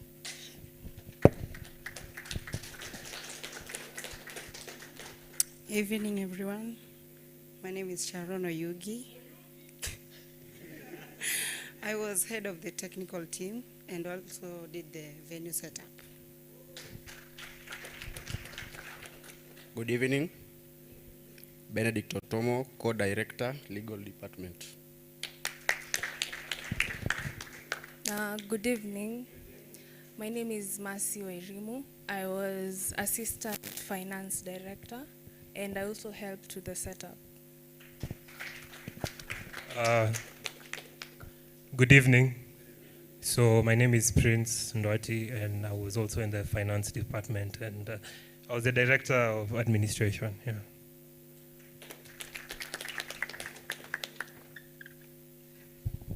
I want to say, first and foremost, thank you to this team. Kwa bidii yenu, kenye mtu ameekelea, ndicho mtu anavuna, si ndio? Tuko sawa? Asanteni sana. You can now go back to your positions. Now I think I'll read my speech. As the chairman of Filamu Festival, let me begin by saying, wow, what a journey this has been. From brainstorming sessions that felt more like therapy groups to last-minute deadlines that nearly gave us all gray hair, we made it. And not just made it, we killed it, right? Right? Yes. Now, I know many of you expected this road to come with a driver, free coffee, and a personal assistant named Brian, but sadly, it just came with a lot of responsibility and a WhatsApp group that never sleeps. To my incredible team, thank you for showing up, showing out, and showing me that teamwork truly makes dream work. You all have been my ride or dies, even when the projector refused to work 10 minutes before a screening. That was a test, and you passed. To our partners and sponsors, Nyindo Mabingwa, the real MVPs. Thank you for your trust, support, and for not asking too many budget-related questions. We truly appreciate. And to our amazing filmmakers and storytellers, your creativity, courage, and passion brought this festival to life. You reminded us that stories matter and also that sleep is optional when chasing a deadline. As we celebrate this success, let's not forget this is just the beginning. Bigger dreams, louder loves, and yes, hopefully a larger budget awaits us. Thank you, and thank you. Stay creative, stay bold, and remember, Filamu itambe.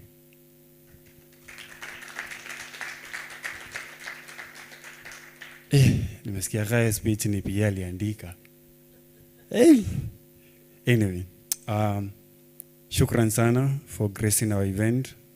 Filamu International Student Film Festival 2025. We do say thank you.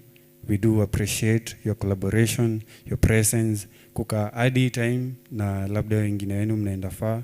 We do say thank you. I want to appreciate our sponsors, Sana Post, the CEO, Mr. Peter Kawa. Shukran sana. Wewe ni msee wa nguvu by the way.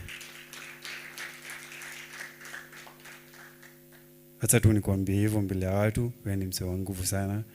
To Kenya Actors Guild, shukran sana tena the chairman, Mr. Peter Kawa. Support yako, support ya actors in the industry. Najua with the new guild structure, mambo inaenda kutendeka mambo mazuri, si ndio? To our BTM storytellers, partners, utetezi.org and Cameras Africa, mahali tu wako, God our bless sana. Anyway, siwezi sahau our patron, Mr. Nathan Bronze Asiago. Raka umetukimbiza in the right direction.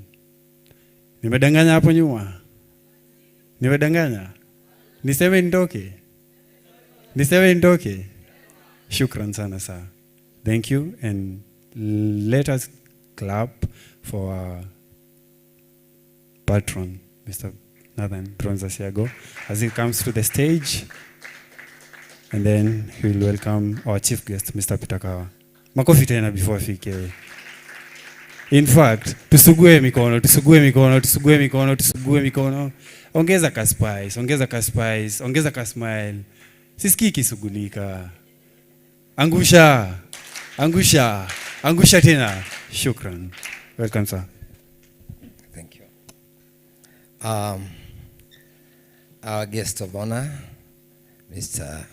Peter Kawa, mzee wa nguvu, vile wamesema. Our other guests are filmmakers in the house, students,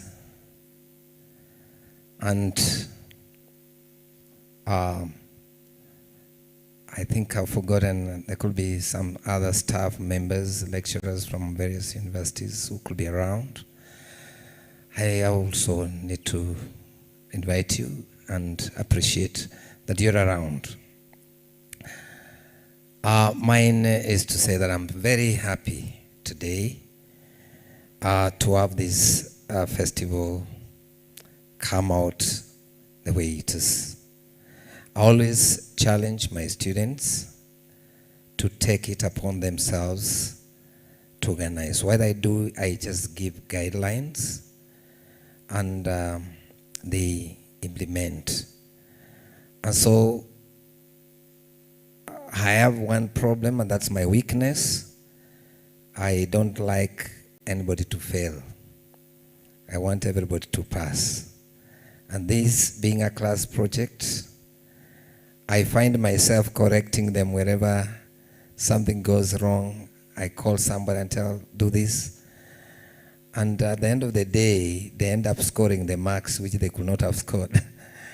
And so I really appreciate it, but this time round I've not done a lot of corrections because from the previous events, that's a Filamu events, we have seen where mistakes are, and during our meetings with the team, we managed to trash out some of those issues by discussing them and also giving the correct guidance. And so we have had a very successful event. I think we have had a record of 80 films being submitted for the festival. And I wish we had made this festival run for 3 days. But because of other tasks that we have in class or other projects which you need to do, so we have limited it to just 2 days.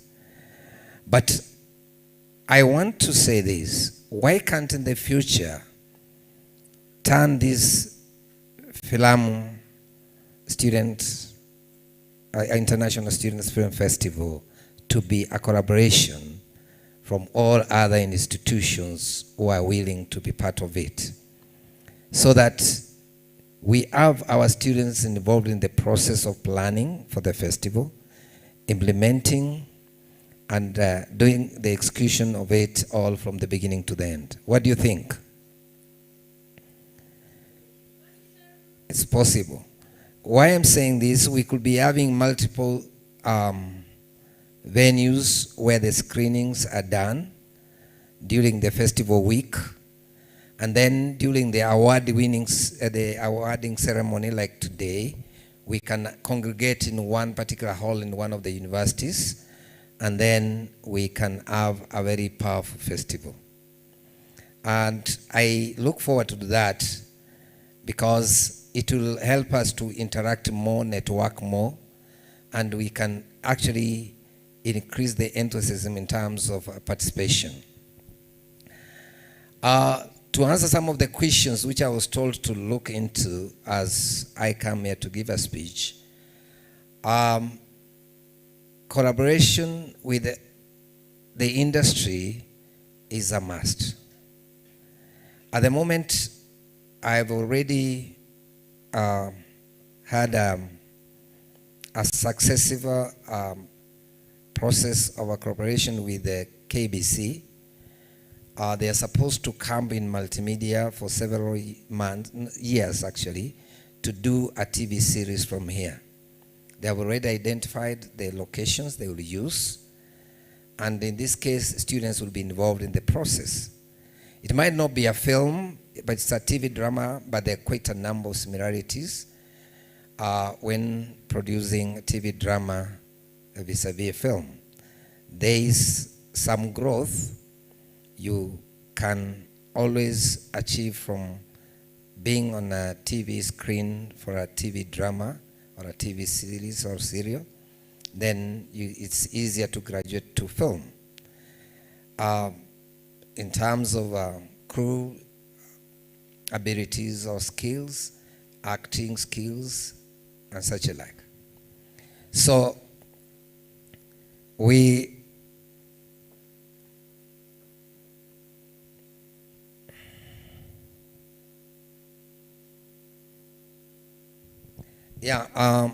so we need to allow such kind of collaborations. Here in Multimedia, we have had not one film, but just a few films shot here, and students have been involved. We had also a TV drama being shot here some time back, which I worked on and got the collaboration with the team. I think most of you were very young, you never saw it. And it was shot here for around 60 days, and students were involved in the process. And so if we have such collaborations in the universities or colleges where there's film training, then it exposes the students into the actual practical process of making films and TV productions. At the same time, it helps the students to network, as our friend said, that some of the students who were involved in the production, which was done at the University of Nairobi, got jobs and they are working those companies. That is a good thing, and then we need to look into that. On horror films, I think what you need to also do is understand that making horror films, actually most of the successful horror films have been cheaply made, and you can always achieve quite a lot. But the good thing is they make a lot of money. If you check on the net, you'll be surprised that some of these short, all very low budget horror films have made a lot of money. And so why not Kenyans try these horror films? Nigerians have tried their way. There's a lot of witchcraft in Ukambani, Kisii, night runners in Migori. And they say that they can actually make somebody who's dead to rise from the grave without them digging, and then the person wakes up and follows them. That's part of horror, the African way. We have heard of some houses where stones fall from the sky and then they fall onto the house. I had such a thing in Eldoret. We have heard of somebody refusing to be taken after he dies or whatever, refuses to be taken home and the vehicles are not moving. Where can we see those spirits moving around? That is horror. Is that not the case? Yeah, those are really stories which are happening in Kenya. Nimesikianga Mluya akikasirika wawezi mpeleka gari inakataa, mnamchange mnaweka ingine inaharibika. So let us have those kind of stories being told in oral format so that Kenyans can also get to know, to feel what it feels if really they experience the same. There's a question which was raised about how do we organize this. Daktari, I think I've done this. This is now the 6th time I'm doing this festival, the 50th time rather. And what we usually do is we give these students the roles as it could have been in the real film festival out there. Though it's not registered with the Register of Societies, it is an event organized within the university. And so we get the chairman and the board members who start recruiting by doing interviews, maybe, or by selecting, depending on the number of students in that group. So in some cases, people apply for jobs as a CEO.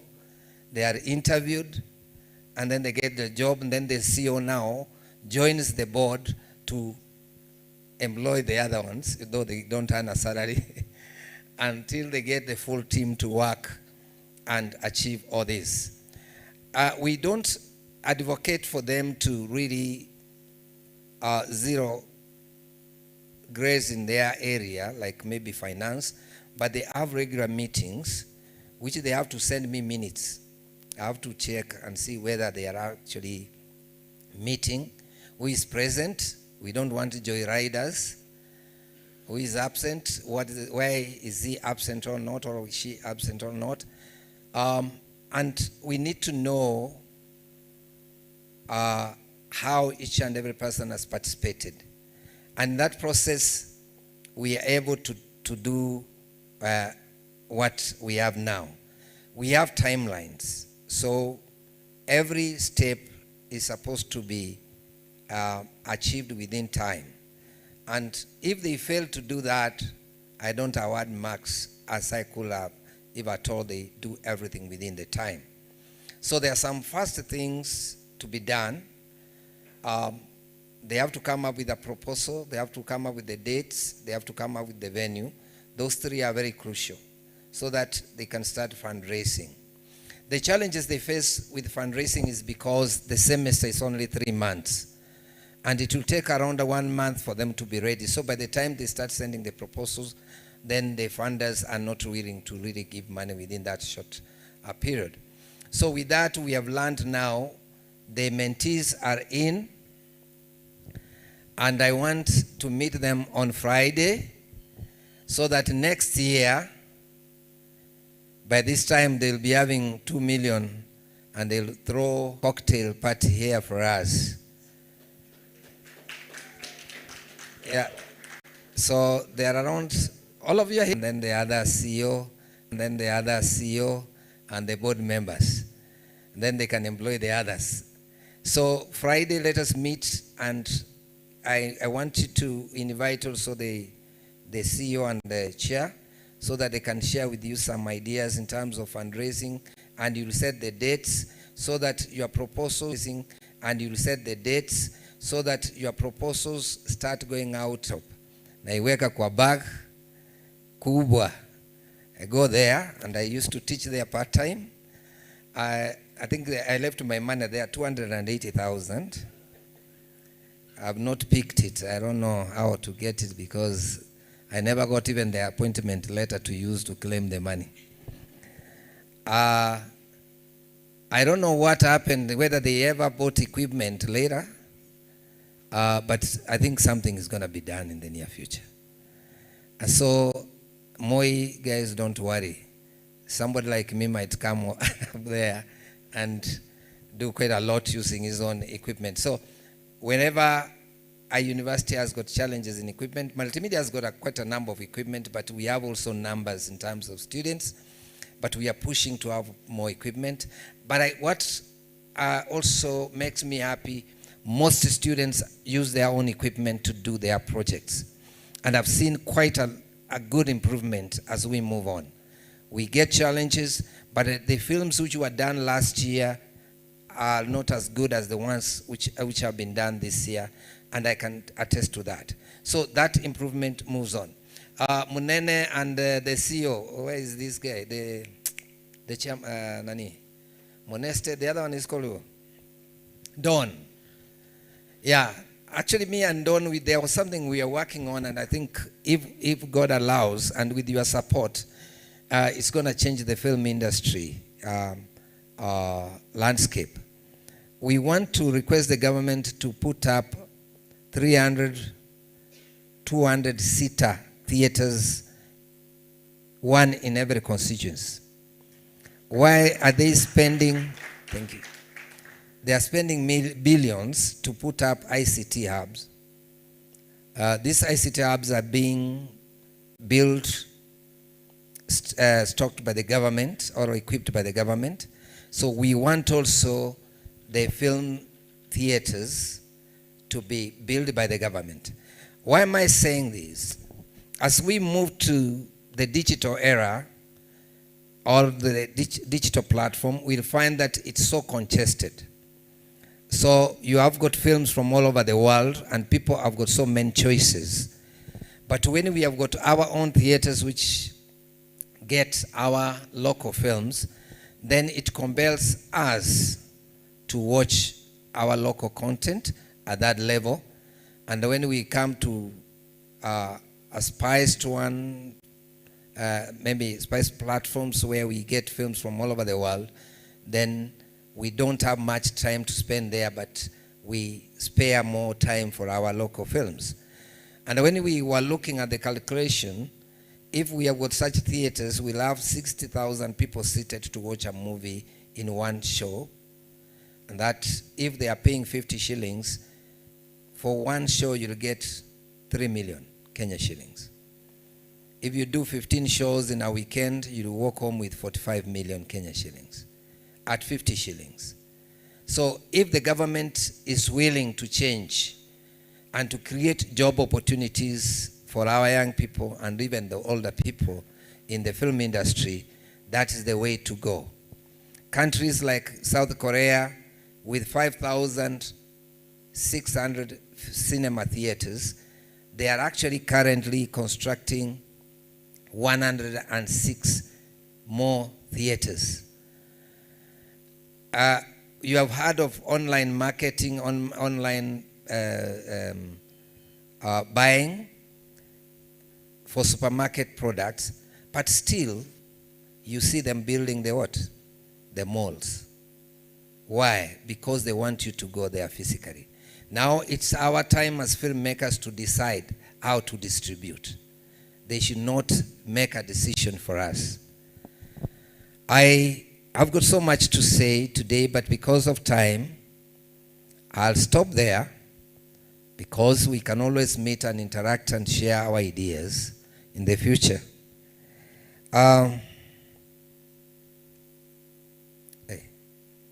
Umeandika nini bwana?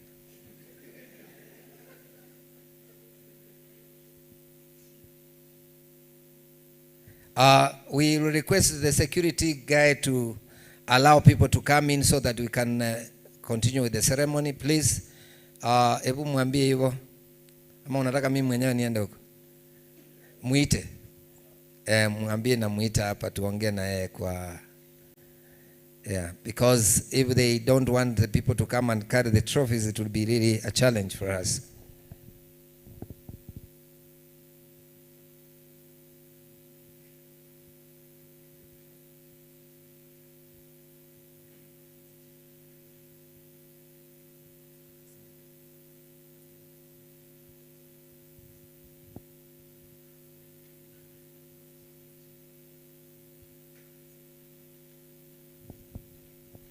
Yeah, I thought they're just here. I'm told they're outside at the gate.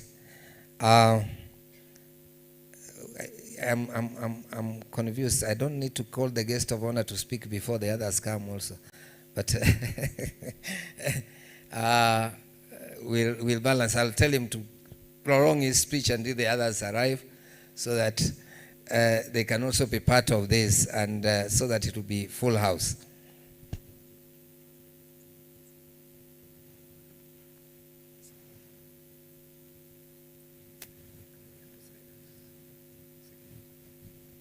Yeah, so we really appreciate that we are doing something every year. I don't know, if I may ask, it's not necessary that I make a speech. How many of our guests from other universities are willing to be part of Filamu, and so that we can own it? It's not be owned by Multimedia, it will be for us. So, which university? Yes?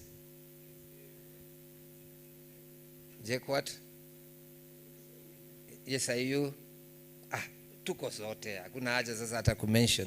So let us, please, select a team of maybe 2 people from your university. Then let us meet.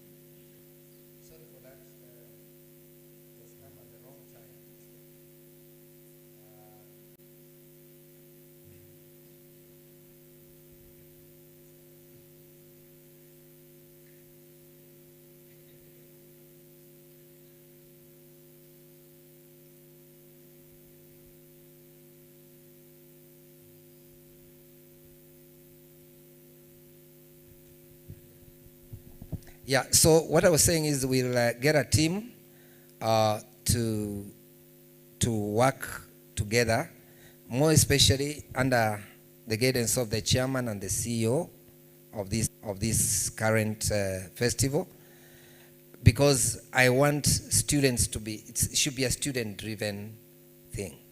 I want you to learn how to do a festival. What we'll do as lecturers is to guide you so that you do the things the right way and you get to learn as you do them. Because we need these festivals in future. Next semester we'll be having at the same kind of festival, but because we do not want to have 2 festivals of the same name within the year, the next year one is called KIIFF, KIIFF, Kenya International Integrated Film Festival. So that could be the one maybe we can have collaboration. We can have actually collaboration for both. so that we have a vibrant festival. So the team which will be selected can actually work like that. Remember, you are never in the university forever. So you should also learn to pass the what? The mantle to your juniors or your mentees as you move on. So if you are in, you learn how to do it, and then you hand over as you graduate, so that somebody else also can learn to do. That's what we have been using, the process we have been using here, so that they are able to do things even better than the previous team. So please, don't leave this venue before we have the teams having a small meeting, and then we can set a date when we can sit down and discuss, either online, or it can be, it's called what? A Zoom meeting, or we can meet physically. Yeah, tunaweza nunua chai. We are men of our own means. And the women of our own means, India. Yeah, so we can meet somewhere, and I think it will be better to do it that way.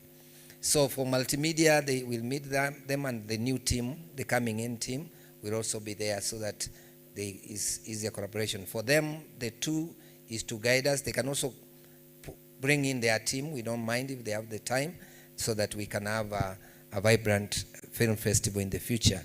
And also it will be a learning process for us as students who will be doing film. Ameshika? Yeah, so with those many remarks, I would like to take this opportunity to invite our chief guest, Mr. Peter Kawa. Kawaida or Kawa.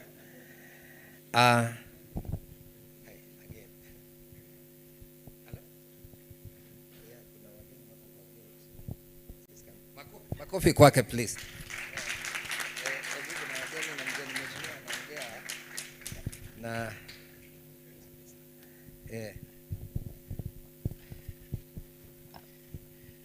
Good evening, guys. Mko salama? Na kama mmechoka sana bana, vipi? Yeah? Naona pato na metoka nje, but bwana CEO Brian, bwana chair Kadush, all protocols observed.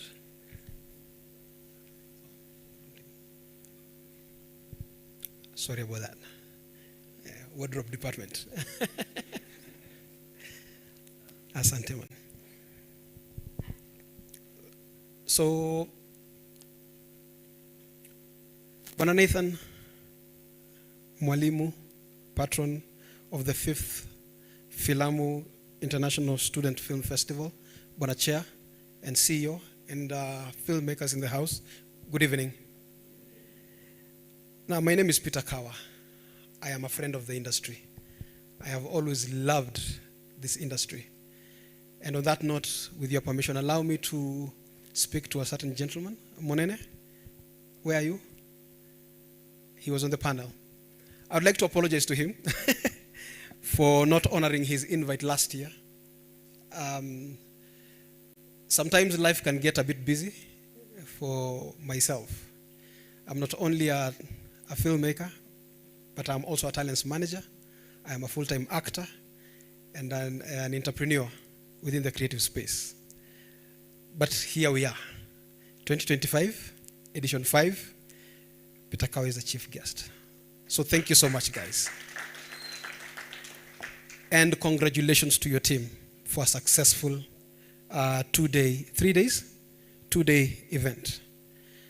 Now, it is pretty interesting that today I stand in this hall because I've just been told to elongate my speech before the rest come in. So I'll start with a small story. I was saying it's pretty interesting that I stand in this hall today. 20 years ago, 20 years ago, I was a student at an institution called KCCT, Ikiwa Campus Town, and this was the main campus. This institution used to be called KCCT, right? Yes.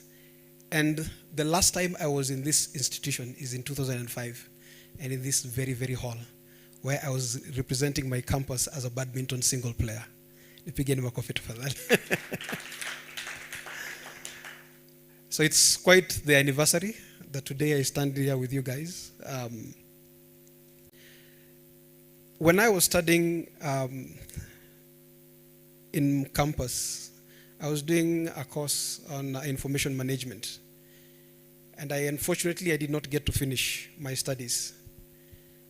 I didn't feel like it was my thing, studying information management and sitting in class on a desk. And I was like, you know what? I want to go into acting.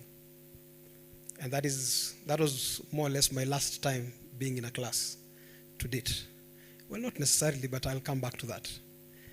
It was one of the most stupid decisions I ever made as an individual, because I was literally on the tail end of my studies to get my diploma. And then I was like, you know what? I'm done with this. I'm going to act. I shall tell very many people when I give speeches that it was the most stupid decision. However, looking at how my 20 years have been in the creative space, I can say it was not the most regrettable. Because by God's grace, I have worked hard to be the man that I am today. Oh, makofi tafadhali.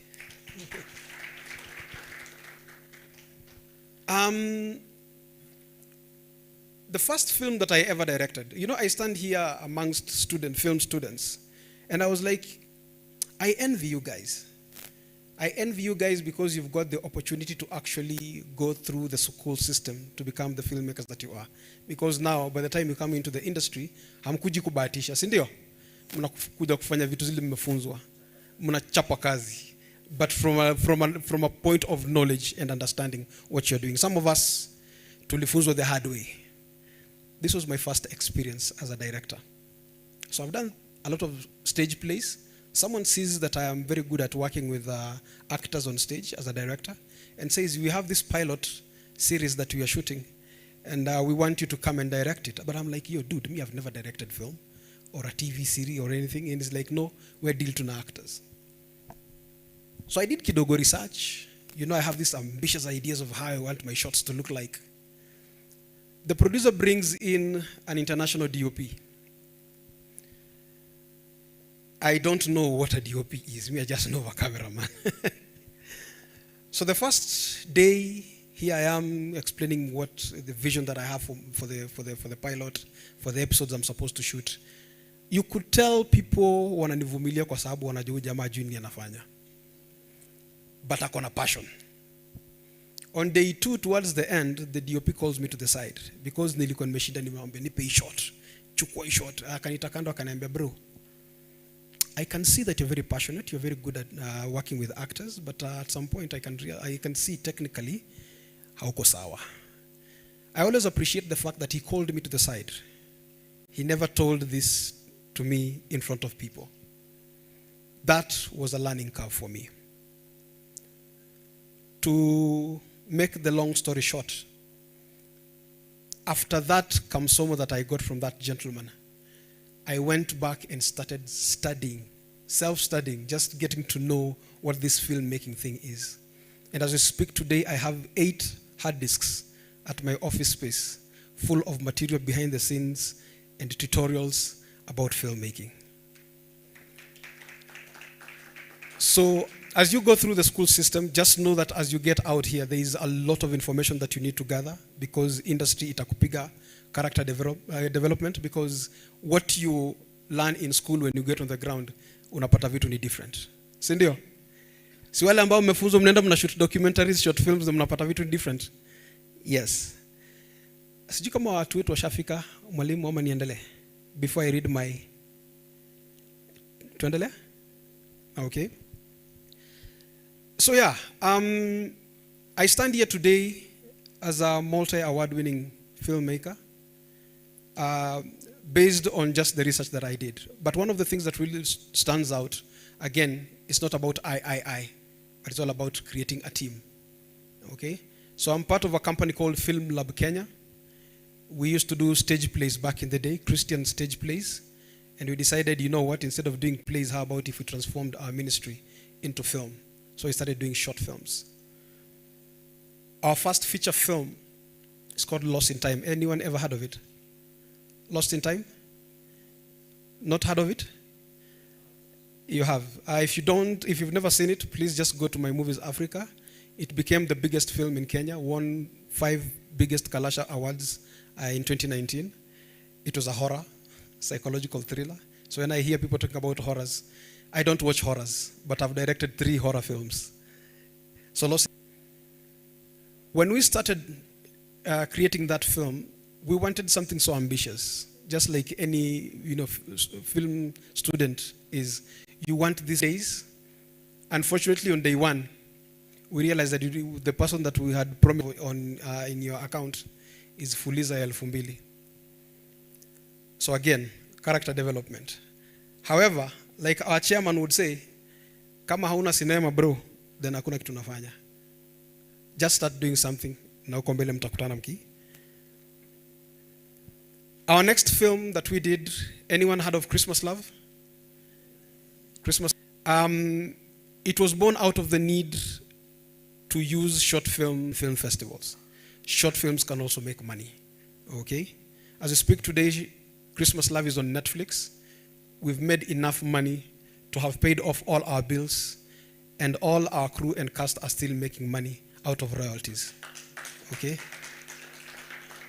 So as you're doing your short films, the panel has been speaking so many times about short films. Please don't get into this business just for the passion of it.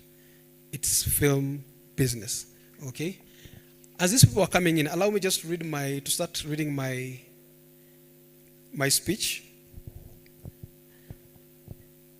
Bona CEO, what do you think? I can start? Okay.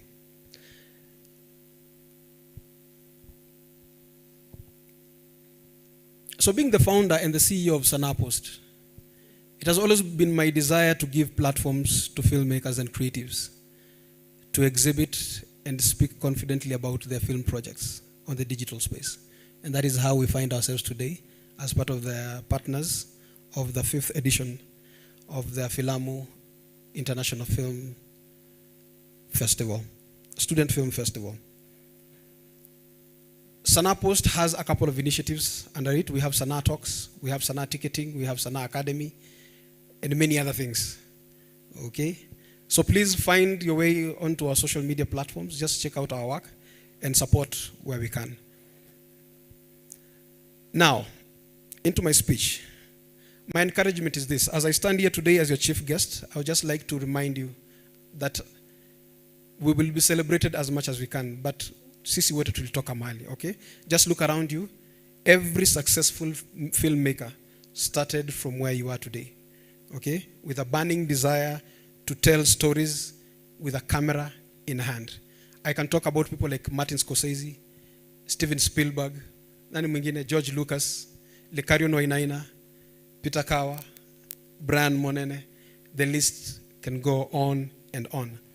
I remember back in the day, people like Likarion would use short films to tell their stories, but right now, they're telling their stories through feature films, series on Showmax, and the likes on Netflix, okay? So it starts from here. Create your community. They all had burning desires to tell stories with camera in hand, not with massive budgets, not with industry connections, not even guaranteed distribution deals. They just wanted to tell stories. So what I'm urging you today is this, that your greatest asset isn't what you hope for tomorrow, but what you have in hand today. Mimi kama Mkristo, I remember Mungu akimuuliza Musa, what do you have in your hand? Sasa, right now in my hand, I have, si ati ni ujaluo ama inanisumbua manini, but I have a Samsung S23 Galaxy, okay? If phone inaweza shoot mpaka 8K. What do you have in your hand? Wow. All right, guys. So we're just going to begin. Unfortunately, time imetupita kidogo. So allow us if we go a bit fast. Sawa sawa. Tuna agree? I know that this is the main event, but because of time, I know it's a bit late and people have come from far. First of all, I've been told to give a big a big thank you to everybody who has come from outside, people who have come from different universities. Somebody please turn off the other mic. People who have come from other universities and guests who are just interested in the film industry. Thank you so much for being here at Filamu Festival. As a begin, and we are going to start with the